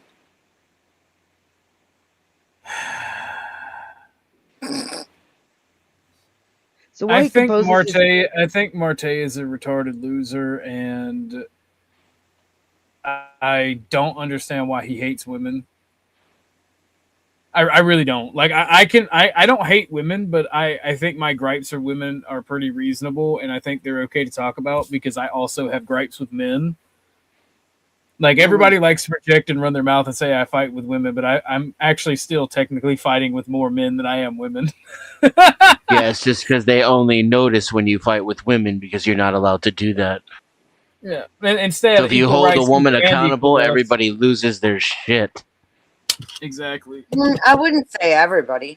I mean, I believe in holding women accountable, and I think that more women need to hold each other accountable because every time a man tries to do it, they fucking get demonized for it.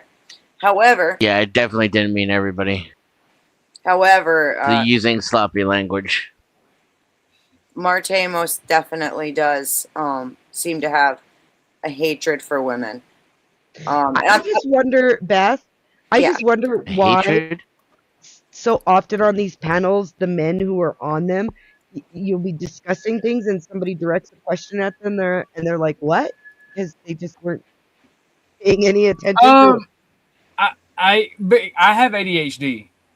I'll be honest. I'm watching videos, I'm listening to videos, I'm either fucking with this fidget spinner of the 1911 or petting Tucker, or like if my bow was still in here, restringing it, making sure the bolts are tied on it. Like I'll be completely honest. I just don't pay attention to men or women. It has nothing to do. Like if the conversation doesn't involve me, I tune out. Didn't say it was women talking. I said when other people are talking, a lot of men on the panels.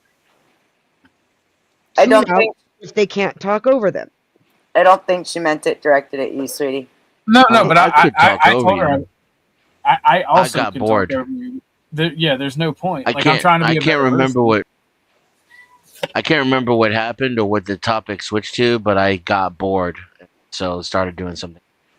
Shintai, I actually own Zippos, but because I have reverence for the Zippos I own, I don't flick them all the time. I used to. You can ask Beth. She was here before the house fire when I had Zippos, and I'd be flicking it on stream. I'd like, quick. So you're a bit of a pyro, and your house burned down. That's a joke that writes itself. I'm not a pyro. I wouldn't touch that one. Just because I flicked a fucking Zippo open doesn't mean that I was lighting it. I flicked it open because I like the clink of the Zippo. Just like I like the fidget spinner I'm playing with in my hands right now, or I pick up my 1911. I don't joke about that. I'm curious, bringing it back to this for one more question, to the men on the panel. Well, actually, and also to you too, Witchy. What do you guys, what's your take on why Marte is suddenly challenging women to debates like this? Because he doesn't respect women. He thinks that women are beneath him, and he thinks it's an easy win. And he knows that you're not very popular with the crowd that he runs with. So, and since you are becoming friends again with that crowd, he's trying to disrupt your social position with them. He's trying to force a dividing line, and he's only going to play himself by doing so. So before I answer, my question for clarity is, you said that he challenged you, and in order to accept his challenge, you put a caveat that he accept AVG's challenge. So he's not challenging women. Yeah, you're right. You. So here's my take on it. If that's what the case is, he's challenging you. My thought is, Beth, that he sees it as a way of, and I don't mean this to like tie you to Dusty, but he sees it as a way of pulling himself into the crowd that you found so that he could add that to his arena. He's trying to take advantage of the fact that you found a niche over here and draw that in to his arena. Oh, no way. Especially with as much as him and Dusty go at each other. Holy shit. He'd love to steal some of Dusty's regulars to come over and side with him because they agree with him and not you. His ego. Wouldn't his ego love that? Yeah, I do tend to agree. Like, when I was thinking about it, I really took the same position you did, OG, that he underestimates me and sees me as an easy win. And because of the social situation, you know, it's an even better one because there's a whole lot of people over there who really don't like me. So, and he needs to do something because he's not been looking very good lately. Well, the rats are. If you guys are anything like my political ideology, there's a song called "The Rats Ain't Hiding in the Walls No More," and that's pretty much Marte right there. The rats ain't hiding in the walls. Anyway, he and there are several other people. Damn, I meant to talk to Dusty about that other thing. Yeah, no, the rats ain't hiding in the walls no more because their grift. What's up, Snowfire? Their grift is getting recognized, and as we become more atomized, and here's another thing too. The reason I say everything is connected. The more we become atomized as a nation, the harder the economy gets, the worse the entertainment industry is going to be off. And we are a part of the entertainment industry. Like, I've been talking to somebody that is very intelligent, and they've kind of made me see that we are part of the entertainment industry, and people, as we become more atomized, people are going to gravitate towards commentators that are somewhat political, and they're going to want the people they're going to want to support the people they agree with. And then you're going to get a bunch of bullshit loyalty tests and tribalism tests. That's why if you look back when I was arguing with that one dude and who was saying Republicans, because like the tribalism is retarded to me. And you're going to get more and more of that. And he's not secure in his position within the hierarchy or his ideological group or his tribe because of the external attacks, because he is so bad there's a few people that are so bad that they make people question the legitimacy of this tribe and their political or religious beliefs.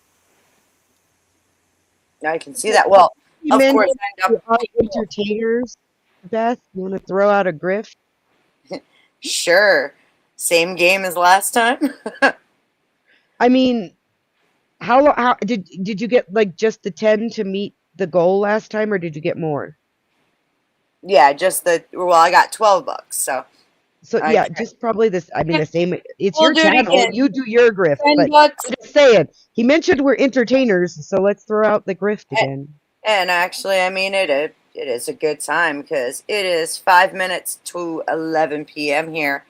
I'm gonna set a new goal, another 10 minutes for $10. I don't get it.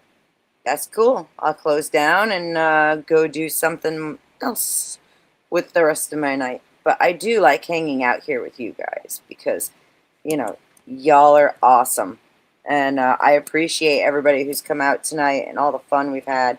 And this is great conversation. But yeah, 10 minutes for $10. And we'll keep on going if I get it.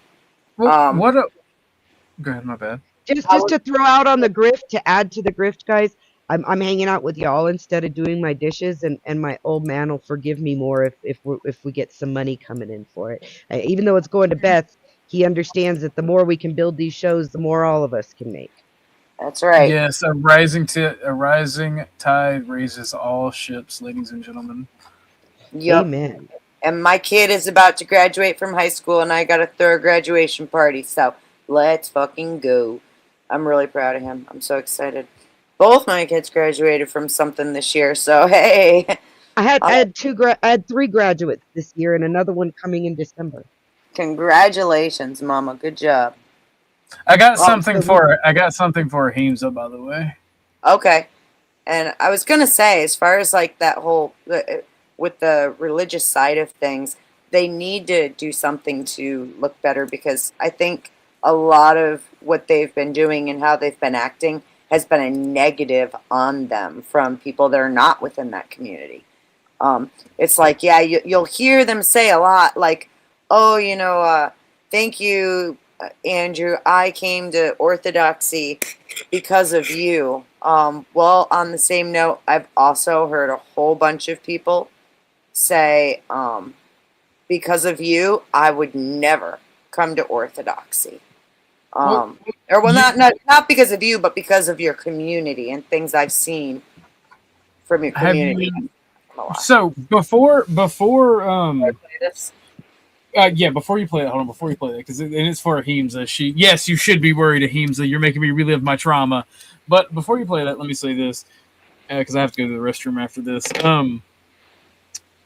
Have you noticed how all of the Orthodox dudes get really sensitive if you ask them their place in the church? Like, it's none of your fucking business. It kind of is, because their version of Christianity is very collectivist. So you have the right to ask. And, all right, give me 1 second, yo. Yeah, you are right. Are you stepping away? Okay. Well, while he's dealing with what he needs to deal with, I'm going to go ahead. Ahimsa, you haven't seen this yet? Oh my God, this is absolutely wonderful. One of my new favorite shorts. Say it. Say you got it. You say it, and I will leave the panel. Whoa! say it, and I will leave the fucking panel, and you all got the fucking W's. Okay? Don't cry, don't cry, don't cry, don't cry, don't cry. Don't cry. Are you okay, OG? No! Oh my God, no! Oh my! There's video of Marte balls deep in the dude's ass right now. Somebody what? Discord. Oh my God, I almost died. No. I almost died. That was so scary. Thank you. It's okay. It's all right. It's all right. No. No. What? No, I'm done.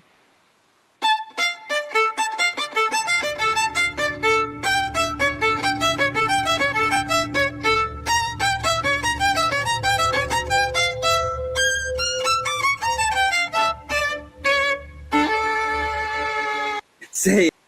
Hey, shout out. Powder Dusty. Huge shout out to the Powder Dusty. If you are not subbed to the Powder Dusty, you should make sure that you sub up to him. That I'm sorry, And I it had, was I had on a that day that OG became a man. against my will. I squash. I'm sorry. baby. I had a friend call me. I'm sorry. I missed it. I wish I could have watched. I missed it. I like that short. It See, makes me and this laugh. is another one of the reasons I've been so grateful that I am outside of the little side chat circles. Like, there have been pictures circulate in this community and videos circulate, not just this particular community, but the whole panelverse, like all the panel places that people are like, oh, did you see this? Did you see that? And I am so grateful to say that I am clean enough in that area to not have seen most of it and been traumatized by it. Yeah, I've seen more of Marte than I ever wanted to Well, at all, and I get the feeling Donna just sent me more. So I'm just glad that I haven't seen that man's penis. What is There's this? this woman in the community where I used to be around a lot who did this thing called Chatterbait, and there were pictures of this elderly woman with a very poor figure who's an alcoholic debasing herself in sexual ways for money on the internet, and I was one of the lucky people who never saw that shit. Smells like a wet shit in a Waffle House in here. Yeah, I haven't heard of that one. Or then there's the one where Bird did a fake self-unaliving, and Oh, that got yeah, passed I've around heard for of that. fucking ever. Like, I never saw that either, thank God. That would have been traumatizing as fuck. Yeah, the shit people pull out here, man, and the videos that go around and the gossip that's the other thing that gets me about these ortho bros is they not only gossip amongst themselves, they bring gossip up in their debates. Well, didn't so and so say you did such and such, or didn't you say you did such and such in a That's private chat? because they're And here, let women. me show you my DMs. It's fucking gossip, yeah, but they're ortho bros. The Yeah, Bible it's against literally their says religion. it's just as evil to listen to gossip as to Hold gossip, on. and the gossiper is forked-tongued. I can Yeah. help. Do you know how, when hunting, you put on camouflage? Yes.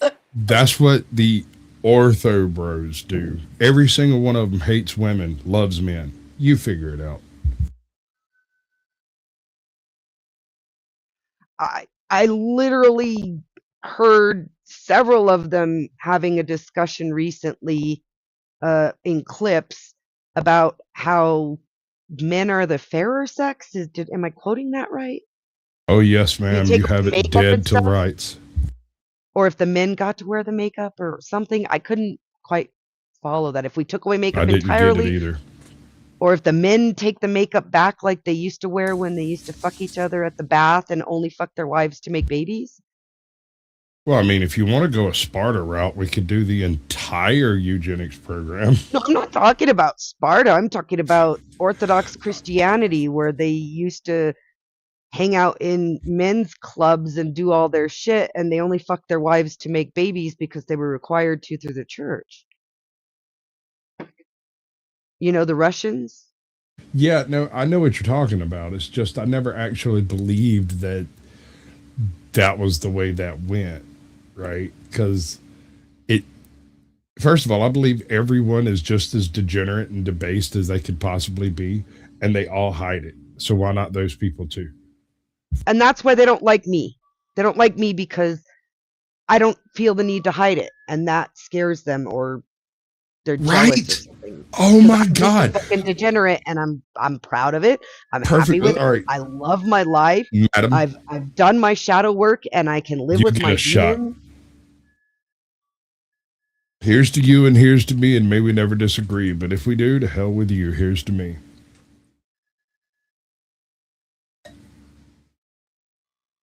I choose evil. I see, and I don't conscribe to good and evil as separate things. They are Oh, no, don't together misunderstand me. I intertwined. choose what other I people would consider evil tonight. thank you. I choose to just live and accept that every day is a new adventure and not try to tell myself how I should behave in a certain situation until I get into it. Donna, ick.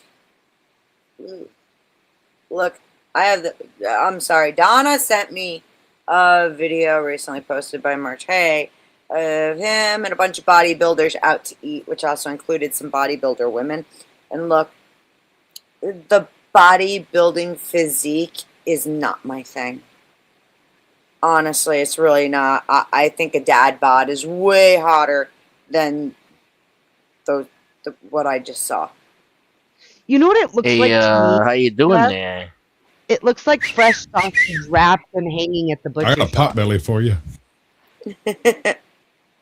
I'll even put googly eyes on it and make it smile. Oh man. Yeah. Can I chime in on the whole Narcan situation? Yes. Yes, please. Just I was busy doing other stuff all afternoon. I haven't been able to. Anyway. Well, glad to see you now. So addiction is a lifelong process. Sure. And I don't believe, having been trapped in that trap myself, I don't believe in the concept of lost causes. Now, that being said, it is possible to not reach rock bottom enough to trigger a recovery. And so someone may appear to be a lost cause and die in the thrall of addiction. But quitting is not the end game. Quitting is what you do every day. When you wake up, you make the decision to not be a dope fiend and you follow through with it every day. Now, at this point, when I wake up in the morning, dope's not the first thing I think about. It's fallen in 9 years to the third thing I think about. Right after I pop my shoulder back in place and crack my neck and get my fucking back straight. And then I go, that was a lot easier back when I was on smack. But everything else was so much harder. And I move on with my life. Narcan, and I know at least 2 people in which this has been the case. And I know it's an anecdotal thing, but at the same time, Narcan is sometimes the difference between life and death of a recovery. Sometimes that one experience is enough to push them over the edge to rock bottom where they actually have the need to recover. Sometimes it's not. And recovery isn't something you just do. You try and you fail, and you try and you fail, and you try and you fail, and you try and you fail. And sometimes you OD when you fail because you did try so very hard.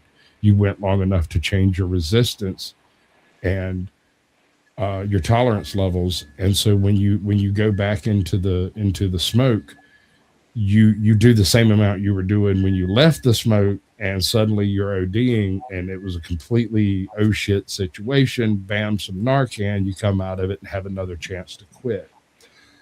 That's where the usefulness of Narcan comes in.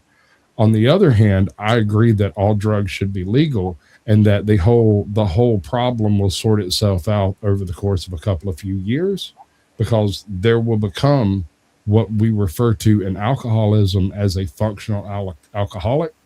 There are also functioning smack addicts, functioning meth heads, functional benzo poppers. These people have little to no effect on society in general because they handle their shit. Is it a bad thing? Is it a problem? Does it sap an immense amount of money out of them? Yes. But that's the process you go through in order to recover. Once you've become an addict, I don't know of any surefire way to flip a switch and make them not an addict. In fact, right now, 9 years clean, I'm still an addict. I have to be aware of that. If I go to a doctor, I have to be aware that doctors are the best dealers on earth. I was just going to ask if you agree with the sentiment of, once an addict, always an addict. I Maybe Even if somebody out there doesn't feel the way I do and doesn't wake up, and within the first 2 hours of being up, about time you get your coffee in you and go, boy, I wish I had a Percocet. One of them old skateboards, big yellow fuckers that you can't even fit in your mouth. it doesn't even have to be like that. I mean, they could be at a point where, no, they don't think about it every day. But then that one time that they fucking, fell and dislocated their shoulder, and the hospital gave them a shot of some good old Dilaudid, and they went home, and that, that mentality starts setting I've in. lost two Let's say friends they- almost fair, exactly guys. that way. To be fair, guys, almost everybody who has come up here with this understanding that the argument was to do away with Narcan entirely, and it's not the argument at all. Yeah, no, medical professionals would be able to possess and administer. But on the same note, Thank you for having me, Beth. I gotta bounce. Thank you guys for Because your you time. hate me and you know I'm going to win. What? No, I'm gonna win. Winner. Winner, chicken dinner. Loser. Rage quit. Rage quit. I'll be back. I'll be back. I'll be Damn. back. Yeah, right. Sure you will. Right. Where's our timer at, Beth? Yeah, we went over the timer, and I didn't care because I'm staying. I'll just mute now. I got you, bitch. Dude, I did that on anything channel one night. I was like, I'm gonna go to bed, and they all started yelling "rage quit," and I was like, "Oh yeah, what? Fuck you! Watch this!" And I just muted up and calmed down and laid down and went to sleep. I woke up and they're still streaming. Bro, Beth, you'll love this one. I was talking. I might have to go. I'm gonna reset see the if I can timer see in a it. minute, Witchy. I don't understand the timer. Oh, trying to 10 grift minutes. here, Sass. They're gonna have 10 minutes to send me $10 or I'm shutting down. Oh, good girl.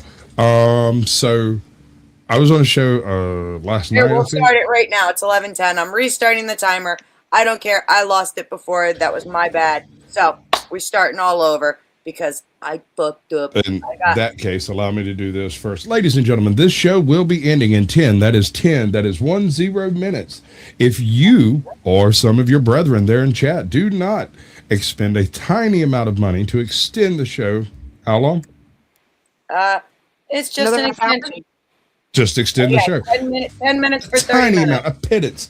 Go search the change in your sock drawer. Go look for the change in your couch. I want the pennies out of your loafers. Send this woman 10. That is $10. In fact, I'll send her 5 myself. I'll send her $10 5. cumulative We'll make it between happen. you guys is less than 50 cents a piece, guys. Come on. $10 for 30 minutes. I got 5 on it. More than fair. You got 5 on it? Look I at got that, 5 on it. everybody. Only $5 to go.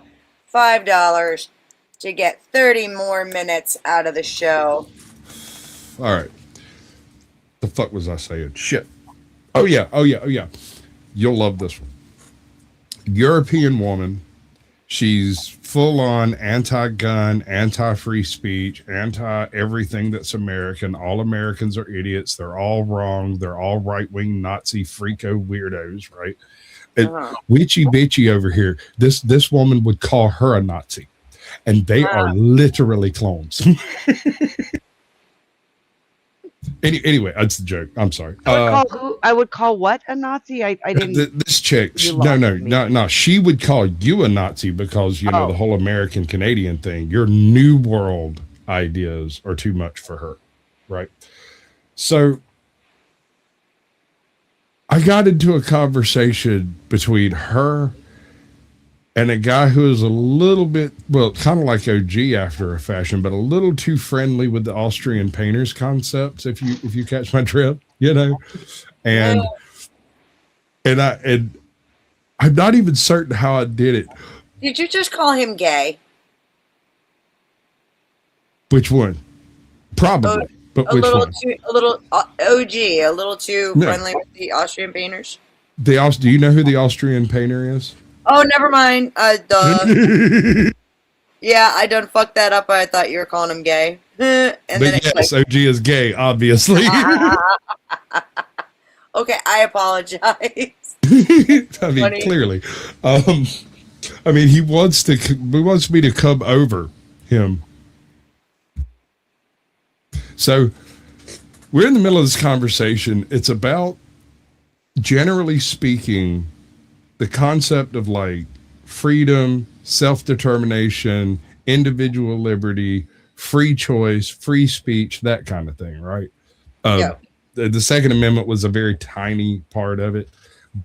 And in the middle of the argument, I can't remember exactly what I said, but I asked her, you know, something along the lines of, so if you're in New York on a subway at 2 a.m. and you get attacked by somebody, you don't want to be able to protect yourself?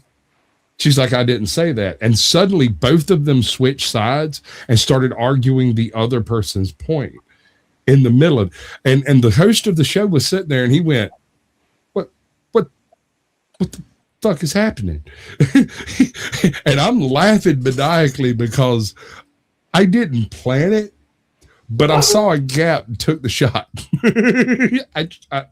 I thought maybe, just maybe, if you poke them right there, the weaponized humor will have an effect. And it did. They both giggled, and then they lost track of what they were saying and started arguing the opposite side of what they were saying previously. And God, it was, my nipples got hard. I'm not going to lie. I'm sure they did. I mean, they're hard now, but that's your fault. I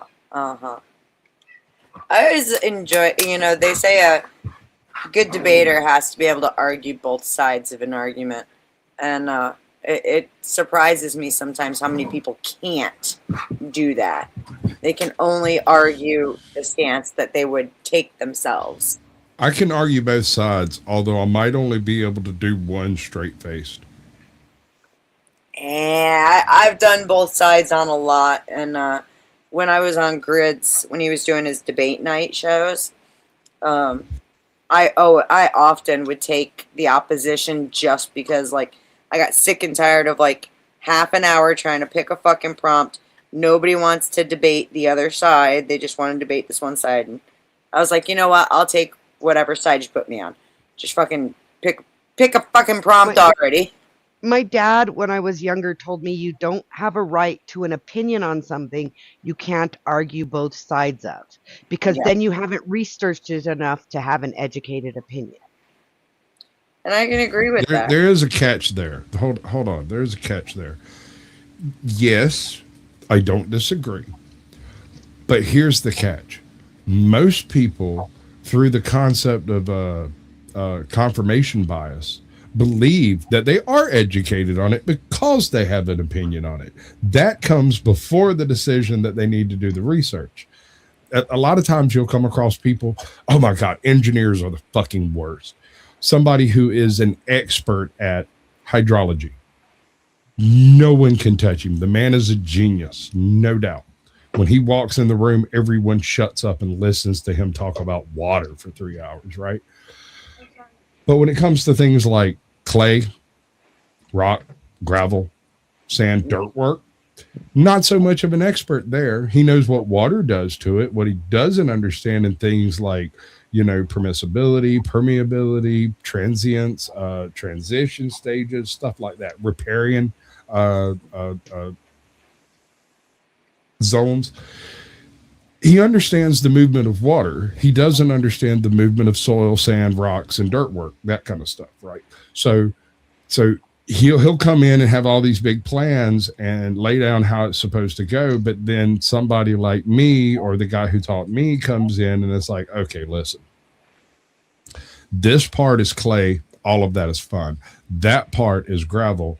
You can't do that there. We're going to have to pull all of that gravel out and replace it with clay. And then the next part, solid rock, we can't even go through that. We're going to have to blast that shit out. So either change your design to go around some of these features, or we're going to have to do $3 million more work than we were planning. He's like, well, this is the best way. I get that. Gravity works. Downhill's great, and that's what we want to go for. However, gravity still works over 700 feet and not 100 feet. We can go around all of this and still be working with gravity here. Okay, And so it turns into a big, we got big 3 argument. minutes left, Beth. Money speaks, actually, as long as Squatch actually sends the I'll send it. $5 pledge. Donna has met your other 5, so we get another 30 I got minutes. you, babe. I'm gonna play 2 clips, one for each of them. But first, I wanted to say yes, Abe Dinkus is one of the only other debaters besides myself who would take the opposite side at his own detriment, knowing damn well those judges were never gonna let him win with what he was arguing.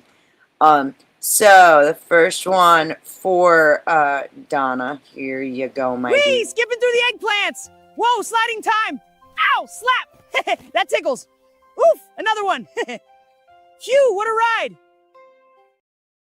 And then Sasquatch, blonde, brunette, or redhead? Don't fuck with me.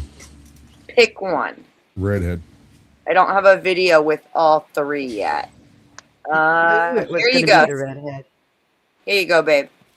Thanks for tipping, Beth, y'all. This roast is getting so juicy. What roast? I have And no I idea what you're talking apologize for about. interrupting you, Sasquatch, but Beth forgets about the grift, and we got to push that grift here because I'm getting better. If she's ever gonna spread that wealth around to the debaters who come to her channel eventually and attract even more debaters, then we've got to get the wealth there for her to spread around. Thank you, Donna. I'll look into that. Are we paying people to spread their own narrative now? Well, if we want us to make this something that can be happening regularly, people have to be compensated for their time to some degree, especially Beth. And Yes, Beth. Pay Beth by all means. Pay Beth. Do not pay T-Jump. He's a fucking prick. He is such a prick. And I am working on following the Powdered Dusty model for my YouTube business. Oh, in that case, you're going to have to become much more aggressive. We need to get I together know. backstage so I can scream at you a lot. Why do you think I keep reminding her to fucking grift? Good job. Because she forgets she's too nice. Me too. These I'm people the same only problem. deserve us if they're willing to pay for the entertainment. By the way, guys, and I'm not saying this to be mean, but this is our time up here. This is me sitting here with you guys, and Beth sitting here with you guys, and carrying, and Sash sitting here with you guys and carrying on. And yes, we enjoy it, but at the same Love it. time, like, we're putting ourselves out there so that you don't have to and you can be entertained. Not to mention all of our personal information that ends up getting put on blast and all the hate I take. God. Oh, me too. Yep. Getting yelled at by people. And I'll tell you right now, throughout the debate tonight, I was so angry. You have no clue. Thank God I was in the bushes. The entire debate, I was getting blasted with messages, primarily from Spin City, who kicked it all off during your opening statements when he put in, I can't come on your panel, say thank you to crew, snafu, you know. Oh my God, crybaby! And Wow. I'm like, that's what I said. I'm like, oh my God, dude. Okay. And this all goes back to, like, I didn't even see what was said in chat because I was busy watching the timer and doing other things for the debate the entire time. Like, he then went on to, like, oh my God, it was like, I know you're trying to grow your channel, but this isn't a good look for you, letting doxers, you know, say my wife's name and stuff. And it's All like, right. dude, Can I talk to Spin for a second? Just outright. Please. I'm assuming somebody will care. Remind him he sometime. owes her money. yeah, no, he No, doesn't have it. He's not paying me shit. So, first of all, sir, this is not your channel, your panel, your place, your station, your box, your circle, your group, your friends, your enemies, none of that. You decide what it is for you. You don't get to decide what other people do. And the idea that you think you can control something on someone else's channel is fucking repugnant. That is the most ridiculous, entitled thing I've ever heard you say, sir. And I've kind of suspected you had that kind of opinion. But the fact is, the only thing you can control is what you do. So rather than bitching and moaning about whether or not you're going to come over here, just fucking go away. I love you to death. I hope you stick around. I'd really like to have those conversations we talked about. But if you can't handle it personally, maybe you should go somewhere that you can handle it personally. And that's not hate. That's not any of that. That is an honest bit of advice. If you can't handle the smoke, don't fuck around in the kitchen. And that's the thing is, again, yes, everything about us ends up getting out here, okay? And especially, you don't say shit like, I dare somebody to try to find my wife, because there are people out there who clearly I'm autistic enough to do it. And Witchy put it best. She put it best, talking about being an open degenerate and not being offended when people are offended, and just talking about it like it's a perfectly ordinary Tuesday. I get the same kind of hate. Do you remember the thing with that I can't remember where I was at. I think it was on OGs, and it turned into questioning me about my sexual relationships with people and how it's not normal. Okay. Well, I mean, I don't remember where it was, but it was either OGs, maybe Richie's or something. Anyway, it was in an unusual location where I typically don't talk about that kind of stuff. But the topic came up. Everybody pretended they didn't know what they were talking about. And so I was like, no, that's not how that works. You have to have understanding. You have to have agreements. You have to have interactions. You have to have the conversation before the cheating starts, or it is cheating. Right. But they don't have conversations even in general. Like they don't. They talk about talking. That these people won't even have conversations with their partner about what they like or don't like. They'll sit and bitch to everybody else about he's not hitting the G spot, but they won't fucking show him where it is. Right. Exactly. Right. Meanwhile, I will mount you from behind and beat you with my back scratcher while screaming, "Be tighter, you fucking cunt." And there's no hate in it at all. It's because if you're into that kind of shit, it's great. If you're not, you can tell me to stop. And Sasquatch, I want to throw out that what he's doing reminds me, and you'll get this reference, Den, if he's still around, will get mad at me for making it, but I don't think he's here. It reminds me of Rebel when he would, I'm going to go on a silent stream, and if you want me to, you even want to hear me talk, you have to pay me. But then he'll go over to somebody else's stream and join the panel and talk shit about his own chat. That's kind of what it reminded me of, is that entitlement of, my presence is so important that you're going to change everything on your panel just to have it on your panel. And that's the thing. Speaking of which, I mean, I have to put up with this broad as Mr. Witchy Bitchy, so, be kind to open your wallets. Someone paid for that. But yeah, and that was the thing, is because Spin used to be an EMT. So yes, he would have had awesome input tonight.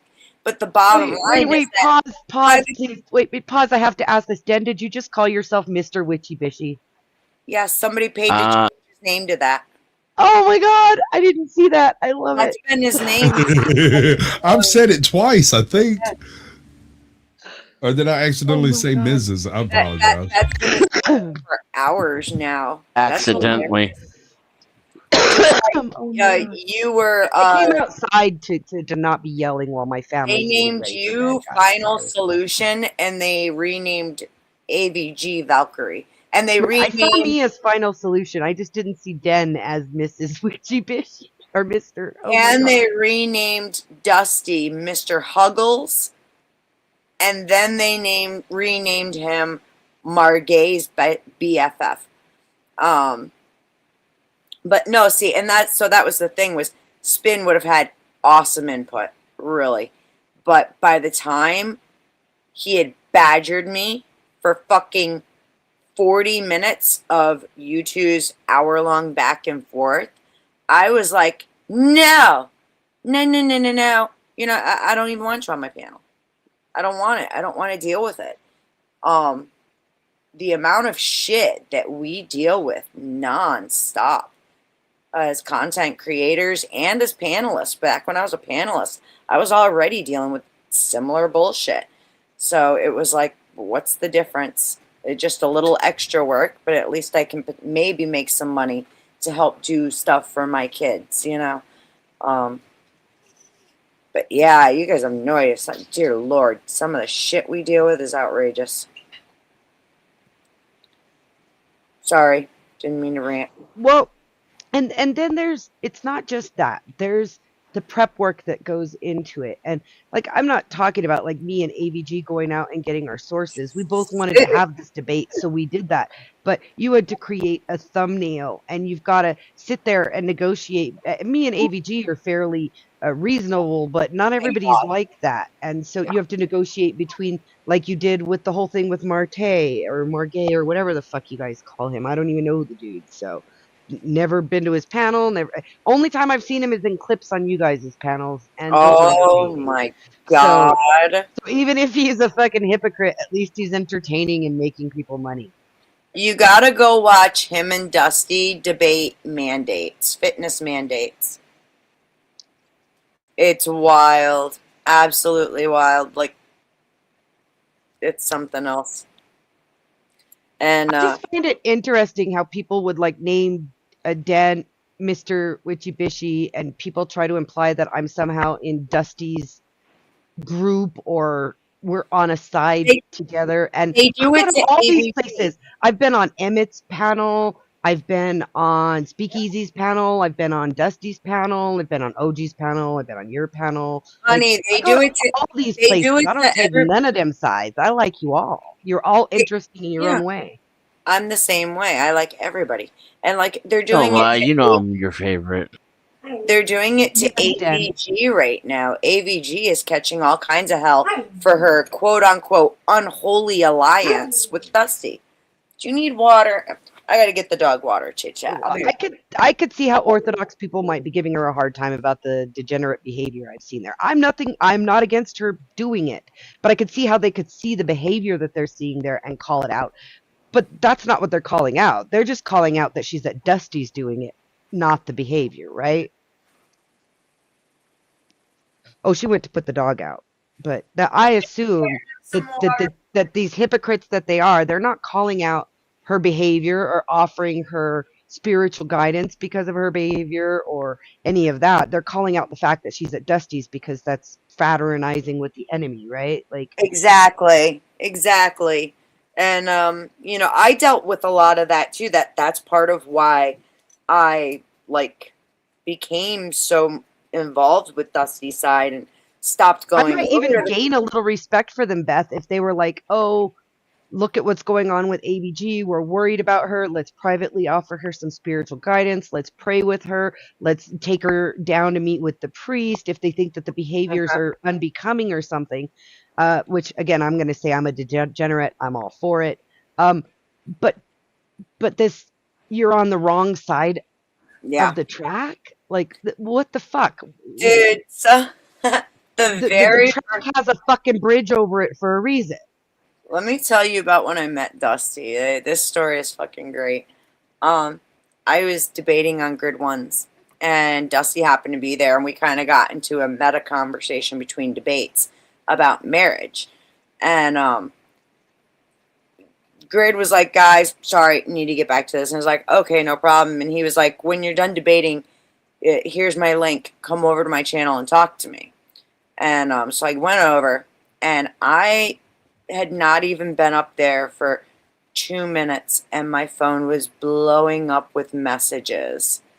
And it was people telling me, you need to leave right now, you don't know where you are, this is not good for you, blah, blah, blah, blah, blah, okay?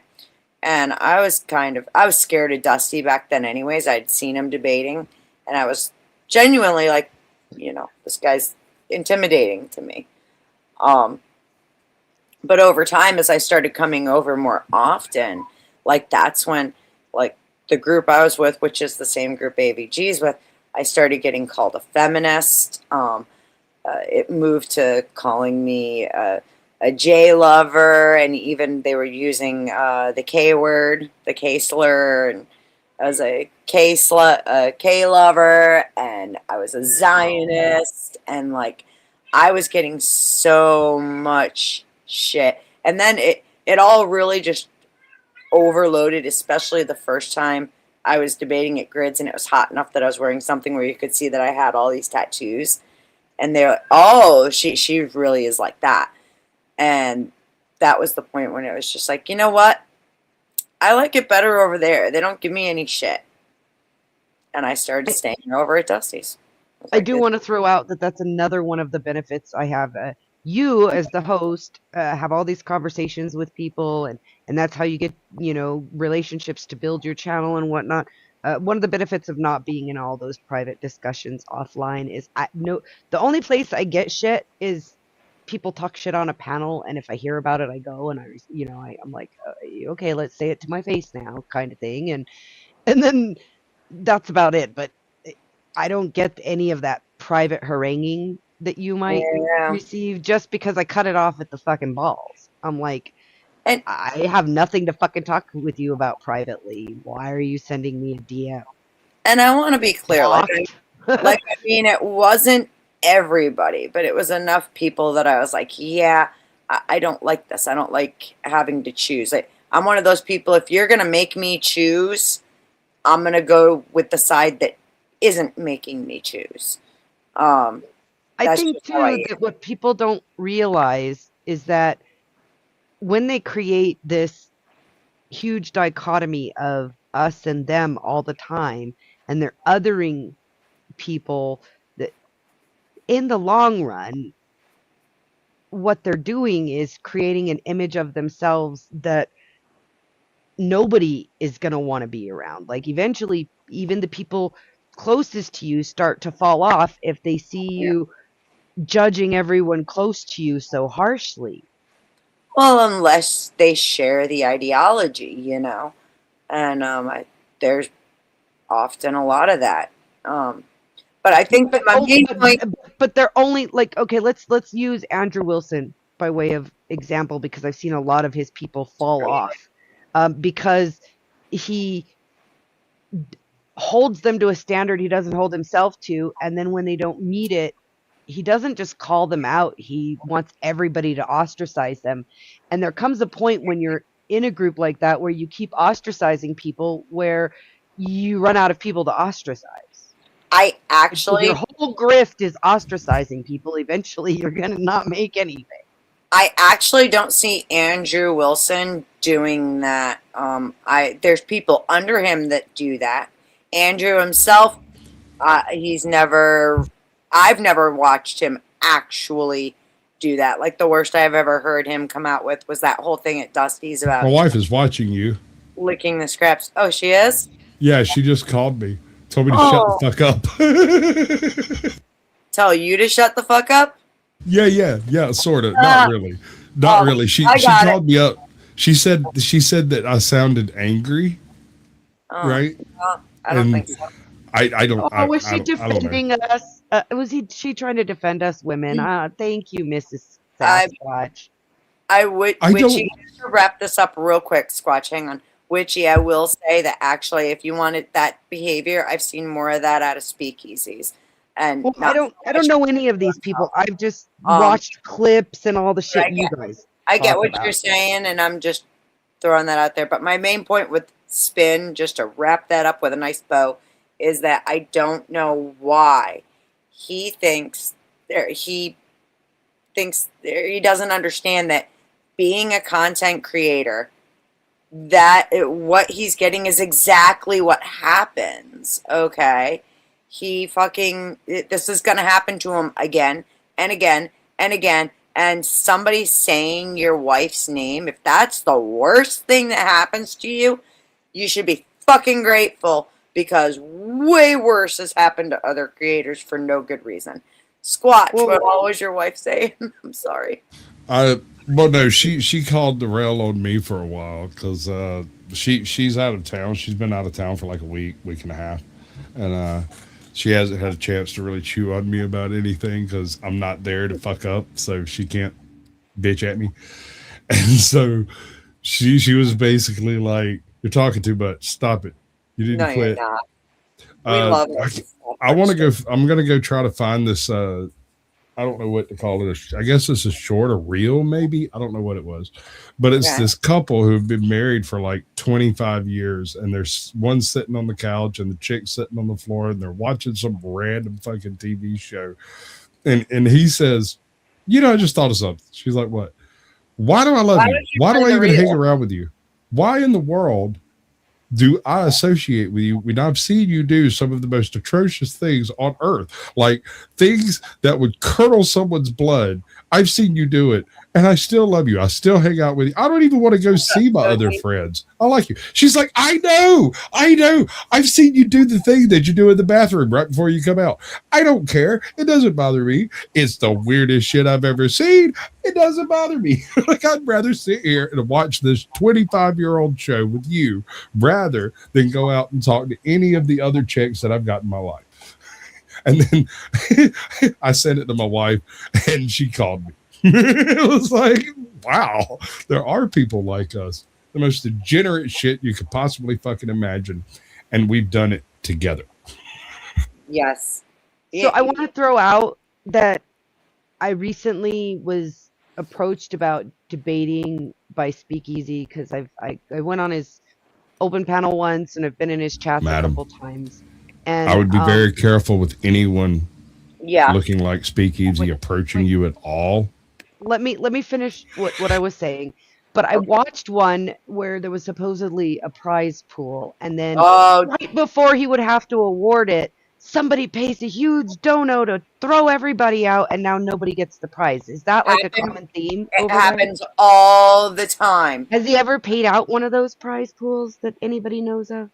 He's paid out some, but I'll talk to you. I'll talk to you offline.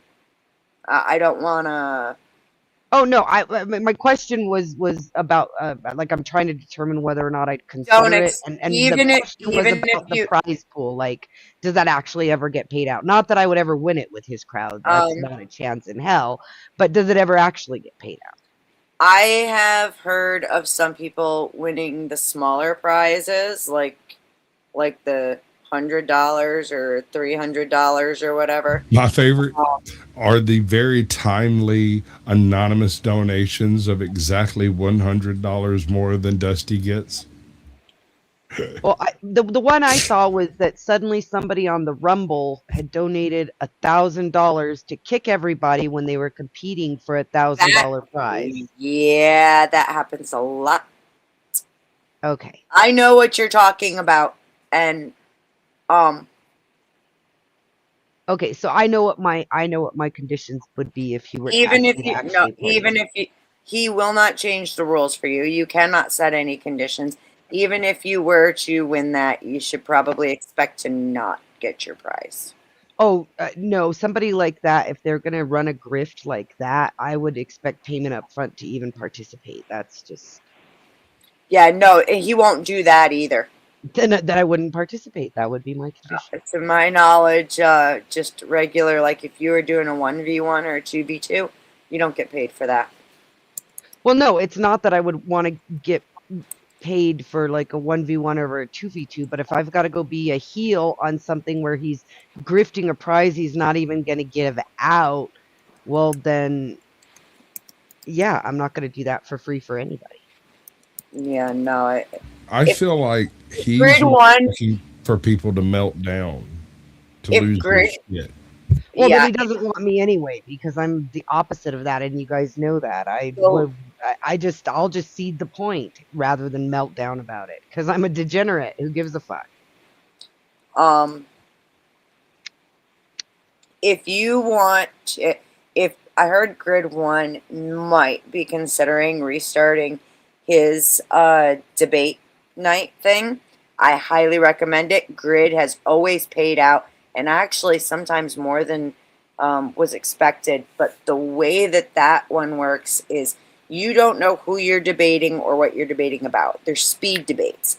Okay. Oh, that's my favorite. Impromptu debate is my favorite. Everybody, the crowd pays to pick two people, and then you figure out the prompt real quick and what side you're on.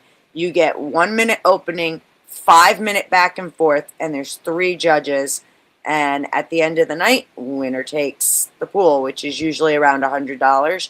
I've done it a whole bunch of times. I love doing it. It's a really great show. Me, Beth, I'm not big about making money out here. My point would be Grid actually if you're going to ask me to, and that'd be fun, and I might want to participate in something like that. I don't even mind being the heel and having the raw end of arguments that what would people in these streets consider the raw end of arguments, because I often agree with them anyway. But even when I don't, my issue would be participating in something This one, Mike? that is just a grift, not a fun interaction, without having a piece of the grift. Like, what the fuck? I'm not a patsy. I will also say, I will also say that Mike 23 does always pay his gifts. Absolutely, 1000%. I don't need to be paid to say that. Well, my understanding is Mike 23 is on vacation, so I haven't seen any of his shit. I've only seen him drunk on vacation on panels. Oh yeah, no, I've had many sober conversations with Mike. Mike is actually very intelligent. Well, He's I very did kind. qualify that with that he's on vacation. Yeah, Like, that's the time that I've known him, that I've been seeing him on panels. What I know of him is his vacation, Mike. So, Abe, I'm curious. What do you mean? I don't think she gets how all of this works. Could be me you're talking about. I don't know. no, he's saying probably me. I No, didn't ask to be You're on welcome TV to come these up for a days, couple so. minutes. The link's right there, and we don't bite. At least not that hard. And usually we get consent first. Just you know. What's up, RLM? Good to You see have you. to Love. pay me to bite. Fuck consent.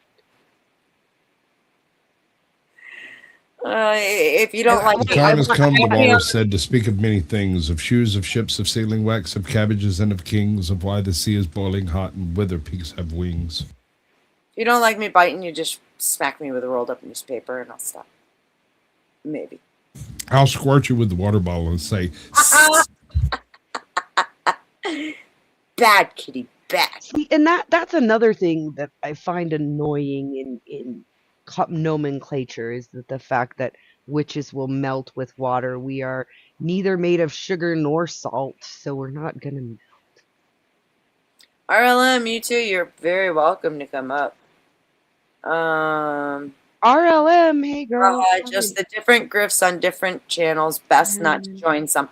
I agree with you, Abe, and that's the thing is, you know, a long time ago, like a year ago or more, AVG was encouraging me to go and debate at speakeasies. I watched an episode or two of VK, and I decided, you know, that just wasn't for me.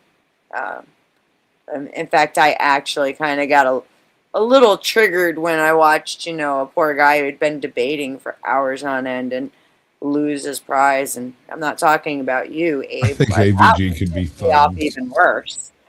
But, you know, hey. I mean, she's a natural sub. She can't even help it. Well, it was like the poll tonight.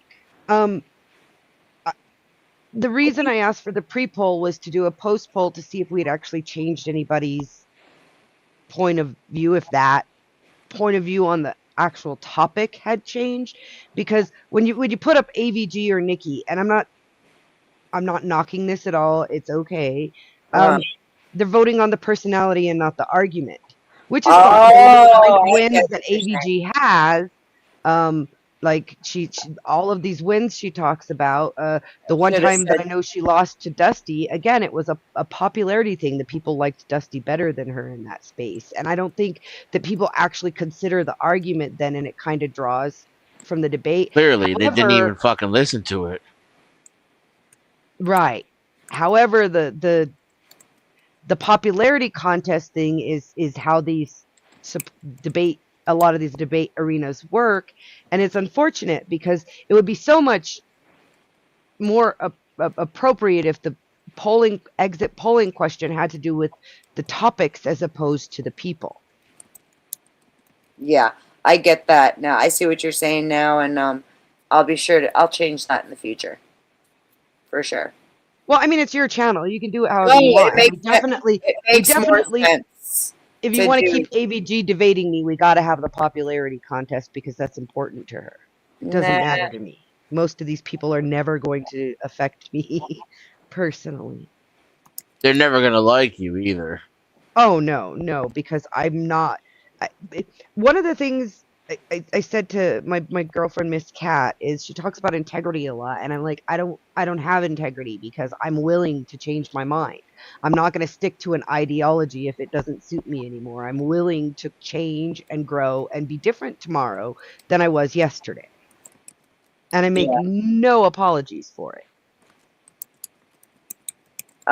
No, I actually do. I can see the utility in writing the poll that way. I was just like kind of rushed trying to pull it together as fast as I could while talking, and so my brain went to what's the easiest way to do this. Because I'm weird like that. I have a hard time talking and Future debates, Beth, where I'm not one of the participants, if you'd like some help creating like a cheat sheet kind of so that you don't have to come up with these things in the spur of the minute, you can copy and paste them as you need them. They're pre-prepared. I'm happy to yeah, help you. I've got to do that for sure. I actually was already on my own case about that earlier. I was like, God damn it, if I had this all set up before right now so that I didn't have to fucking type it all out right now, my life would be easier. So, yeah, no, that's part of the whole prepping for the debate and setting up for it that I should have done. And did not do that part because I'm a dumbass. So, I suffer the consequences. Well, I'm not trying to call you out. I was just trying to make a suggestion and I offer my help. I understand that, and I'm just saying that I actually agree with you. But So, OG said he had to go. Did he like just go live against you? I don't know. Did he go live? I don't know. I wasn't got a paying attention. notification. Let me check. Oh, what I the wasn't paying notification attention. was. Oh shit. Oh, I know what that is. Thank you, babe. I thanked you though. Oh no, it's somebody else's panel that he's advertising. Huh. That's okay. But we're kind of at the quiet time at this point now, that the wind down. This is definitely coming to a definite middle. Middle. Oh my god. I don't know, have we passed your half hour to grift again, Beth? No, not quite yet. I don't think so. I'm just trying to anyways. remind you, I'm not paying much attention to the time. I'm not either. I'm just kind of enjoying hanging out and chatting with you guys. But I'll probably actually be shutting it down before too long. You can totally do that backstage. These people don't have to get to see it. But I think Mike's got you. Mike's got me. Yeah, Mike, help us out. All right. I'm trying to convince Mike to buy 500 acres out west somewhere and start a ranch. I'm not talking about just him buying it. I'm talking about like I'll maybe come a help. couple of folks. I'll I come need help. someone to run it, the do it. chickens, yo. Do it in New Mexico. I have got a plan. experience. I'm I have throwing it out there. experience. I have worked like 132 different farms. Like I have unbelievable amount of experience in like all kinds of shit. What I don't have is a whole shitload of fucking assets to fuck with at the moment. But when I do, I have a plan. It involves about maybe 5 Connex trailers and a single wide trailer. I think we can make it work. I don't know. Here in New Mexico, they're taking used tires they can get cheap and Adobe and making some badass fucking houses, dude. And we live in The a Earth perfect ships place for it. concept over there. That is fucking beautiful. I dig it. I'm going a slightly different route though. The problem is not everywhere has quote unquote dirt. A lot of that area is just rocks. Well, I mean, like, the Rocky Mountains do run right through the center of the state. I mean, they're not called the Rocky Mountains for no reason. I get it. I dig it. I totally dig it. But that's what I'm saying. I have an idea. I have assembled a whole bunch of points from like tons of different ancient societies, methods of growing, different growing methods of just history, right? Right. As much of it as you could possibly force into a single template. The idea is to create something the modern version of the rustica. What was it called? The Villa Rustica.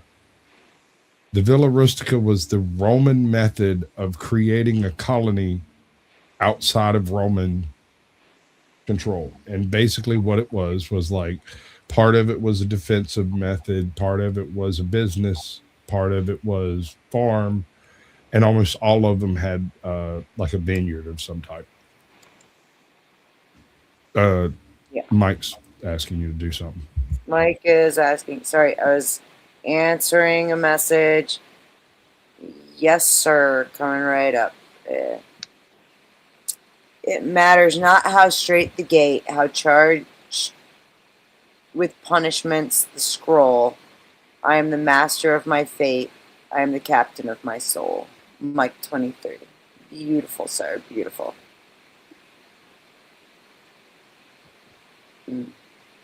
It's poetry hour on Culture Corrections. Hour? How many people would you have to assemble for that to make it an hour? It's already happening. You just I didn't mean, I can realize. do some hellacious slam poetry, but the thing is like my weaponized humor intrudes immediately. It all right, so I need a moment. All right, I'll tell you what. No, Oh, did you need a moment or are you good to talk? I'm good to talk. I need a moment to talk. Okay. When I was in high school, a series of errors took place that resulted in me having written 2 full copies of the local school newspaper poetry and like essay newspaper thing that they did, right? It was called the Golden Quill, and anybody could submit work, and I never did. Not once did I ever personally submit anything to the Golden Quill. But I'm handed a copy one day, and by a buddy of mine, he giggles and he pokes me and he goes, "Here, you need to check this out." And I took it and looked at it, was like, whatever, and stuck it in my bag. A couple of days goes by and I pull it out, look at it. And there's one of my poems attributed to someone else. There's another one attributed to someone else. There's another one attributed. There's another one. There's another one. I turn the page. There is a painting on page 4 attributed to me that I did not do. And then there's one attributed to me. And then the rest of them are mine, attributed to various pen names that I've used. And I was like, what the hell happened?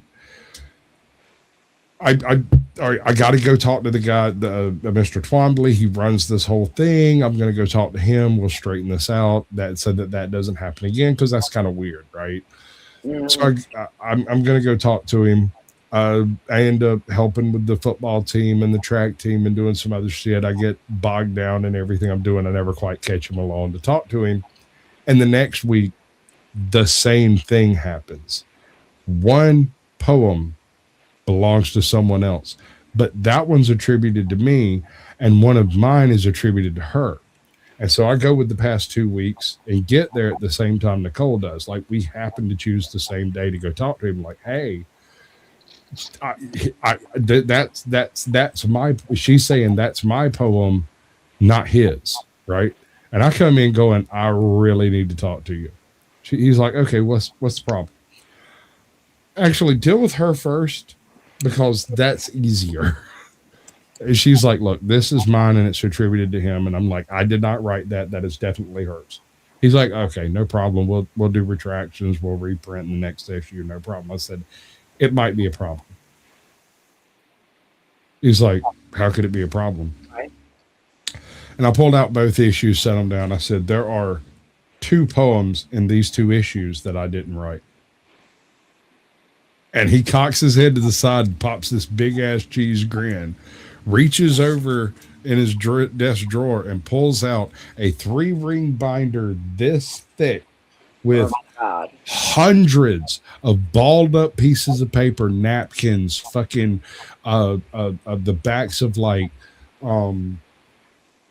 different newspaper, the column, the margins on textbooks that had been torn out, right? Yeah. And he's just got this big ass folder of just all kinds of stuff, and he slaps it down and he names 10 of my pen names in a row. He said, "You are this guy, that guy, that guy, that guy, this guy, that guy, that guy, that guy, this guy, that guy." I said, "And a few more." He's like, "I don't know the other ones." I said, "Can I see your notebook?" Oh my God. He's like, "No, those are just those 10. I said, "Okay, well, those are almost certainly all mine. Do you have any others you're planning on printing in the next couple of weeks?" He's like, "Absolutely." He reaches over to a different drawer, opens it, pulls out a big ass binder, slaps it on the desk, opens it up. The very first one on top, "That's mine. That's mine. That one's not. That one's mine. Not." And I started just pulling them out, just tearing them out. Just, "That's mine. That's mine. That's a pen name. That's one of mine. That's one of mine." And I ended up pulling, I don't know, not a quarter, not quite, maybe 15% of the binder. And I set them to the side. "These are all mine.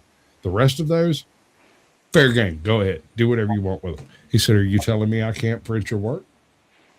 "Print them under the proper pen names. And I don't have a problem with it. What I don't want to see is an entire issue with my name stuck at the bottom of it. I don't want to see that. No one wants to see that. So if you're going to use multiples of my pen names, use the pen names." And by the way, I don't paint. He's like, "What?" I'm like, "I don't paint. That's Jeff. He did that. I was actually there when he did it. So like, that's definitely his work." He's like, "Oh, my bad. I'll print a retraction." So Thank you, Mike. Mikey, you got to tell me what clip you want. If you want one of the girls, if you do, you guys tell me blonde, brunette, or well, actually, wait, never mind, scratch that. Pretty Italian girl for Mike tonight. Thanks for tipping Beth, you guys. You're much appreciated.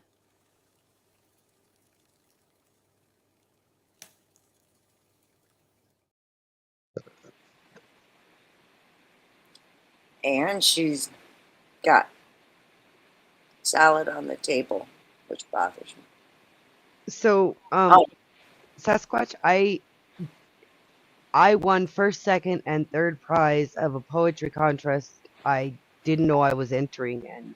I used to sell poetry to people because it was, back in my day, people wrote little notes to each other to flirt with each other. We didn't have like text messages and memes. We wrote notes that were passed in class, and boys would want to write poetry or draw something pretty for girls. And I was a hustler. I was raised by a hustler, and I was a hustler. So I sold A grade, B grade, and C grade papers. I sold poetry.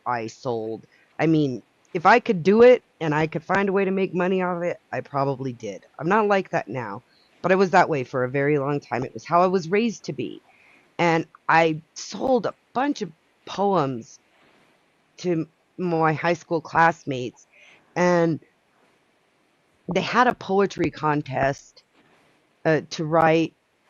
I can't even remember why the theme was a love poem. I think it was maybe there was something going on at that point, a royal wedding or something. And so they were using stuff like that, and they hyped up this poetry contest in my school, and there were prizes. I think they were like donations from local businesses, like a certificate for a meal or that kind of thing. And I didn't enter it because I didn't typically enter those kinds of things. Yeah, no, I didn't enter competitions like that because the amount of product that I produced was absurd. I couldn't help it. Yeah, and so they announced the winners, and we had like some kind of assembly, and they read their poems, and I'm just sitting there going, "Wow, I wrote that one, and I wrote that one, and I wrote that one," and I'm thinking in my head, Well, what they paid me for their poems is more than they're winning in prizes, so I guess it's fair. Dude, I used to do all that same shit, and I have a shoebox full of stuff that is just like mine, right? It's things I wrote for me that nobody's ever fucking allowed to see. And when my daughter was born, like, I lived in a house with my mom, my aunt, my great grandmother, and my younger sister. And my younger sister, she's a real fucking piece of work, okay? And one day, I happened to find a piece of mail that had been opened laying around. I didn't open it; it was already fucking open. Had my sister's name on it, and I looked at it because it was from like a publishing company or some shit. And I looked at it, and this bitch actually like submitted something that I wrote from my fucking shoebox and got a check because they added it to a collection book. It was a book. Yes, I've had that happen. I was so fucking furious. No, this was weird. This was really strange. So after that conversation with the guy that was running this whole poetry thing, he took it upon himself to submit a bunch of my poetry to all kinds of different stuff. And within, like, I don't know, a couple of months of him having done that, and he gave them my address and my information and all that stuff, I started getting these, thank you for your submission, but unfortunately right now we're not, da da da da. And then I received $100, and then $50, and then $120, and then a different one. It was just these, what do you call them? The collection books that you find in like dentist office and shit. Yeah, they're like coffee table books. That shit. So I'll tell you two of my pen names. The Artful Adept and Billy Newbile. Oh my goodness. I've read some of your works, Zach. Yep, me too. So, Beth, I want to answer a question in your chat. Abe Dinkus, who you seem to communicate back and forth with, so I'm guessing Abe's a good guy. Somebody you know. He asked, is Bishy's opinion she should get a cut from grifts of channels she takes part in? I'd like to answer that by asking you a question, Beth. When we first agreed to debate on your channel, did you offer me to put my Cash App, PayPal, and other stuff into the chat? Yes, I did. Yes, I did. What did I tell you? Nope. You wanted me to get the grifts. You said if anybody thinks they want to, you can even tell them this. If anybody thinks they want to donate to me, it should go to you. No, I don't think I should get part of the grift in someone's channel. I believe that if we build up the grift in these channels well enough and people are participating enough and it becomes a business, yeah, people could eventually become employees of a business. There's nothing wrong with that in providing entertainment. But no, I don't think the panel guests have a right to a piece of the pie. I think if that's in reference to me saying I'd want to be paid in advance, that has to do more with, I think, that what those people are doing isn't legit, and so that would put them in a position of either paying me as an entertainer or I don't participate in something that isn't legit, because I would be a legit entertainer and not part What of if the illegitimate things they're doing. It's not entertainment. Well, here's the other thing too, is that specifically is offering a cash prize, right? There's money involved up front that is advertised for that program, competition, whatever you want to fucking call it. Coming over here, yeah, I make no promises like that. I'm not offering to pay my debaters. These two ladies have just been awesome and like debating one another. Well, we came to Beth and asked her to host this because AVG and I wanted a platform to do it on that was, I don't want to call it neutral because neutral is a good way to put it. But I think it was more about that it wasn't like on AVG's or my channel. We needed somebody separate, and we both have a respect for Beth, so it worked out. Like the debate I'm doing with Emmett is on AVG's panel, and it'll be the same thing. I'm not going to put up my money. I'm not going to. Now, I did ask this time that Den be allowed to restream, and his audience may donate to him in the course of that. And I got permission for Den to restream the debate with Emmett too. But I did that more for the fact that I'd like to have our own copy of it, if that makes sense. And Absolutely. Den, I say our own because Den is one of the few people who I would review these debates with. And that's totally, that's, I mean, not out of the ordinary at all. But yeah, no, there's nothing untoward. And yeah, she absolutely was like, she didn't want anything out of it. But again, too, like I said, it's not like I was offering to pay anybody or nobody. There was no discussion of money up front. Now, let me throw out there, if Beth was making $4 or $5 grand a stream and I'm on I'd be every paying stream, you guys her well. and I are going to have some negotiations in the background, mind you. Absolutely. I'd have to be like on every stream or a lot of them, and there would have to be like, I'm bringing something to the table. People are coming to see me get my lashings or whatever. Like, I would have to feel like part of the entertainment value is. Yes. If this was earning actual like if we did this dollar amount, I would absolutely. If we did this as a bit for every month, and she started out making $50 a stream, and by the end she's making $2,500 a stream, and I'm on every one of those streams. Yeah, we're gonna have some negotiations in the back.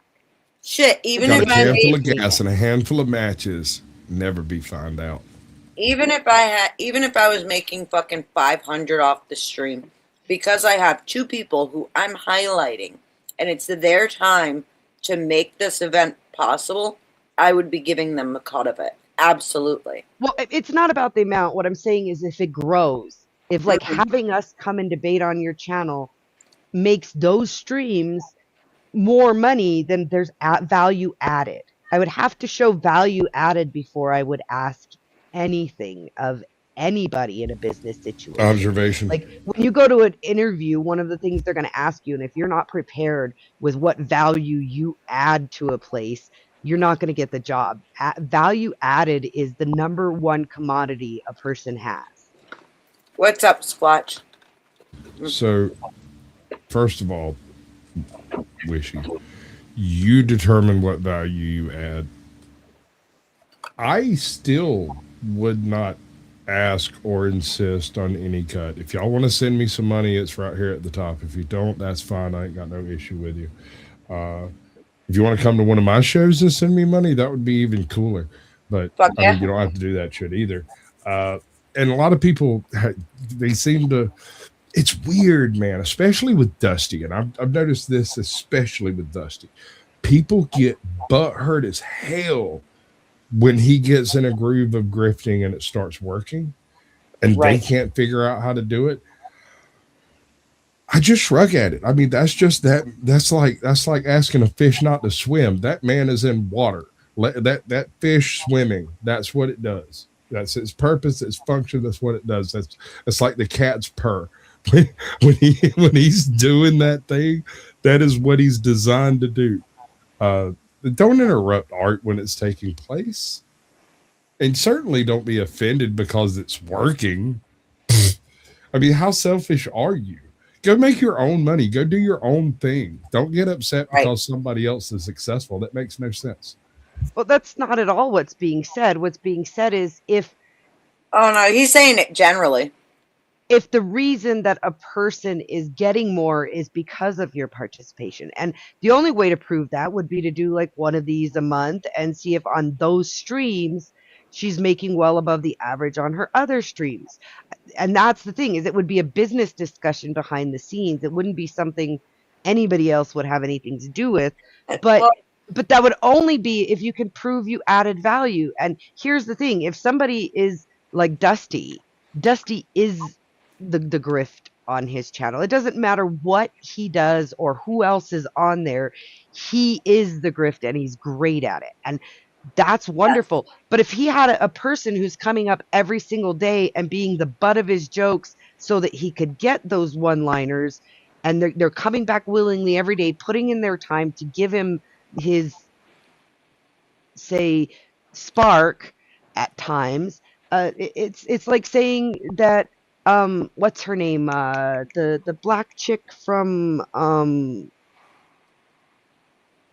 Howard Stern. It's like saying that she shouldn't get paid for showing up every day with Howard Stern, even though he's the face. Well, Dusty actually really does. Like, I mean, he supports other content creators like crazy. Dusty spreads it around, by the way. I've seen him donate Oh yeah, everywhere. So what I'm saying is, like, if I had a show where, like, everybody knows that on every Sunday I'm going to host a debate between two people, right? And so people start coming for that debate night, right? To watch whoever I have on there. And I start making significant donos for that event. I don't care who's debating. They're going to get a cut of it as a thank you for, your time, your putting yourself out there, your time, your energy, your everything. Well, and look at tonight, Beth. Like, you're a frequent flyer over at Dusty's. You're a staple, I would say. And tonight, when you did this thing, he came over here and not only helped grift, but participated in the grift by playing tit for tat with Emmett until Emmett gave up. And that padded your pocketbook tonight. Like, the support doesn't have to be direct, but the people who want to keep people coming back, who build their channel, spread the wealth. They just do. Abby, my sister is too. Badly. Like, my sister's not allowed on my property. Not at all. She might get hurt if the cops take too long getting here. If she were This is what my sister calls me. She doesn't call it grifting. I'm not a carny. I'm not the gift of gab. It's none of that. I am just a bullshit artist, and that is not the case. That is not. I have a few talents. I can tell a hell of a story. I have the ability to kind of hook people on a narrative. You're entertaining us. Yeah.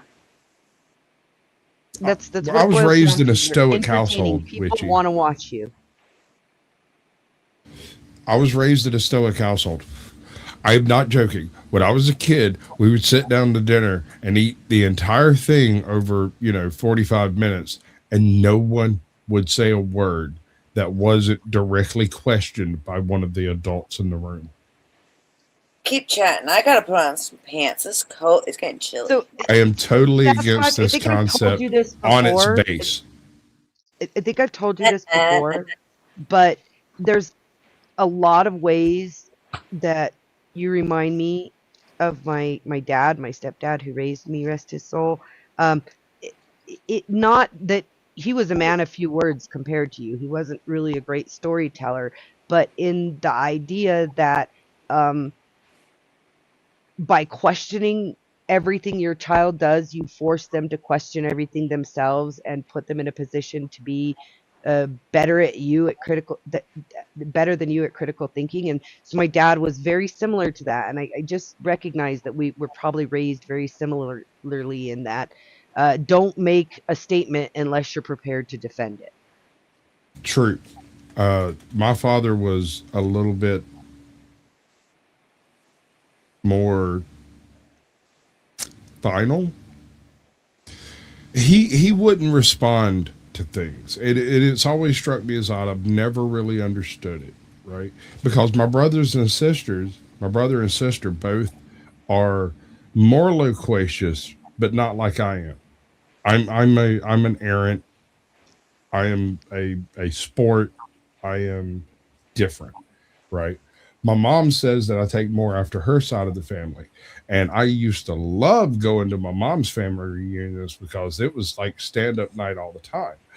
My dad's family reunions, though, there would be more bullets than teeth in that crowd. Let me just put it that way. Oh shit. Yeah, my family is. You know the South, right? Sasquatch. I'm sorry. What? You know the South, right? I've been here. Yes, Do you know where Aberdeen, Mississippi is? I am aware of where it is. I've never been there. My dad who raised me, my stepdad who raised me, was born in Aberdeen, Mississippi. That's probably why you guys have a similar like point of view kind of thing. Like why I get that connection. Let me drop an example on you. My uncle died, my father's brother. I found out 26 minutes before the funeral. Like, it just, they were literally standing around at the funeral, was like, hey, has anybody told Sasquatch? And everybody just kind of looked at each other and shrugged. And so they text me, and I'm like on my way back from out of town. And I'm like, okay, well, I'll get there as soon as I can. They're like, fine. I show up, I'm wearing like cargo shorts and a t-shirt, and everybody else is in suit and ties and dresses and everything like that. And I come in and I hug my pops, and I talk to my brother, and I talk to all of Uncle JW's sons, and go through the whole thing that you do at a funeral, only to have one of the people walk up to me that's operating this and going, sir, this is a family affair. You're going to have to leave. And I turned and looked at my dad, and my dad shrugged at me and was like, I don't know, knock him out, tell him to go fuck himself, go talk to him and figure out what the problem is. This is how my dad solves shit. He's like, take a pick, act, do, or don't. That's your choices. That's it. It was like 10 words. It's the most I've heard him speak in like 3 years. and the guy's sitting there. Now, here's where it gets funny. The owner of this funeral parlor was a principal at the high school, and so we've met. He knows me, right? So he sees this young dude over here trying to kick me out, and he comes running over, going, whoa, whoa, whoa, whoa, whoa, whoa, whoa, whoa. Listen, hey, come here. That guy.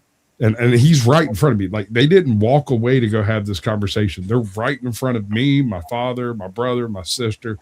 He walks up and kind of stage whispers, hey, that guy will fuck you up. And I was like, whoa, calm down. Oh, whoa. Mr. Jenkins, listen, this is my uncle. This is his brother. This is my father. These are my siblings. Those are my cousins. I am family. I just didn't find out about it in time to go like do the things. Yeah. And he's like, that's fine, Sasquatch. It whatever. Just don't hurt this guy. And I turn to look at my dad. I'm like, what the hell? And he looks at me. He goes, you've hospitalized 17 people in your high school career. Really? I turn to look at my brother. I'm like, really? He's like 19. They didn't know about the ones that happened after school. And I was like, oh shit. Weapons are useful. That is funny and a shame. Were you close with that family member who died? We had a lot in common, but not talking. Let's say, let me put it this way. I had 3 uncles that were like blood relatives. The rest were married in. And he was my favorite uncle because he could say something, you would understand it, and everyone else would misunderstand it. Does that make sense?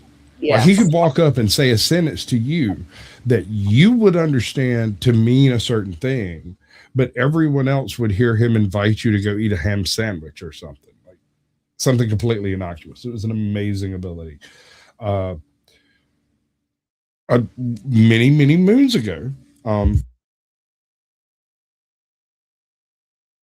sorry, I'm slowly drowning of my own fluids over here. Many moons ago, I went.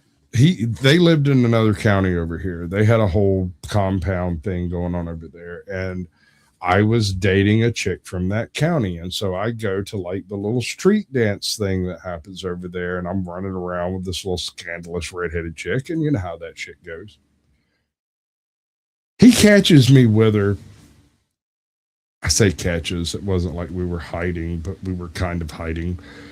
He catches me over there, like fooling around with her and stuff. And he's like, Sasquatch, come here. And I walk over to him and he goes, first of all, excellent fucking choice. That bitch is bad as hell. Second of all, I need you to do something for me. I'm like, what's that, bud? He says, you see that dually over there? It's got a red cooler on back of it. I want you to go over there, get the half gallon that you see in there, bring it over here and grab one of those sodas and bring it to me. Okay. I go, 10 steps, like no big deal. Like, well, I don't even know why you're asking me to do this, but okay. I bring it over to him and he reaches in his pocket and pulls out a pint, cracks it open, pours it into it, sets it down, puts the top on it, hands it to me and hands me the drink, puts the top on the liquor and was like, I want you to go and have the best fucking time you can have. Are you driving anywhere? I was like, absolutely. I'm not driving nails. I'm not doing nothing like that. No, sir. And he's like, all right, cool. Take that, go have a good time. And if you need some money, come back and holler at me. Oh, thanks. He's like, I don't ever really get to hang out with you. So like, we're going to do this instead. And I was like, all right. And so every single time I came across this man, I would run into him at like a family wedding, funerals, graduations, stuff like that. No more than 5 or 10 minutes interaction. And homeboy would have either given me a sack of dope, a sack of weed, a fucking pint, $50. Like whatever happened to be happening at the time, that's what happened. And he was, and now listen, my dad had 6 sisters and his dad had 6 sisters. I'm related to everybody. So did this man. He had 14 sons, 6 daughters, and adopted 5. He has, I think it was 15 ex-wives, and 7 of them lived on his property in individual trailers where he set up a trailer park for all his ex-wives and his kids. I wouldn't want family that close. That's the bad thing I'm touring with, right? Is it's good to have family close, but then it's like some family you really It's good to have good family close. Right. If they're not good family, look, if a foot goes sepsis, you got to cut it off. You don't got a choice. Oh my You God, got- that was my argument earlier. Thank you. if a brother goes toxic, you got to cut it off, bro. Somebody, Like, my Exile brother's got mad at schizophrenic. me about that, didn't he? Didn't he say something about like Poon Handler? Is that true? Did Poon Handler pass on, Sass? I haven't. Maybe I haven't seen him in a long Yeah, time. I haven't seen him in a long ass time. In thought it fact, was I hadn't Exile even who thought said- about him in so long that when you first said the name, I was like, wait, that rings a bell. Yeah, Sass. I was bringing up about the junkies being the septic foot, and we got to cut it off. And I think it was Exiled because he didn't stick around long. Somebody he got got upset mad. saying that I was being insensitive because Poon Handler had just died of sepsis from his foot. And I was like, oh, I was thinking of like Rick Crude, where they cut it off and saved his life. Like, But that's the thing, is you have to cut it off. If you don't, the rot spreads. right. Dude, So like I said earlier on a different panel, once upon a time, I had a patient who got gangrene in his dick. Guess how that worked out for him?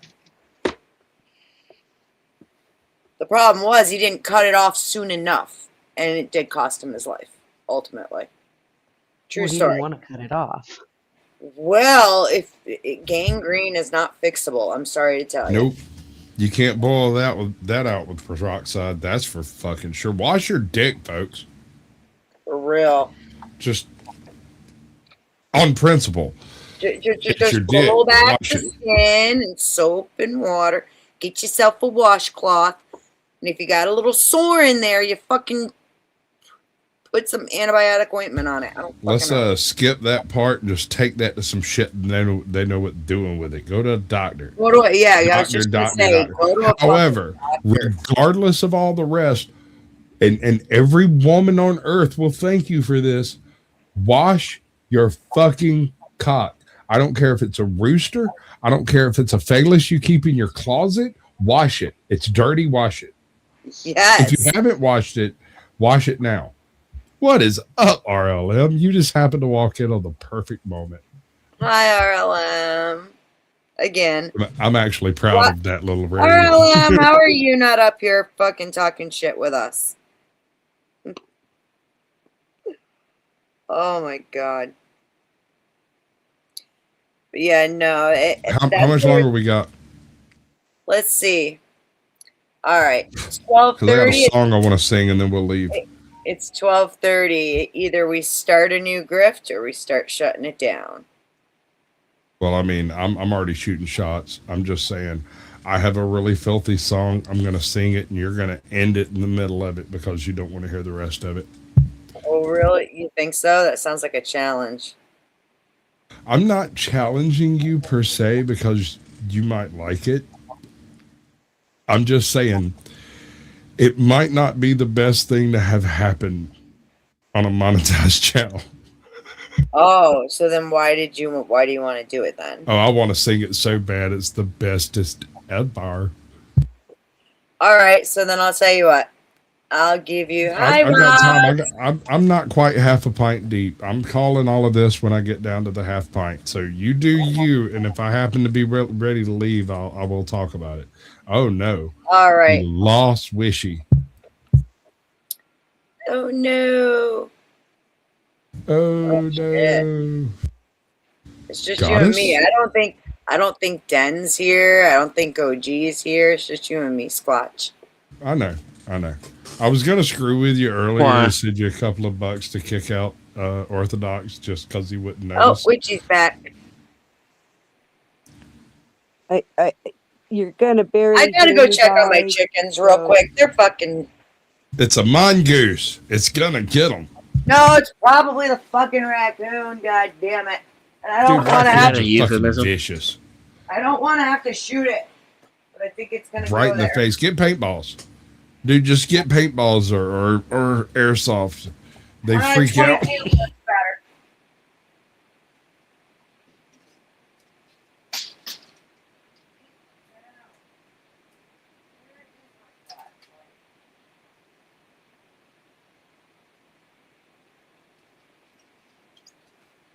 not all screaming yet, so I got a minute to find my fucking flashlight. What the hell? I step away and y'all start fucking. Oh, nope. I added Witchy. Why y'all being quiet? Entertain I the was people. coughing up a lung. Thank you. Well, maybe the people would have been entertained. God damn it! Listening to you do it. Where the fuck is You my want me to do flashlight? it? Are we doing the thing? What's the question? What are we doing? You're entertaining people. Paintballs. Listen, if you have problems with raccoons fucking with your chicken, go get an airsoft gun or a paintball gun or whatever, and you can just terrorize the shit out of them. First of all, it's tons of fun. And second of all, it's tons of fun. It's unbelievable. Doesn't hurt anything. They learn not to fuck with chickens. It's great.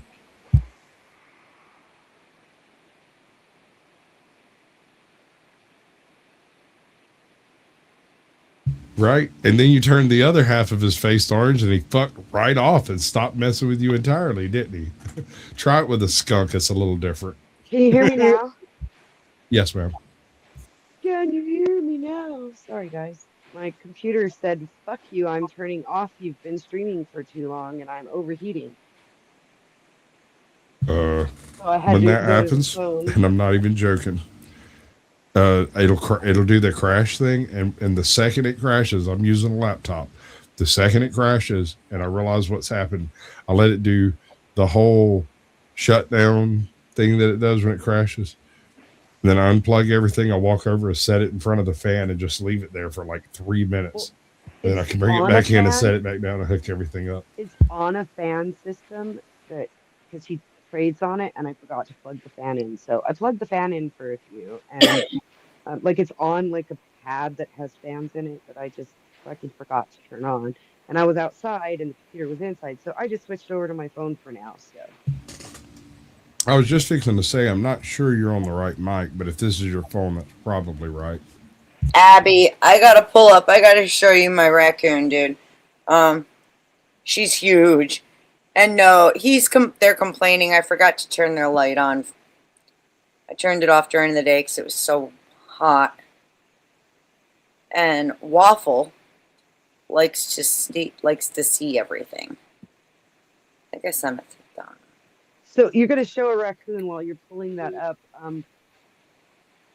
We've had a neighbor or at the neighbor's house, we had a bear try to hibernate under their porch. We have a bobcat that's pulled chicken out of my yard. In fact, if anybody has not had the chance to visit my channel, I'll plug my channel a little bit. There's a video on my channel, and it is Witchy Bishy, of a bobcat in broad daylight taking a chicken out of my yard. Oh, that's awful. I don't want to see that. And no, she no, was a Lawrence. pregnant bobcat, and she's never come back again. She took what she needed and left. So this is the menace raccoon that I currently have coming to my house. Yes, I gave it a can of dog food because it actually listens to me when I talk to it. She's not messing with your chickens? Nope, not at all. Wow. Most raccoons don't. Occasionally, you'll get an especially aggressive raccoon that will. And listen, raccoons can do some wild fucking shit. Just fucking kill them all. Yeah, yeah, I've had a raccoon in the past that I had to shoot because it snatched up one of my chickens. I managed to get the chicken back unharmed, but then it was trying to break into my chicken coop.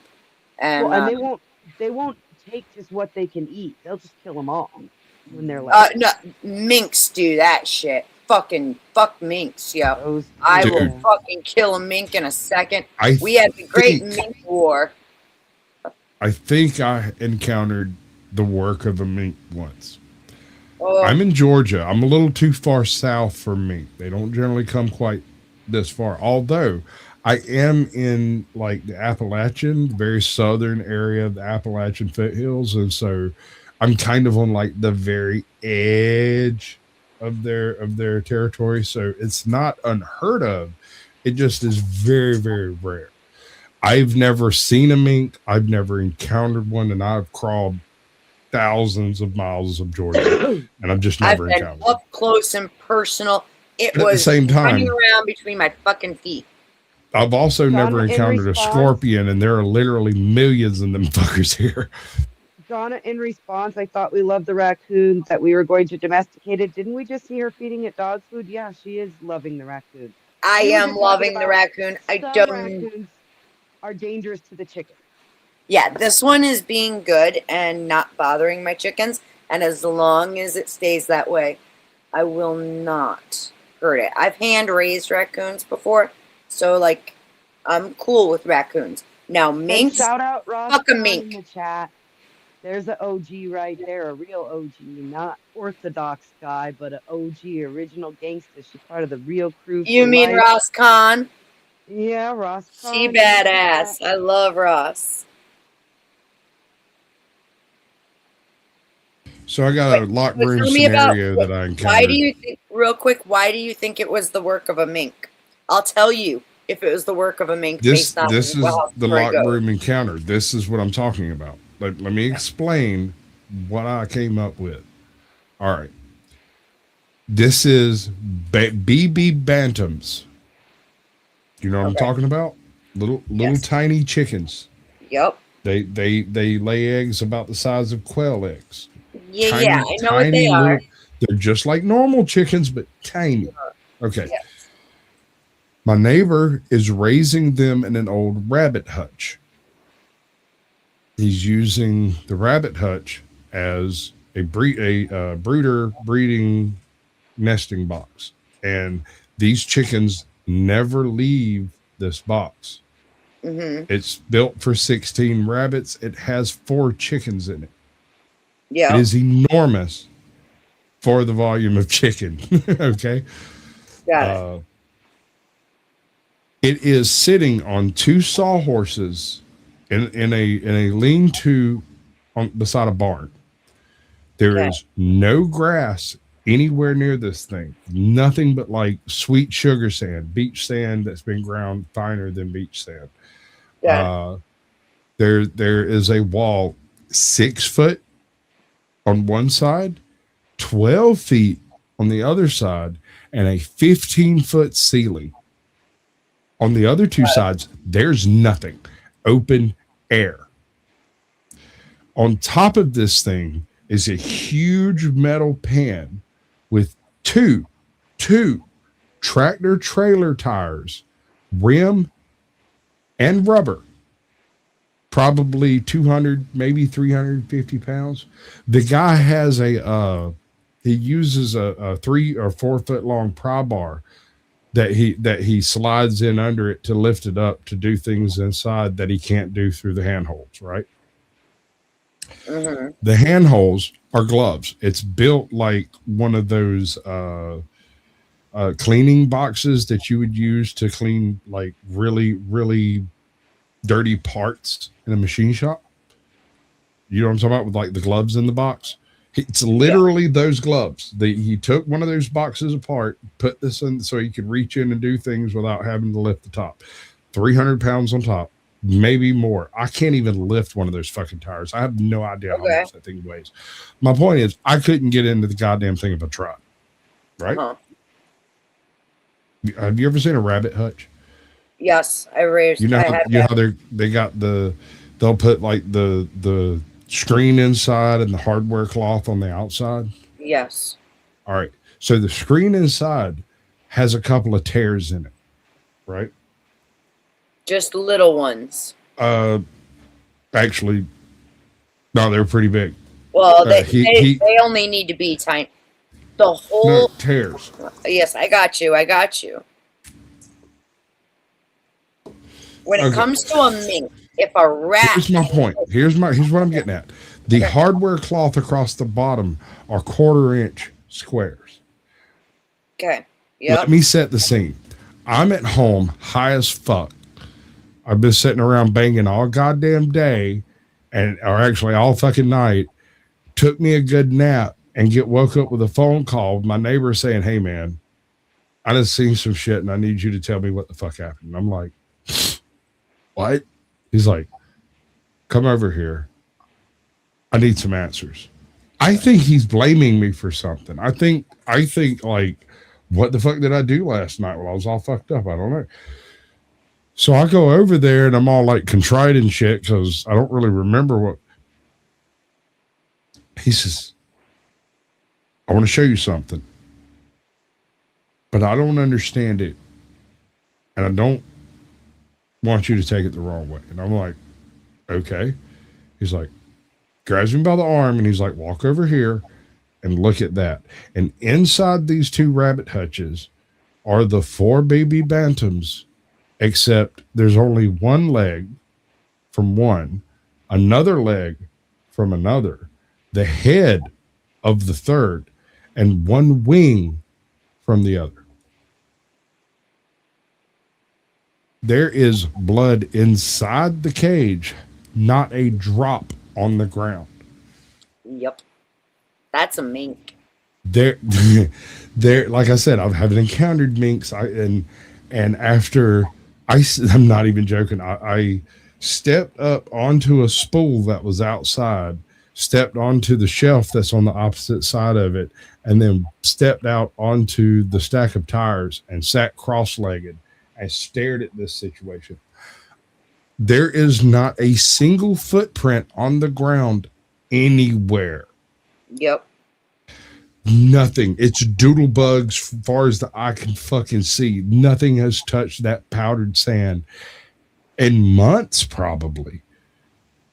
Right?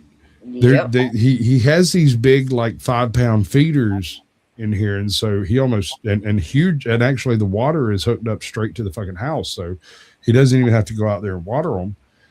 And it's perfect. But of course, he goes out there every day, checks. He's got a stick he bumps the feeders with to make sure the feed's going down and everything's up. And so, like, on the opposite side of this, there's a little area where he walks back and forth.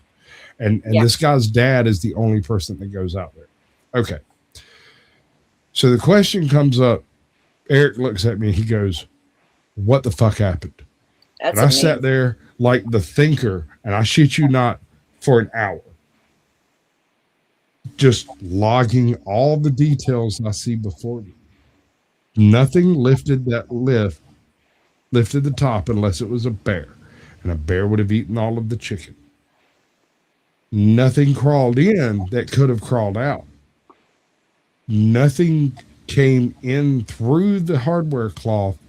It's a literal locked room scenario where parts of these chickens were simply removed from the inside and parts of them were left. You're lucky. When all was said and done, I climbed down off the tires and got down and laid down up under the thing and sat there and smoked a cigarette staring at the bottom of it. And I noticed those little tears in the screen, right? And I was like, this is a fucking mink. He's like, a what? I said, a mink. It has to be a mink. A mink is the only thing whose paws are small enough and strong enough to actually pull a chicken through that goddamn wire. And he's like, through it? I said, yeah. It got a hold of its claws and drug the fucker down through the cloth. You can see the grime, but then it licked the fucking hardware cloth to remove all of it. It's on the top side where it didn't get to, right? It has to be a mink. No, Squatch. What it does is it just like a rat, any hole that its head can fit through, so can its body. No, man. Trust me, I had a mink. I hear you. Doug, I had a You mink. misunderstand what I'm saying. But hardware cloth across the bottom of the wood and literal aluminum screen for the chickens to walk on. Yeah, the screen was torn, not the hardware cloth. 1/4-inch holes. And I tugged and pulled and poked and prodded. I tried to find any way in that box for anything bigger than a mouse could get into, right? No. That's what I'm saying. Went in. All it takes is a hole the size for a mouse. It wasn't there. Even it didn't that. exist. I searched every It inch had of it. It didn't. No, there was just enough grime left on the top sides of the hardware cloth that you could tell that's not chicken poop. That is dried chicken blood. Right? Chicken poop looks different. You look at other parts of the cage, there's chicken poop. You look over at this part and the chicken poop's not there. There's this weird black crust. And I'm like, okay, a raccoon could feasibly get a hold to the things inside if they happen to come to this spot right here. But they wouldn't have the strength to drag that fucker through the hardware cloth, right? And that's crazy. And so I left. I looked over at him and said, I'll be back. And I left and I went and sat down at a computer and I searched everything I could think of that might be able to do it. And what I came up with is a mink. Mink. His snout is just small enough and his fingers are just perfectly shaped enough to be able to get 3 of them into one of those 1/4-inch things, catch a hold to the leg of the chicken, pull a bit of it out, get a hold to it by his teeth, and then literally shred that fucker through it like a goddamn grinder. The chicken never has a fucking chance because it has to stand on it, right? Yep. Yeah. Also, their fingers are long enough to reach through it and get to the screen in the first place to be able to make the rip that they pulled the chickens out through. Look, my mink literally had a network of holes because my eggs kept disappearing. And I was like, what the fuck's going on? And at first it was taking the eggs, but then winter set in and the girls weren't laying as much. And literally it took out half of my fucking flock. I go out there, there's dead chickens. it's well, how this all happened was actually rather somewhat entertaining because I saw it attacking. I saw something. I heard my chickens freaking out. And I went out there, and when I opened the screen door, the chickens started flying into my house, and that was a whole nother problem. Okay, whole nother problem because my dog was right behind me. God bless him. The dog didn't hurt anybody. He picked up my little bantam and walked away with her. I got her from him, put the dog up, go back out, gotta rescue this fucking chicken. Fucking, this mink, they like grab them and they do a crocodile death roll. And they literally puncture through the brain when they bite them. And it had killed multiple chickens. And, this night he only got the one. It was the next day, because he got away. He was fucking running figure eights around my feet. Okay, as I'm swinging a machete at him, and my rooster's fucking chasing him. It was a whole fucking shit show, okay? Came back the next day, killed 3 chickens, left with 1 head. That's it. Left everything else. Piled them up nice and neat. Chomped off 1 head and left. Okay, so grift break real quick. We're loving the stories. We're enjoying ourselves. Beth said she's going to go to bed. Yes. It's 1 o'clock in the morning. How much can you guys, there's 30 of you, how much can you generate to convince her to stay up another hour with us? Nobody else is live. We got some really great people in the chats and even more people not chatting and watching. It's 1 o'clock in the morning for Beth. She's been doing this at 6 o'clock in the evening. I've been here the same time with her, even a little early with her. So let's give Beth some love, guys. Let's convince her.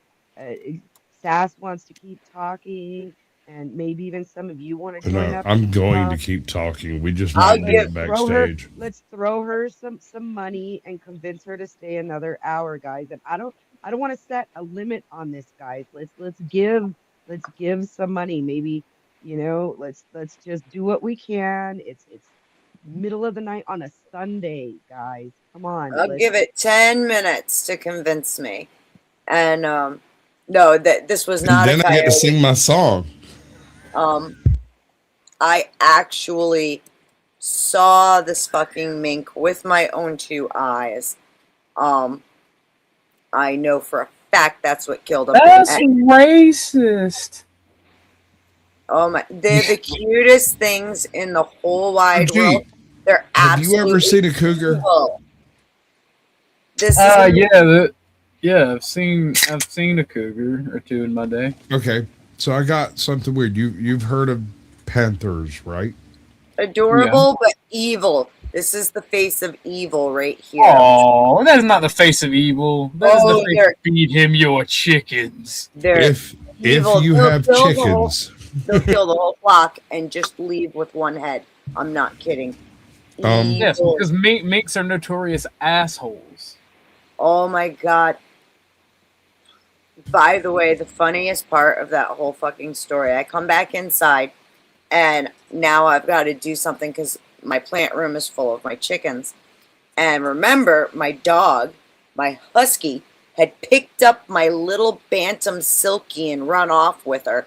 I had gotten her back and put her, and I tossed her in the plant room, put the dog up, went out, dealt with the mink, yada yada. So I'm like, where's Fluffer? I gotta find her.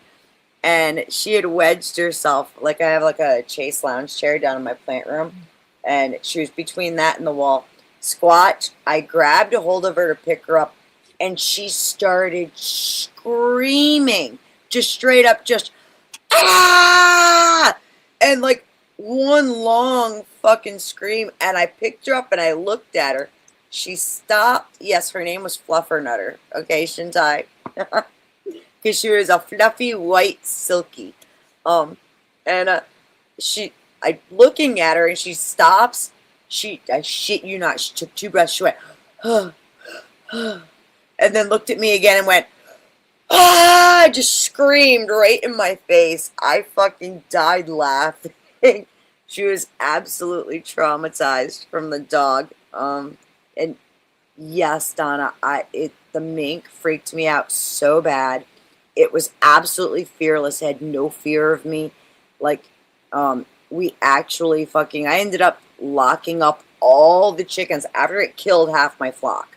All my chickens got locked up in my plant room where absolutely nothing, you'd have to chew through the house itself to get into my plant room. And that pissed me off because they destroyed a bunch of my plants. Some of them were very fucking expensive. But the mink then took it upon itself to work its way into my ceiling. And so it was between my roof and my ceiling. And we were listening to it running around looking for a way to get inside the fucking house. It was insane. I take it you don't know a whole bunch of traps. I put out all kinds of traps. All kinds, dude. I put out. Did you purchase the traps? No. I borrowed half of them. I own a But they humane were trap. manufactured traps, correct? Yes. There is this book called Gray's Anatomy of Traps. If you ever Okay. want to catch something, go check it out. You can Okay. catch it, whatever the fuck it is. I don't care what it is. Did you? Where did you hear about Gray's Anatomy of Traps? Dungeons and Dragons. I stumbled across a reference to it, went and found it, and realized, holy shit, this is better than the Anarchist Cookbook. Oh yeah, the Anarchist Cookbook is largely ass. How did nobody tell me about this whole time that I've been sitting here for fucking 2 weeks now trying to catch my daughter? I can catch an elephant. I can catch an elephant, a chimpanzee. I can catch OG's ass. Now wait. No, you couldn't. No, you couldn't. I certainly fucking could. There's one of them that'll get your ass. I'll just keep trying. check DMs. Don't share it. That is my fucking arm, Beth. Just for like an hour and a half of shooting the bow without the fucking Vanguard on. Ow! Damn! Ouch!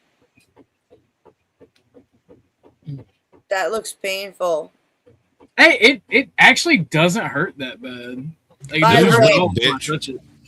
5-minute warning, or I shut down the stream. Shut up, Sasquatch. I'm just saying, dude, that's the only reason the string hits you in the first place. And you Is know what? it. The Amazons didn't have that problem.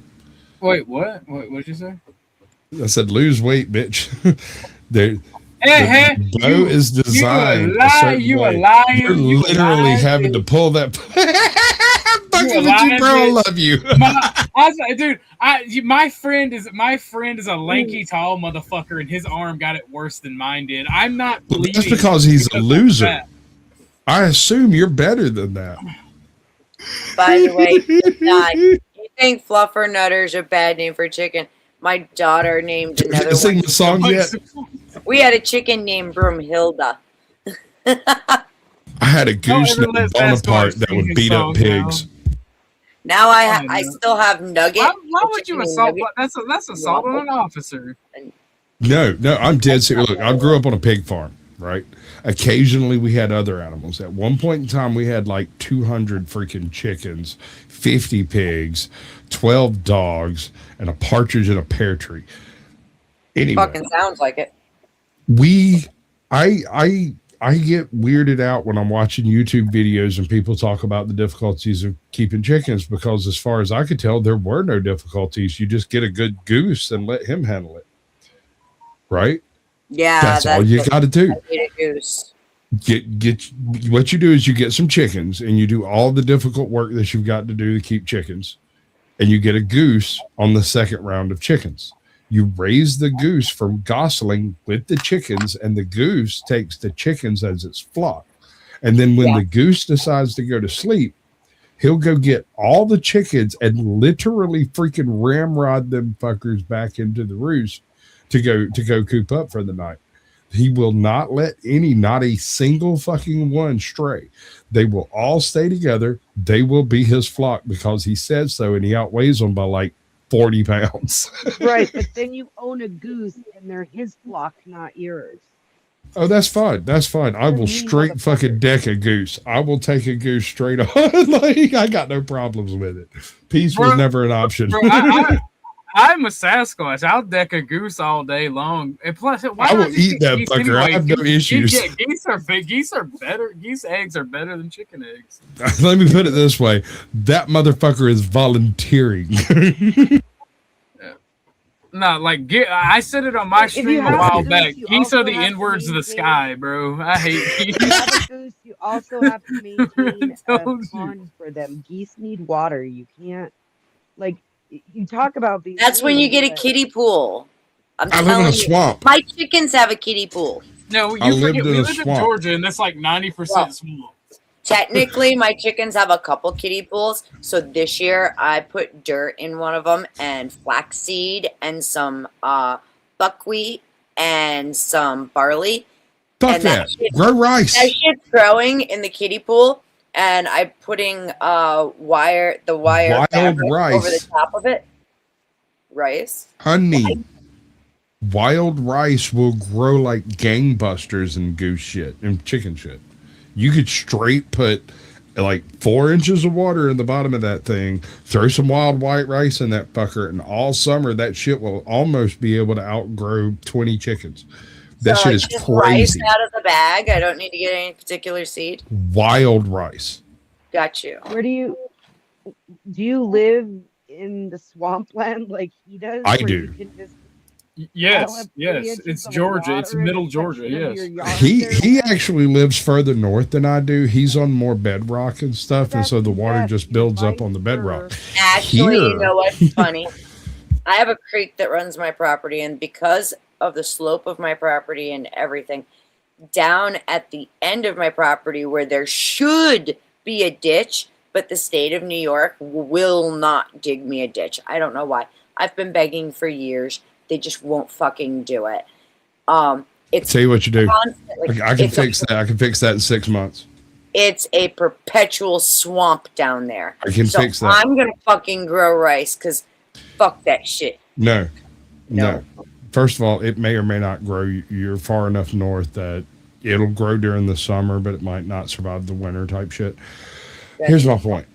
Go and find you, and this is very important. Do not purchase or adopt running bamboo. No, that is a no. Fuck that. No, you don't have enough cows for that shit.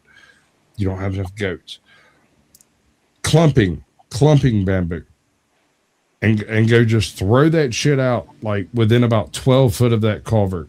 And within a year, maybe 2, they'll come dig that shit the fuck up. They will. Because that shit will grow and it will clog that culvert and then it'll flood that whole fucking street and they'll come take that shit out. It's a state highway. I don't give a fuck if it's to Mars. They'll come take that shit out. You might want to wait a couple of years now because it could get you in trouble listening to Sasquatch. So we Actually, no. Clumping bamboo is perfectly acceptable as an ornamental, and if it happens to get out of control and blocks a culvert, that's the state's problem. It is accepted as an ornamental. Running bamboo, on the other hand, is considered a highly, highly negative invasive species, and no, fuck that. You don't want that smoke. Beth, he's asking you to commit a crime that you could be fined a lot of money for because invasive species being planted on public property is not legal. No, it's Right. not. That's what I said. I was very clear about this. You plant it away and then just let nature take its course. I mean, it's not your fault, right? Somebody before I lived here, for whatever reason, in my creek, we have that. Oh my god, it's not bamboo, but it's like bamboo. Knotweed. Dude, that shit is fucking crazy in the wrong situation. Oh my god. It's not quite as bad as kudzu and not quite as bad as hogsweed, but it's fucking nuts. Yeah, we got hogweed too out in the front ditch. Careful with that shit, dude. You get splattered. All right. Last If summer I I get learned- splattered with that shit, it's like battery acid. I ended up in the hospital last summer. Fucking, I had it all down my arms, on my fucking hands. I have massive blisters. Like that shit is Right? fucking awful. What the blisters are, all right, so hogweed won't blister you by itself. It needs the sun. It needs the sun. It's so fucked up. Yeah, I know. It was bad. It was bad. Like I had even and the thing was, like, I didn't realize what it was that I was pulling because, of course, like we just said, it doesn't bother you until it's been in the sun.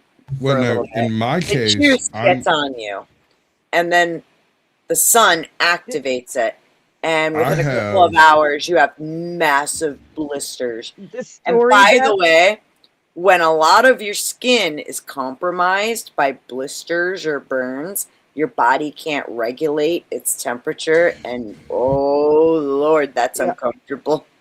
Beth, you mentioned earlier about like foraging, and I talk to people about foraging and stuff, and everybody's like, "Oh, don't touch the mushrooms! Don't touch the mushrooms!" And they'll let their kid go around and kick and touch any plant out there. And the thing is, topical reactions from mushrooms are 1 in like a billion. Yeah. Topical reactions from plants are the most common allergic reaction that sends people into anaphylactic shock. Dude, I've been in the oxygen tent 4 times. I've been stuck in the anaphylaxis, that thing where they put you in the thing so that you don't react. I'm just saying, they're not afraid for their kids to touch plants, but listen to these stories that you guys have to tell about just touching a plant. I didn't know that was hogweed that I was pulling. And so I was literally carrying it with my arms in bundles over to my fire pit to fucking burn the shit. Oh my God. I ended up in the hospital.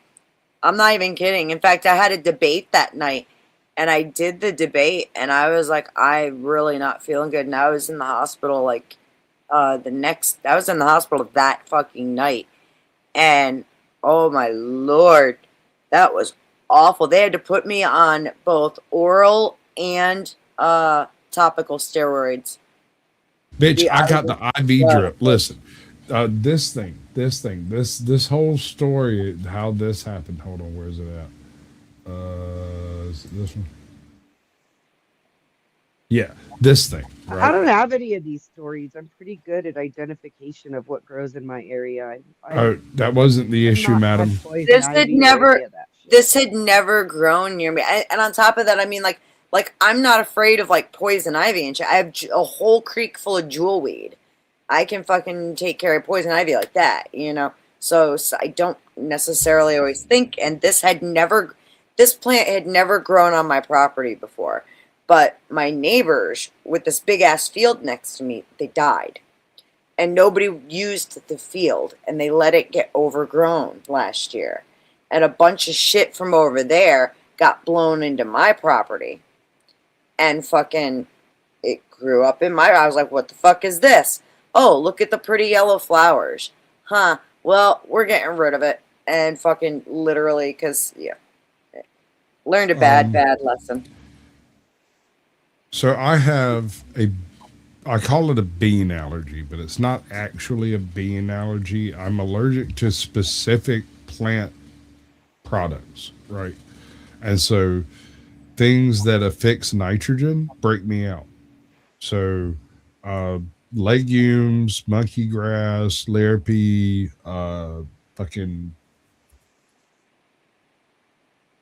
sunflowers, peanuts, you name it. No way. If it affixes nitrogen, it's like a topical allergy with me. It's not anaphylaxis, nothing like that, unless it gets really intense. When I was I guess I was 12, I was like doing a summer trip with a couple of buddies of mine, and we were traveling with one of their moms, and some shit went wrong, sideways, went haywire, and we stayed in a place down here in Douglas, Georgia. And there's one thing about Douglas, Georgia, it's kind of like Idaho with corn, or no, Ohio with corn, but sunflowers. For whatever reason, everyone grows sunflowers there, and it was goddamn gorgeous. It was the most beautiful thing I'd ever seen at that point. And so naturally, I hop out the fucking car. We all go running through the fucking sunflowers, right? That's what you do. You got these fucking huge ass yellow heads. It's gorgeous. It looks like a fucking puzzle. Run through them. Yay! About 20 minutes of that shit, and my ass looks like a fucking balloon, and I can't breathe anymore. And I'm over here going. That's what it was. I was wrong. It wasn't hogweed, by the way. It was wild parsnip. So same thing. That'll burn you, but that doesn't involve sunlight. That's where we out of it's the grip. Oh, Griff got paid. Okay, so another hour before you get to sing your song.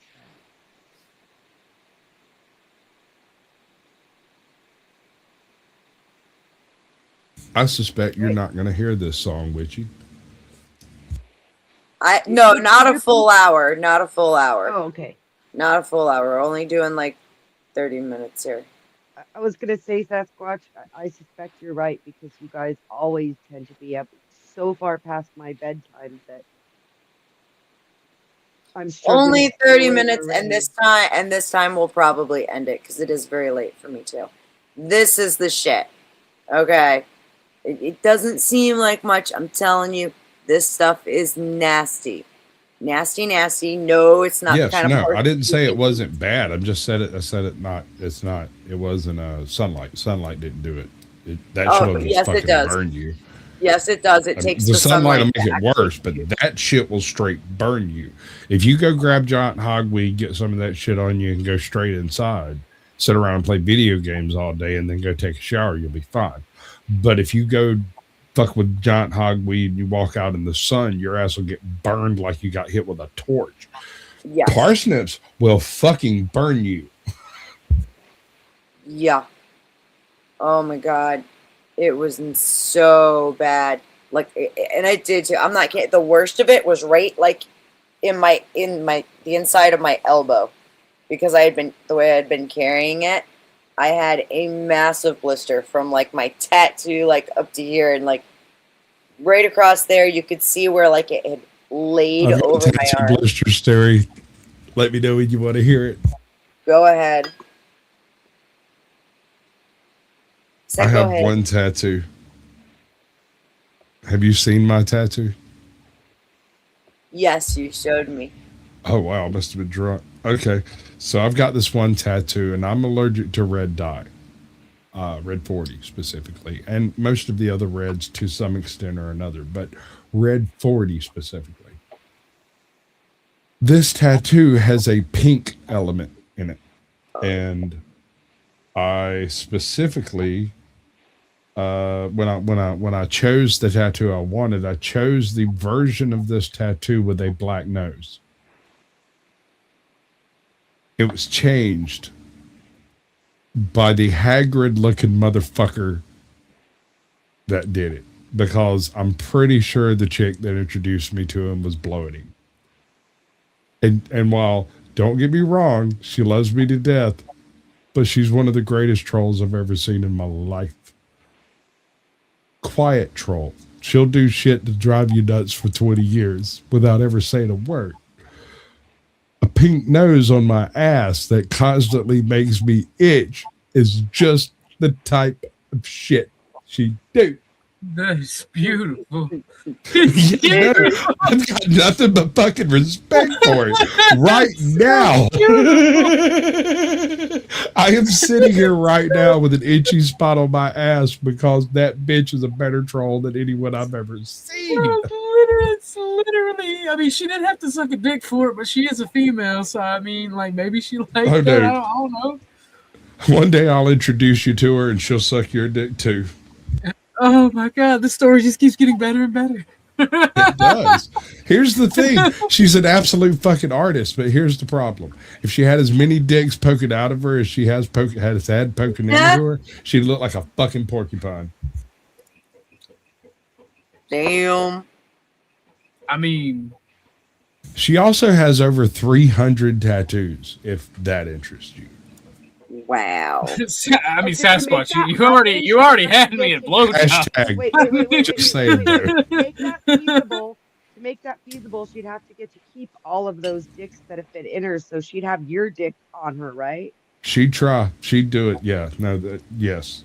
Yes. No, I'm just saying, if you want her to have every dick that was in her on her, sticking out of her, then that would She'd mean she'd have to suffocate. collect them, and that means she would have yours, right? Sure. Suffocate. I'm telling you, she would die under the weight of penis. She's just clarifying the easiest Clarifying way that for us your to see your penis dick. would be one Yes. of the ones. Oh, dude.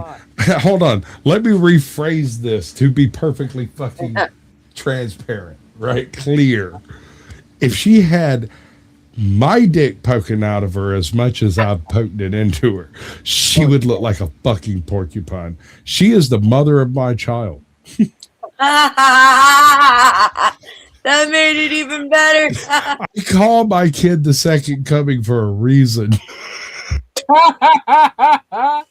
Dude, like, no shit. If I could pull a troll off like that on the father of my child, I would do it in a fucking heartbeat, and I'd love every second of it for the rest of my life. Hey, stop being fucking weird. I wanna, hey. And he's one of my dearest friends, by the way. But my daughter's dad, one of my dearest friends. Absolutely, we get along great. Fuck. This fish fixing to not let me do this. God damn. What? Fuck. What's your problem? Say no. I guess I haven't signed in on StreamYard in my phone. Don't bring up the me again when I pop up backstage. Don't bring it up. Gotcha. Okay.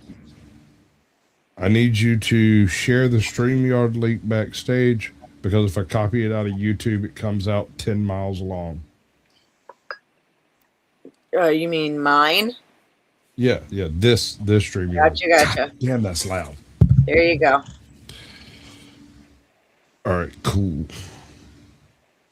I've got a character I would like you to meet, and you probably rather do it after. Okay. He's not. Let's just say I fucked up. Come on, function properly. Copy link. Right. Yeah, guys, we're only gonna go for about 15 minutes longer, and then the old folk gonna shoot the shit for a minute, and then probably go to bed. You'll either hate this guy or absolutely fucking love him. There's no middle ground with him. His channel name is Car Thief News. Oh. I know what you're thinking. You're Oh my wrong. God, Tow no. truck. You know Car Thief. You know Car Thief. Hey, I wouldn't have sent him the fucking invite, except we're fixing to end, right? And I'm gonna go to bed soon anyway. You know who this is, Witchy? So, Beth, one of the things that is brilliant about me is I'm often invisible, even when I'm on panels all the time. So I've been in 28 automobile accidents. 24 times people have hit me, and most of them rear-ending. And the thing they always say is they didn't see me. And so I've been around on the YouTube panelverse. This Caucasian Sasquatch knows. He's one of those people who doesn't. Yeah, she's been around for a while. People quote me, and they'll be like, "Somebody said on a panel," but they won't say it was me. And I get forgotten more often than remembered. And this is a blessing, not a curse, by the way, most of the time. So I'm not complaining. But I've been around watching and attending panels now for nearly a decade, and you get to know like a lot of people. Yeah. Because everybody bounces around from group to group. Like, I think RLM was from Book of Bob, right? Or Gospel of Bob. Gospel of Bob. Right. Those. I was wondering if there. the Book of RLM came from the concept of the Gospel of Bob. The Gospel of Bob is a G. All right, Bob is a G. I like I Repeat recently that. discovered Mexican Einstein, and I think he's pretty cool, and that's part of that crowd. He's a So what? Bob is a G. I'm just, Bob is a G. Bob is the homie. A yeah, I'm homie. just Mex- saying Okay. that I thought you said cheat. I Oh, thought no, so. no, I no, thought no, no, that no, no, first no, no. too. No, bro, I ain't got No, I nothing like but love Bob. for Bob. Yeah, me I like and Bob Bob. had like a 20-minute conversation last time I was over there. Bob likes me for some reason. I don't Listen, know why. most I people missed stick Bob to for one of these 4 groups, fucking months on his and then Hang channel. there's on, people like Witchy. me who go Guys, to she all was of it. talking. Go ahead, So, Witchy. Sorry. so most people stick to just like one of these groups, and so you know them from that realm. But there's people like me and Sasquatch and Den who like literally go everywhere. Hi, Like, Dusty. Sasquatch, click his link. Click his What link. is this? Click his link. oh, what did Dusty What? do? What You're is muted. this? What was that? What was that? What was this?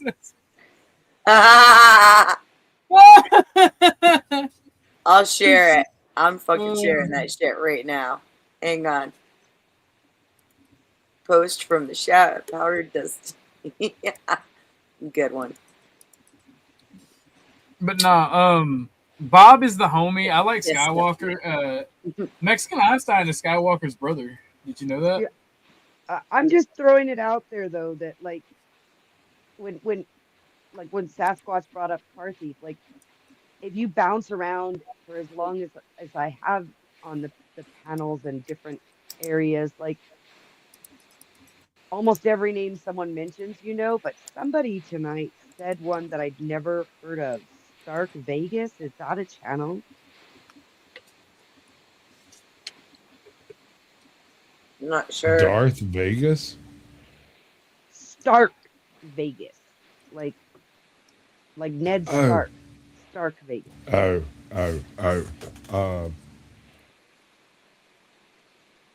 If I had to I couldn't guess, find it. if I It had asked to if I go over to guess, Stark Vegas, and I went looking for it, and I can't find it.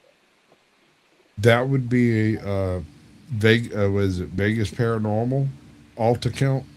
But I'm just guessing. I forgot. Wow. Donna sent me something for us. Hey Beth, look Sorry, Donna. backstage. Is there some weird fucker screaming at the screen? No. Are you sure you got me the right link? Yeah, I'm double checking it. I don't see him. Okay. Hold on, I'll try again. OG. Here, I'll give Stop it to you being again. gay. What? I ain't do shit. What? There you go. That's so gay. You're gay. So Donna says it's what people call Starkville. I still, that's a new one. Donna sent me something earlier, and I forgot. Oh, it's an actual place. Wait, was it Donna? Or no, it was Ahimsa. Ahimsa sent it to No, me. it was Donna. She says it's what people call Starkville, MS. It's where Mississippi State is. I've only, Donna, been to Oh, Mississippi once. My stepdad. Oh, did she send you the truck? Did she send you the Yeah. truck? Bro, that shit's crazy. I'm gonna put it up. We're gonna watch it. Ahimsa sent me this. Not Donna. Donna does send me a lot of good shit. She didn't send me that one. She sent me a Donna video. sends some of the best shit, to be honest. There's a link backstage to my very, very earliest YouTube credit ever. It is 16 years old. And if y'all send Beth $20, I'll let her share it. Nice. Hey, so check this out. We got a pickup truck carrying a trailer full of fireworks. It explodes on a Tennessee highway. Pretty sure that's my cousin. Oh, shit. Hold on, look at this dude in the window over here. He has an absolute shit-eating grin. He looks like a mule eating briars, bro. Oh, my God.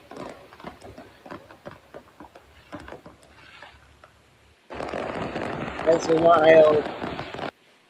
He looks like a kid who stumbled on a impromptu fireworks show. All innocent and happy. Yeah, it's like, yay, it's not even the 4th of July yet. The best fireworks show I ever saw was actually a pine tree. Yes. I'm watching. I'm not even joking.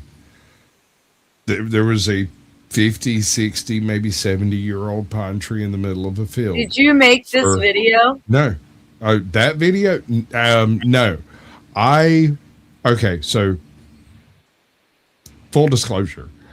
I had a traumatic brain injury several years ago. I do not remember involvement in this video, but not only am I partially visible in the video, but my wife is in the video, and I apparently wrote several of the lines and stuff. I had like some part of making it. Not I quite. had no memory of any of it. I had to call the guy who made it and be like, "What the fuck is this?" And he's like, "That's the video we made." And I was like, "When did we make this?" And he had to tell me the whole story. And then I had to call somebody else to get the rest of the story from him because dude shared the link with me, and I was like, "What the fuck is that? I don't remember doing that." And he was like, "Oh yeah, no, we used to do a bunch of stuff like this back right after we got out of school and stuff." We'd God, get he together looks and do like somebody I know. That's He really Gene. looks weird. What's his name? Gene. I call him Meanest Genus. Oh, I see your wife's name. I'm guessing. I see you. She's the chick in the sundress. Oh, it looks like you have several people with your last name. That happens a lot. It does.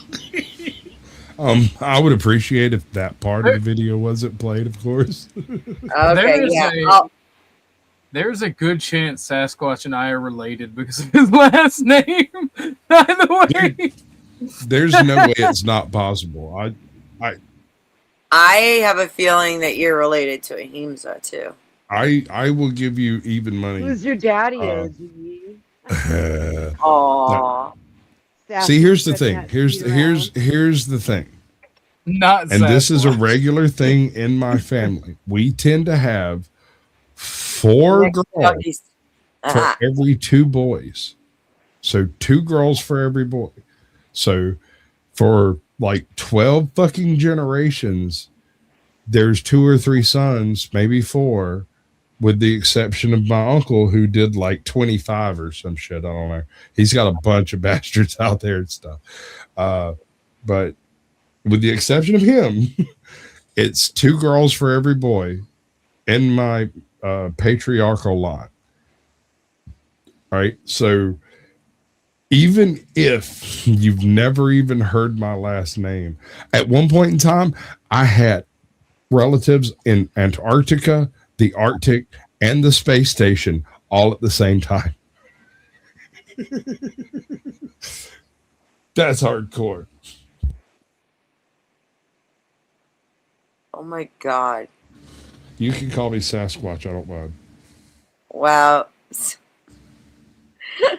What the fuck? I know, right? It's fucking out there, dude. Like that's Garnto. He's one of my. Let's just say he's not a fan, but he recognizes talent when he sees it, and immediately yokes that shit like a fucking ox. Yo, being high wouldn't even help the video. Stay awake to hear Sasquatch sing us out. And did anybody give you the 20 to play his video? No, I'm watching it though on my own. Oh no, yeah, I have permission to play his video, and if not, I'll get it as soon as I find his ass. No. So are you gonna sing us out then, Sasquatch? I can whenever the time comes. All and right. She'll crash this bitch immediately. I promise.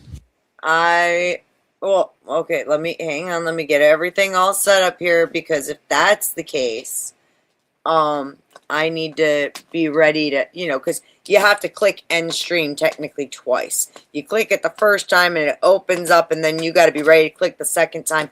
And you know damn well that it still takes a minute for the stream to actually end. I'll get a bar out. Denison, wake up! Wake up, Denison! Go ahead, Squatch. Sing us out. Are you ready? Squatch. Are you ready? You ready? Wait. Thank you, everybody, for coming. 3, 2, 1, go, and I'll do it. Thank you, everybody, for coming. You've all been wonderful. I've had a great time with you tonight. I will be back on live soon, guaranteed, with probably the same characters that you've enjoyed listening to tonight. Hopefully, a little less screaming, although just enough to, entertain you. Hope you all have a blessed night. Thank you, Mike and Donna and Yes. Sasquatch and Dusty and Emmett for making it so that I stay up late tonight, and especially Donna and Mike and Sasquatch who kept us going. I don't know who else did, but those are the ones I know. And yeah, thank you all for making Beth want to do this again, because I enjoy it. Yes, I really, truly appreciate you guys. And especially everybody who donoed. You guys are amazing. And Dusty for spending his time over here and helping teach me the ways of the grift. Now, Sasquatch, 3, 2, 1, go. Don't bite the dick that fucks you, honey. You gotta learn to suck it funny. Not all cum tastes like rubber covered with goo. Some comes thick, some comes runny, some comes thin, some comes silky. Don't bite the dick that fucks you, honey. It'll be good to you. Ha ha!